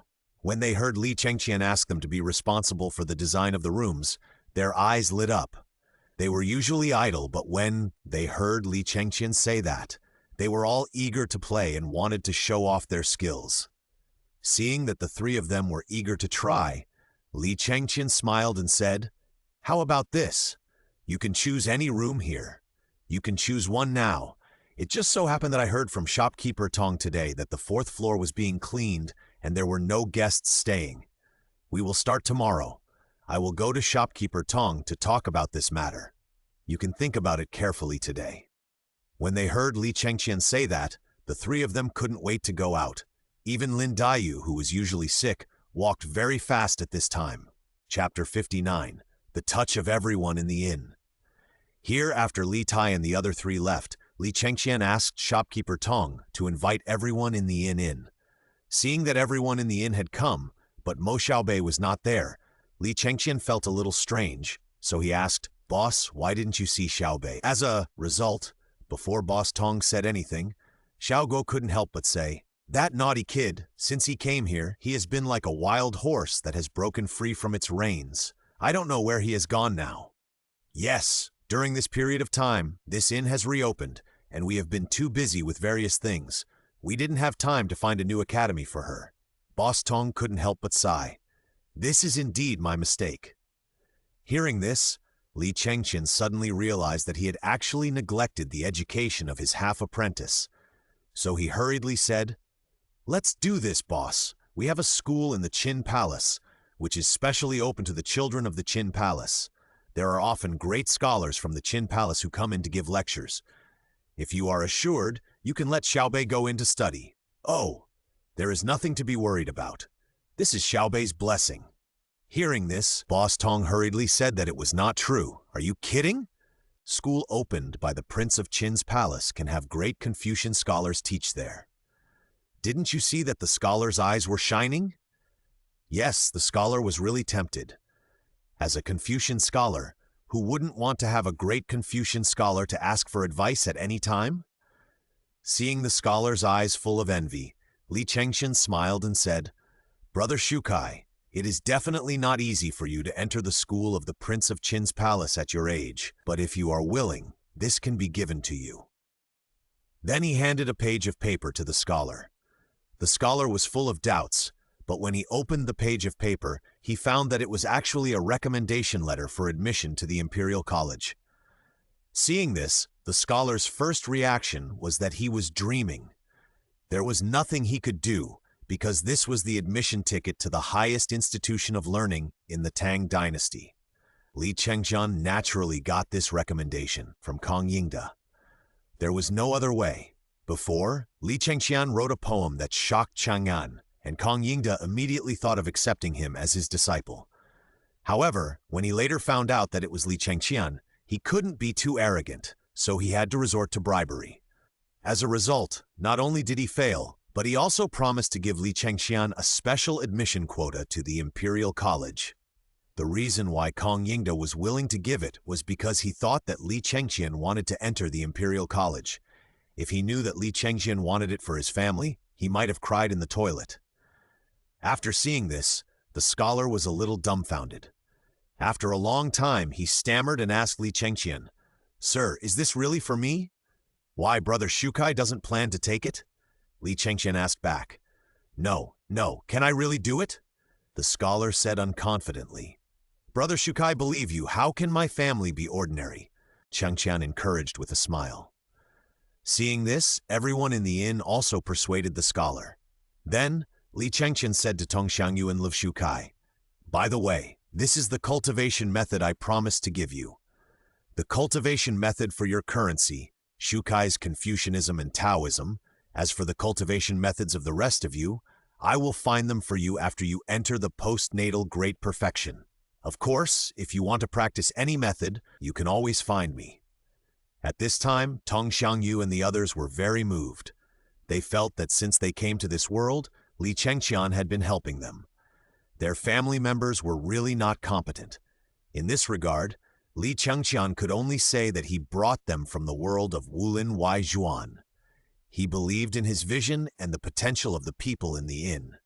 Chapter 60. After the satisfactory Pingu Yidianhong, Li Chengqian planned to enter the world of Wulin Waijuan.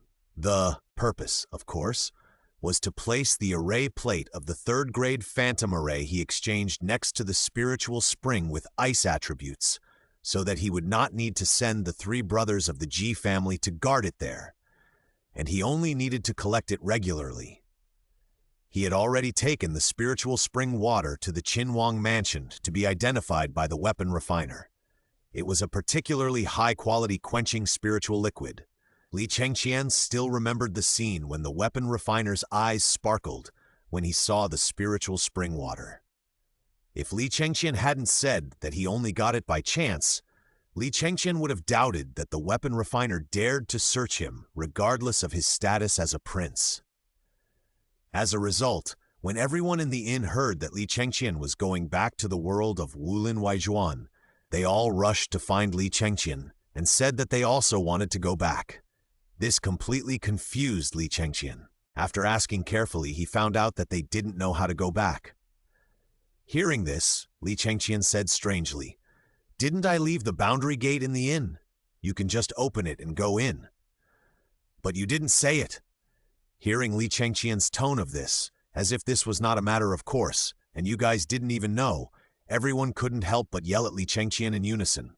Finally, because they knew they could go back anytime, everyone gave up the idea of following Li Chengqian back now. Only Dazui said that he really missed his mother and his Huilan, so he decided to leave now. At this time, Li Chengqian suddenly thought of something and asked the system in his mind with a guilty conscience.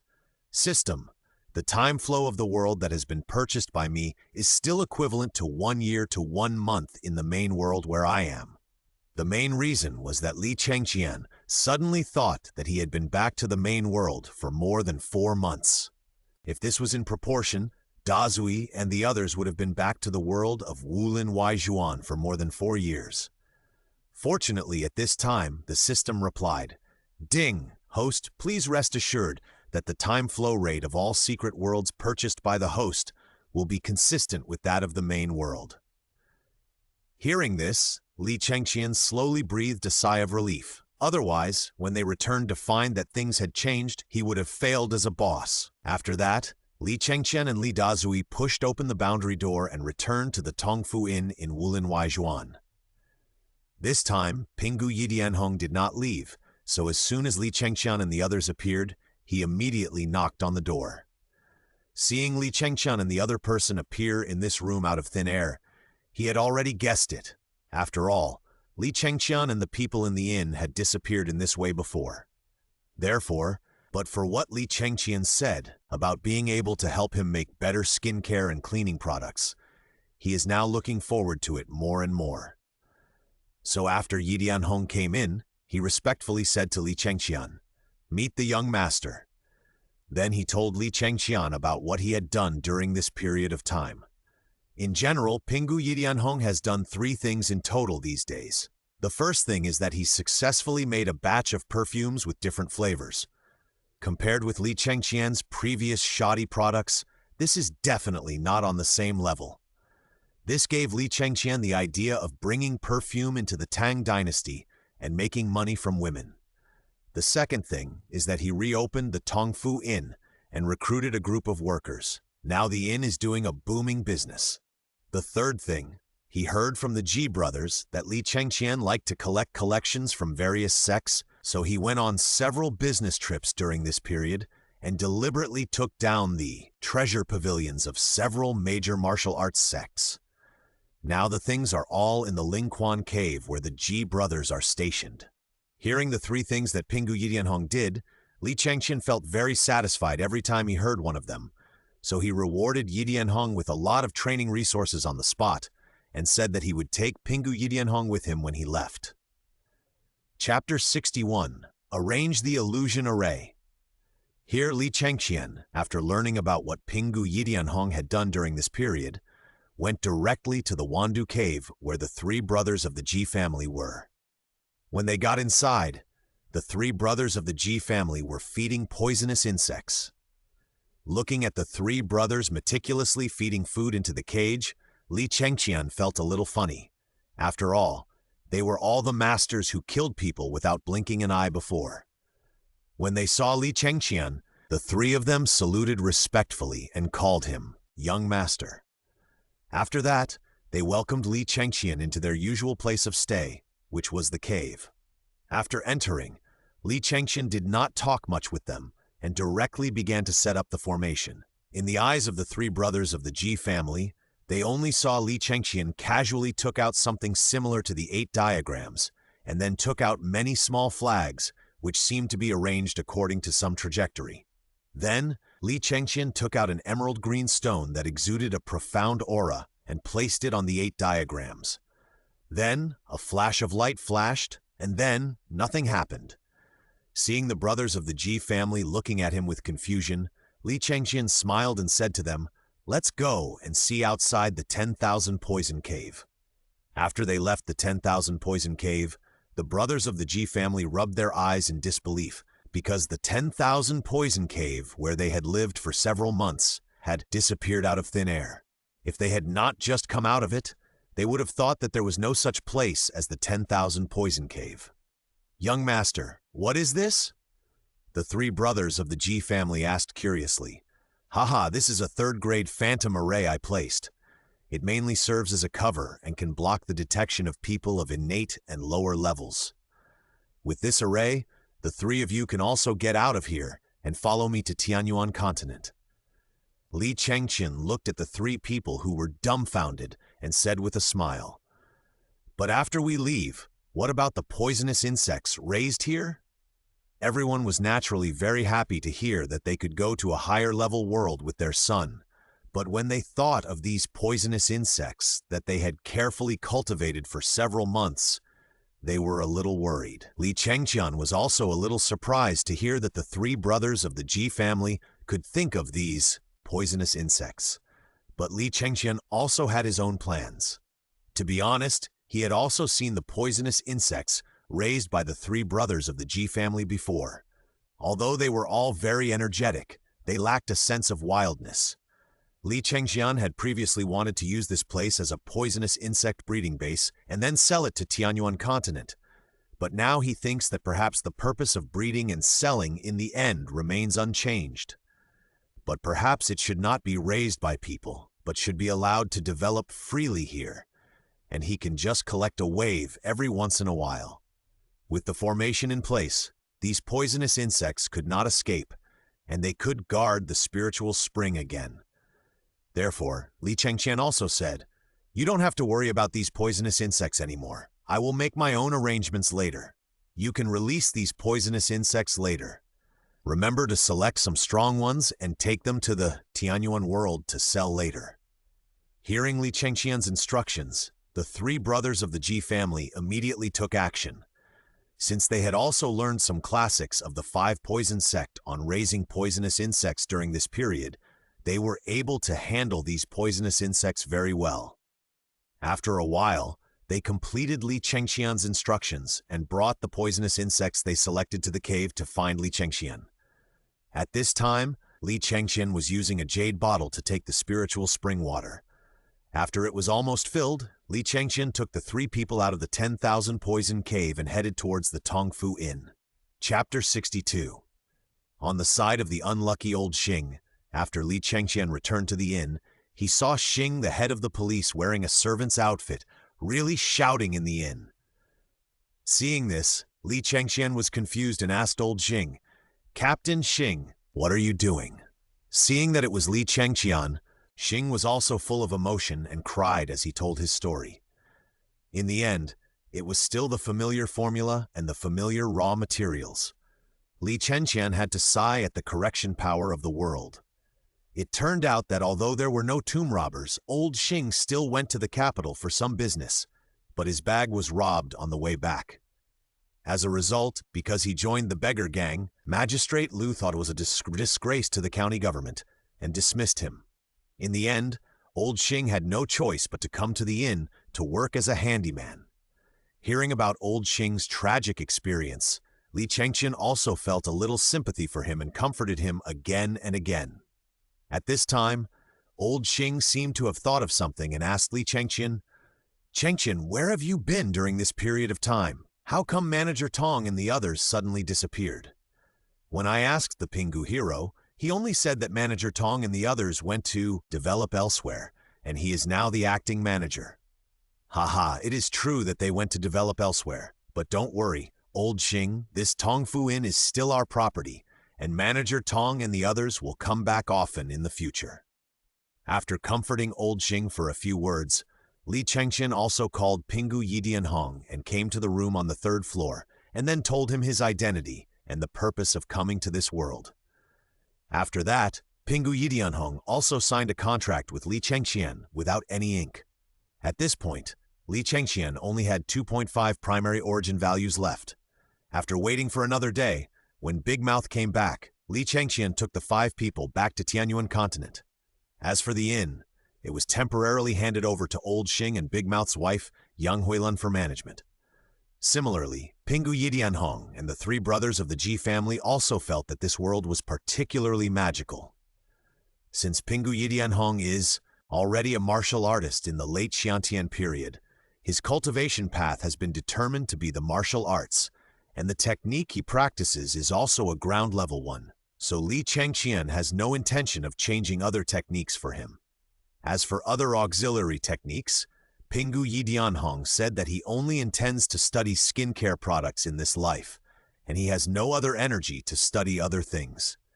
Li Chengqian didn't say much about this. It's not certain that Pingu Yidianhong can create a secondary cultivation path. Moreover, Pingu Yidianhong's greatest value to Li Chengqian is his technology for making skincare products. Li Chengqian is always planning to make money from women. As for the 3 brothers of the Ji family, they also have the cultivation of the acquired great perfection. After Li Chengqian gave them a set of ground-level cultivation techniques and 1 Xiantian pill for each person, they also began to break through the Xiantian realm. As for auxiliary cultivation, these 3 guys became interested in the way of poison because of their experience of raising 5 poisons in the 10,000 poison cave. Li Chengqian was naturally willing to help them. Anyway, Pingu Yidianhong had robbed enough resources from the world of out-of-martial arts before, and Li Chengqian can now go to the Qin Palace to exchange for enough points.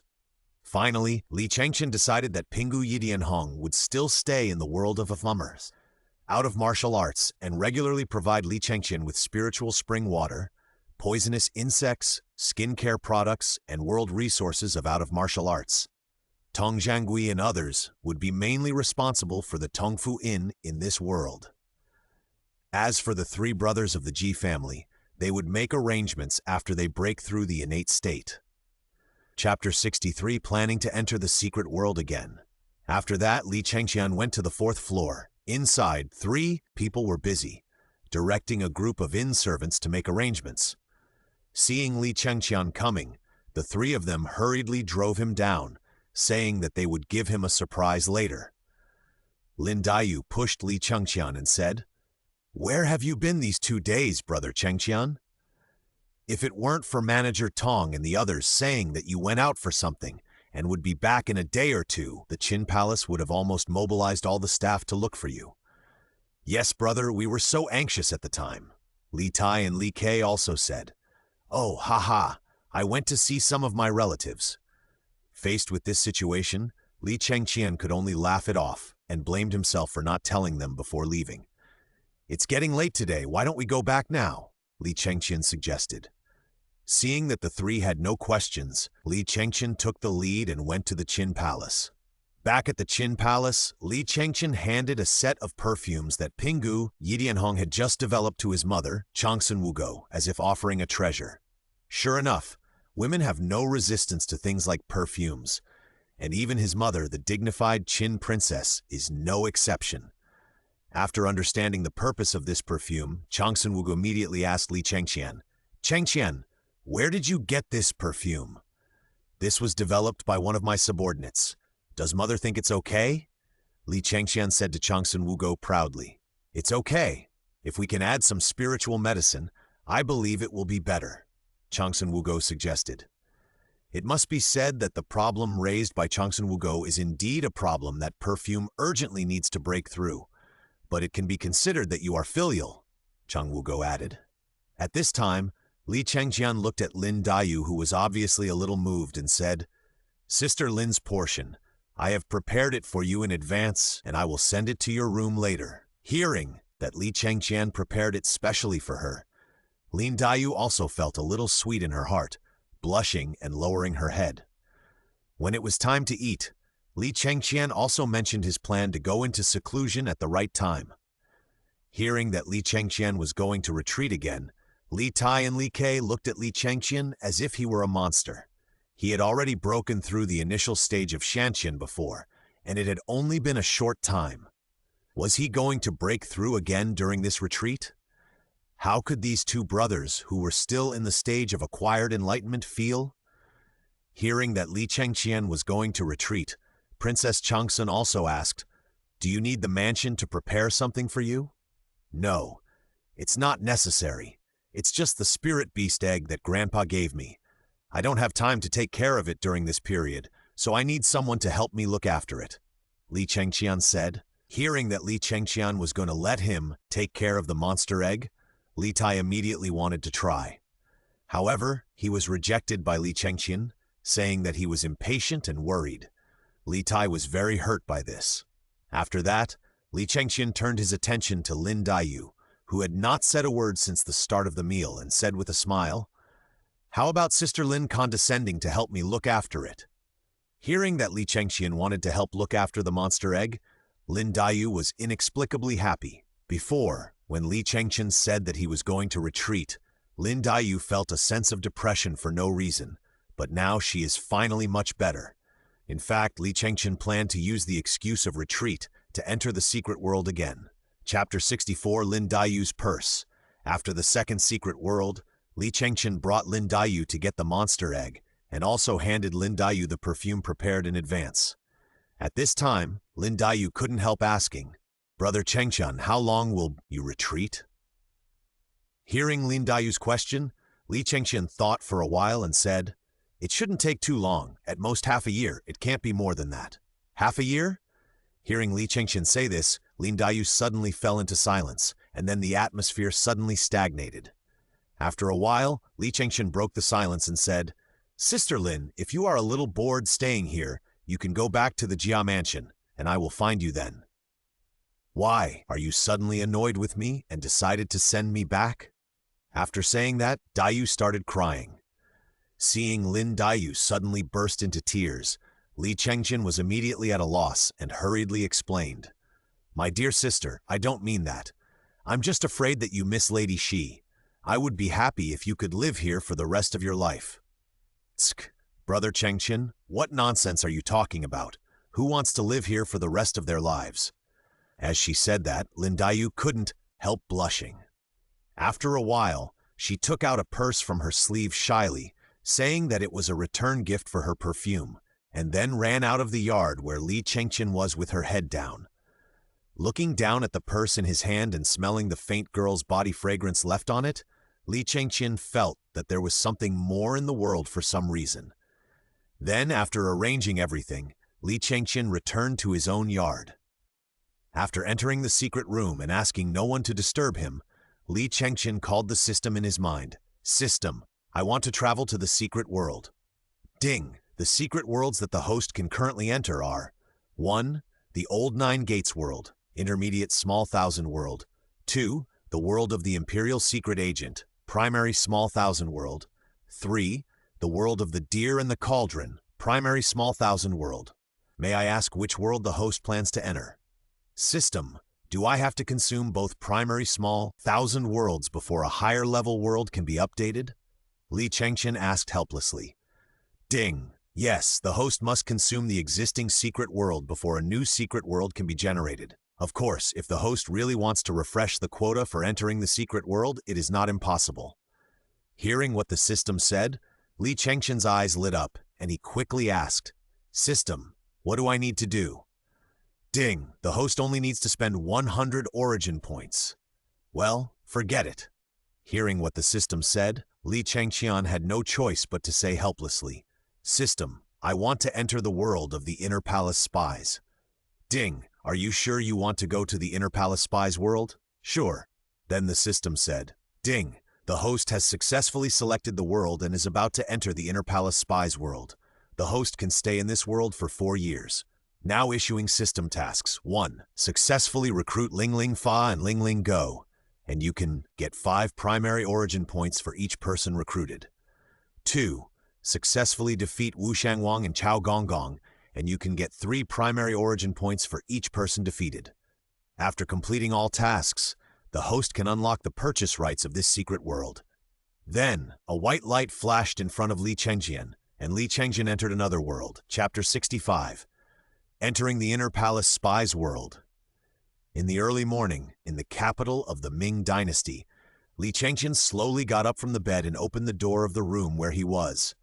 He saw a man in white clothes carrying a medicine box and opened the door of the courtyard and walked in with a lonely look in his eyes. Brother Fa, good morning. Li Chengqian asked the man. Well, Chengqian, good morning too. The man forced a smile. Seeing him like this, Li Chengqian walked over, patted his shoulder and smiled to comfort him. Brother Fa, what's the matter? Didn't I hear that you went to the top of the Forbidden City to capture Shimen Chushe and Ye Gucheng last night? Didn't you catch them? Alas, it's hard to put it into words, Chengqian. Do you think I'm particularly useless? Just after he finished speaking, he saw a graceful woman walked out and shouted husband to the man from a distance. So the man patted Li Chengqian on the shoulder and said, Brother, I'll talk to you later. Then he adjusted his expression, smiled and greeted him, calling him wife. Looking at this scene, Li Chengqian couldn't help but sighed. It's really hard for my brother Fa, but the relationship between brother Fa and his wife is really good. A few days ago, after Li Chengqian entered this world, he happened to see Ling Lingfa being beaten up on the street on his way home at night. The reason was that Ling Lingfa, as a gynecologist, had touched his wife. Because of his understanding of Ling Lingfa, Li Chengqian taught those people a lesson. After that, Ling Lingfa took Li Chengqian to his home on the grounds of repaying a favor. In this regard, after understanding what happened, Fa's wife insisted on letting Li Chengqian live at home. Here, after Ling Lingfa had been with his wife for a while, he came to Li Chengqian. When he saw Li Chengqian, he returned to his previous miserable look. Seeing this, Li Chengqian asked, Brother Fa, what happened? Did Shimen Chushe and the others gather you? Alas, no. I am Ling Ling Fa, a member of the Baolong clan, and I think I am a great inventor. But why doesn't anyone recognize me? When Li Chengqian asked about the decisive battle last night, Ling Ling Fa did not answer directly but complained to himself. Who said that? I recognize you. Li Chengqian suddenly said, Do you recognize me? Then the two looked at each other, and suddenly a special aura seemed to gather around them. Husband, Chengqian, it's time to have breakfast. At this moment, Fa's wife's voice suddenly came, breaking the silence. Then both of them realized that the atmosphere just now was a bit strange, and they all laughed and walked towards the dining area. At the table, Ling Lingfa was drinking porridge while introducing his inventions, such as prosthetic hands and shoes with brooms and shovels. Then he looked at his wife and Li Chengqian with expectation and asked, How is it? As a result, Ling Lingfa's biggest fan, his wife Fa's wife, immediately smiled and said, Great, husband. Then she began to talk about how these things could bring her convenience. Li Chengqian, who was sitting on the side, felt that he didn't need to eat breakfast. He had eaten this wave of dog food. Then, both of them looked at Li Chengqian. Li Chengqian had no choice but to say, It's really good. The idea is very advanced. You are worthy of being my brother Fa. He did feel a little weird in his heart. Ling Lingfa's inventions did seem a little advanced. If we enter the era of electrification, they will probably have a big market, Li Chengqian thought to himself. Chapter 66, Master Ling Lingfa and Apprentice Ling Lingo. Then, Ling Lingfa told the story of how he went to the top of the palace alone to capture Shimen Chushui and others last night, and then said with a gloomy face, "These people are really something. They claim to be heroes, but they used a broken book called Tianwai Feixian to fool me, making me look bad in front of His Majesty today." Husband, they gave you Tianwai Feixian. Why did you look bad in front of the emperor? Mrs. Fa asked with interest. I thought it was a secret book. It just so happened that the emperor wanted to test the fighting power of our Baolong clan this morning. I practiced all night, but it didn't work this morning. Ling Lingfa said angrily. Brother Fa, peerless martial arts are not cultivated in this way. How can it be achieved overnight? You didn't eat a magic pill. Li Chengqian complained helplessly. But I think this broken book is definitely not a martial arts secret. He threw a book on the table angrily. Seeing this, Li Chengqian directly opened the book and took a look, then handed the book to Ling Lingfa and said with a smile, Brother Fa, you really wronged Yegu Cheng. It can be seen that this Tianwai Feixian is a genuine product, and its level is not low. The reason why you can't drive it is because you don't have internal strength. Is that so? Hearing what Li Chengqian said, Ling Lingfa put away the secret book thoughtfully. At this time, a dark-skinned young man ran in, and as soon as he entered the door, he shouted, Master's wife, why don't you take me with you for breakfast? Then he sat down next to Li Chengqian without hesitation and filled himself with a bowl of porridge and started to drink. At this time, the dark-skinned young man seemed to have just seen Li Chengqian and asked in confusion, Master, is there a guest at home? This is Li.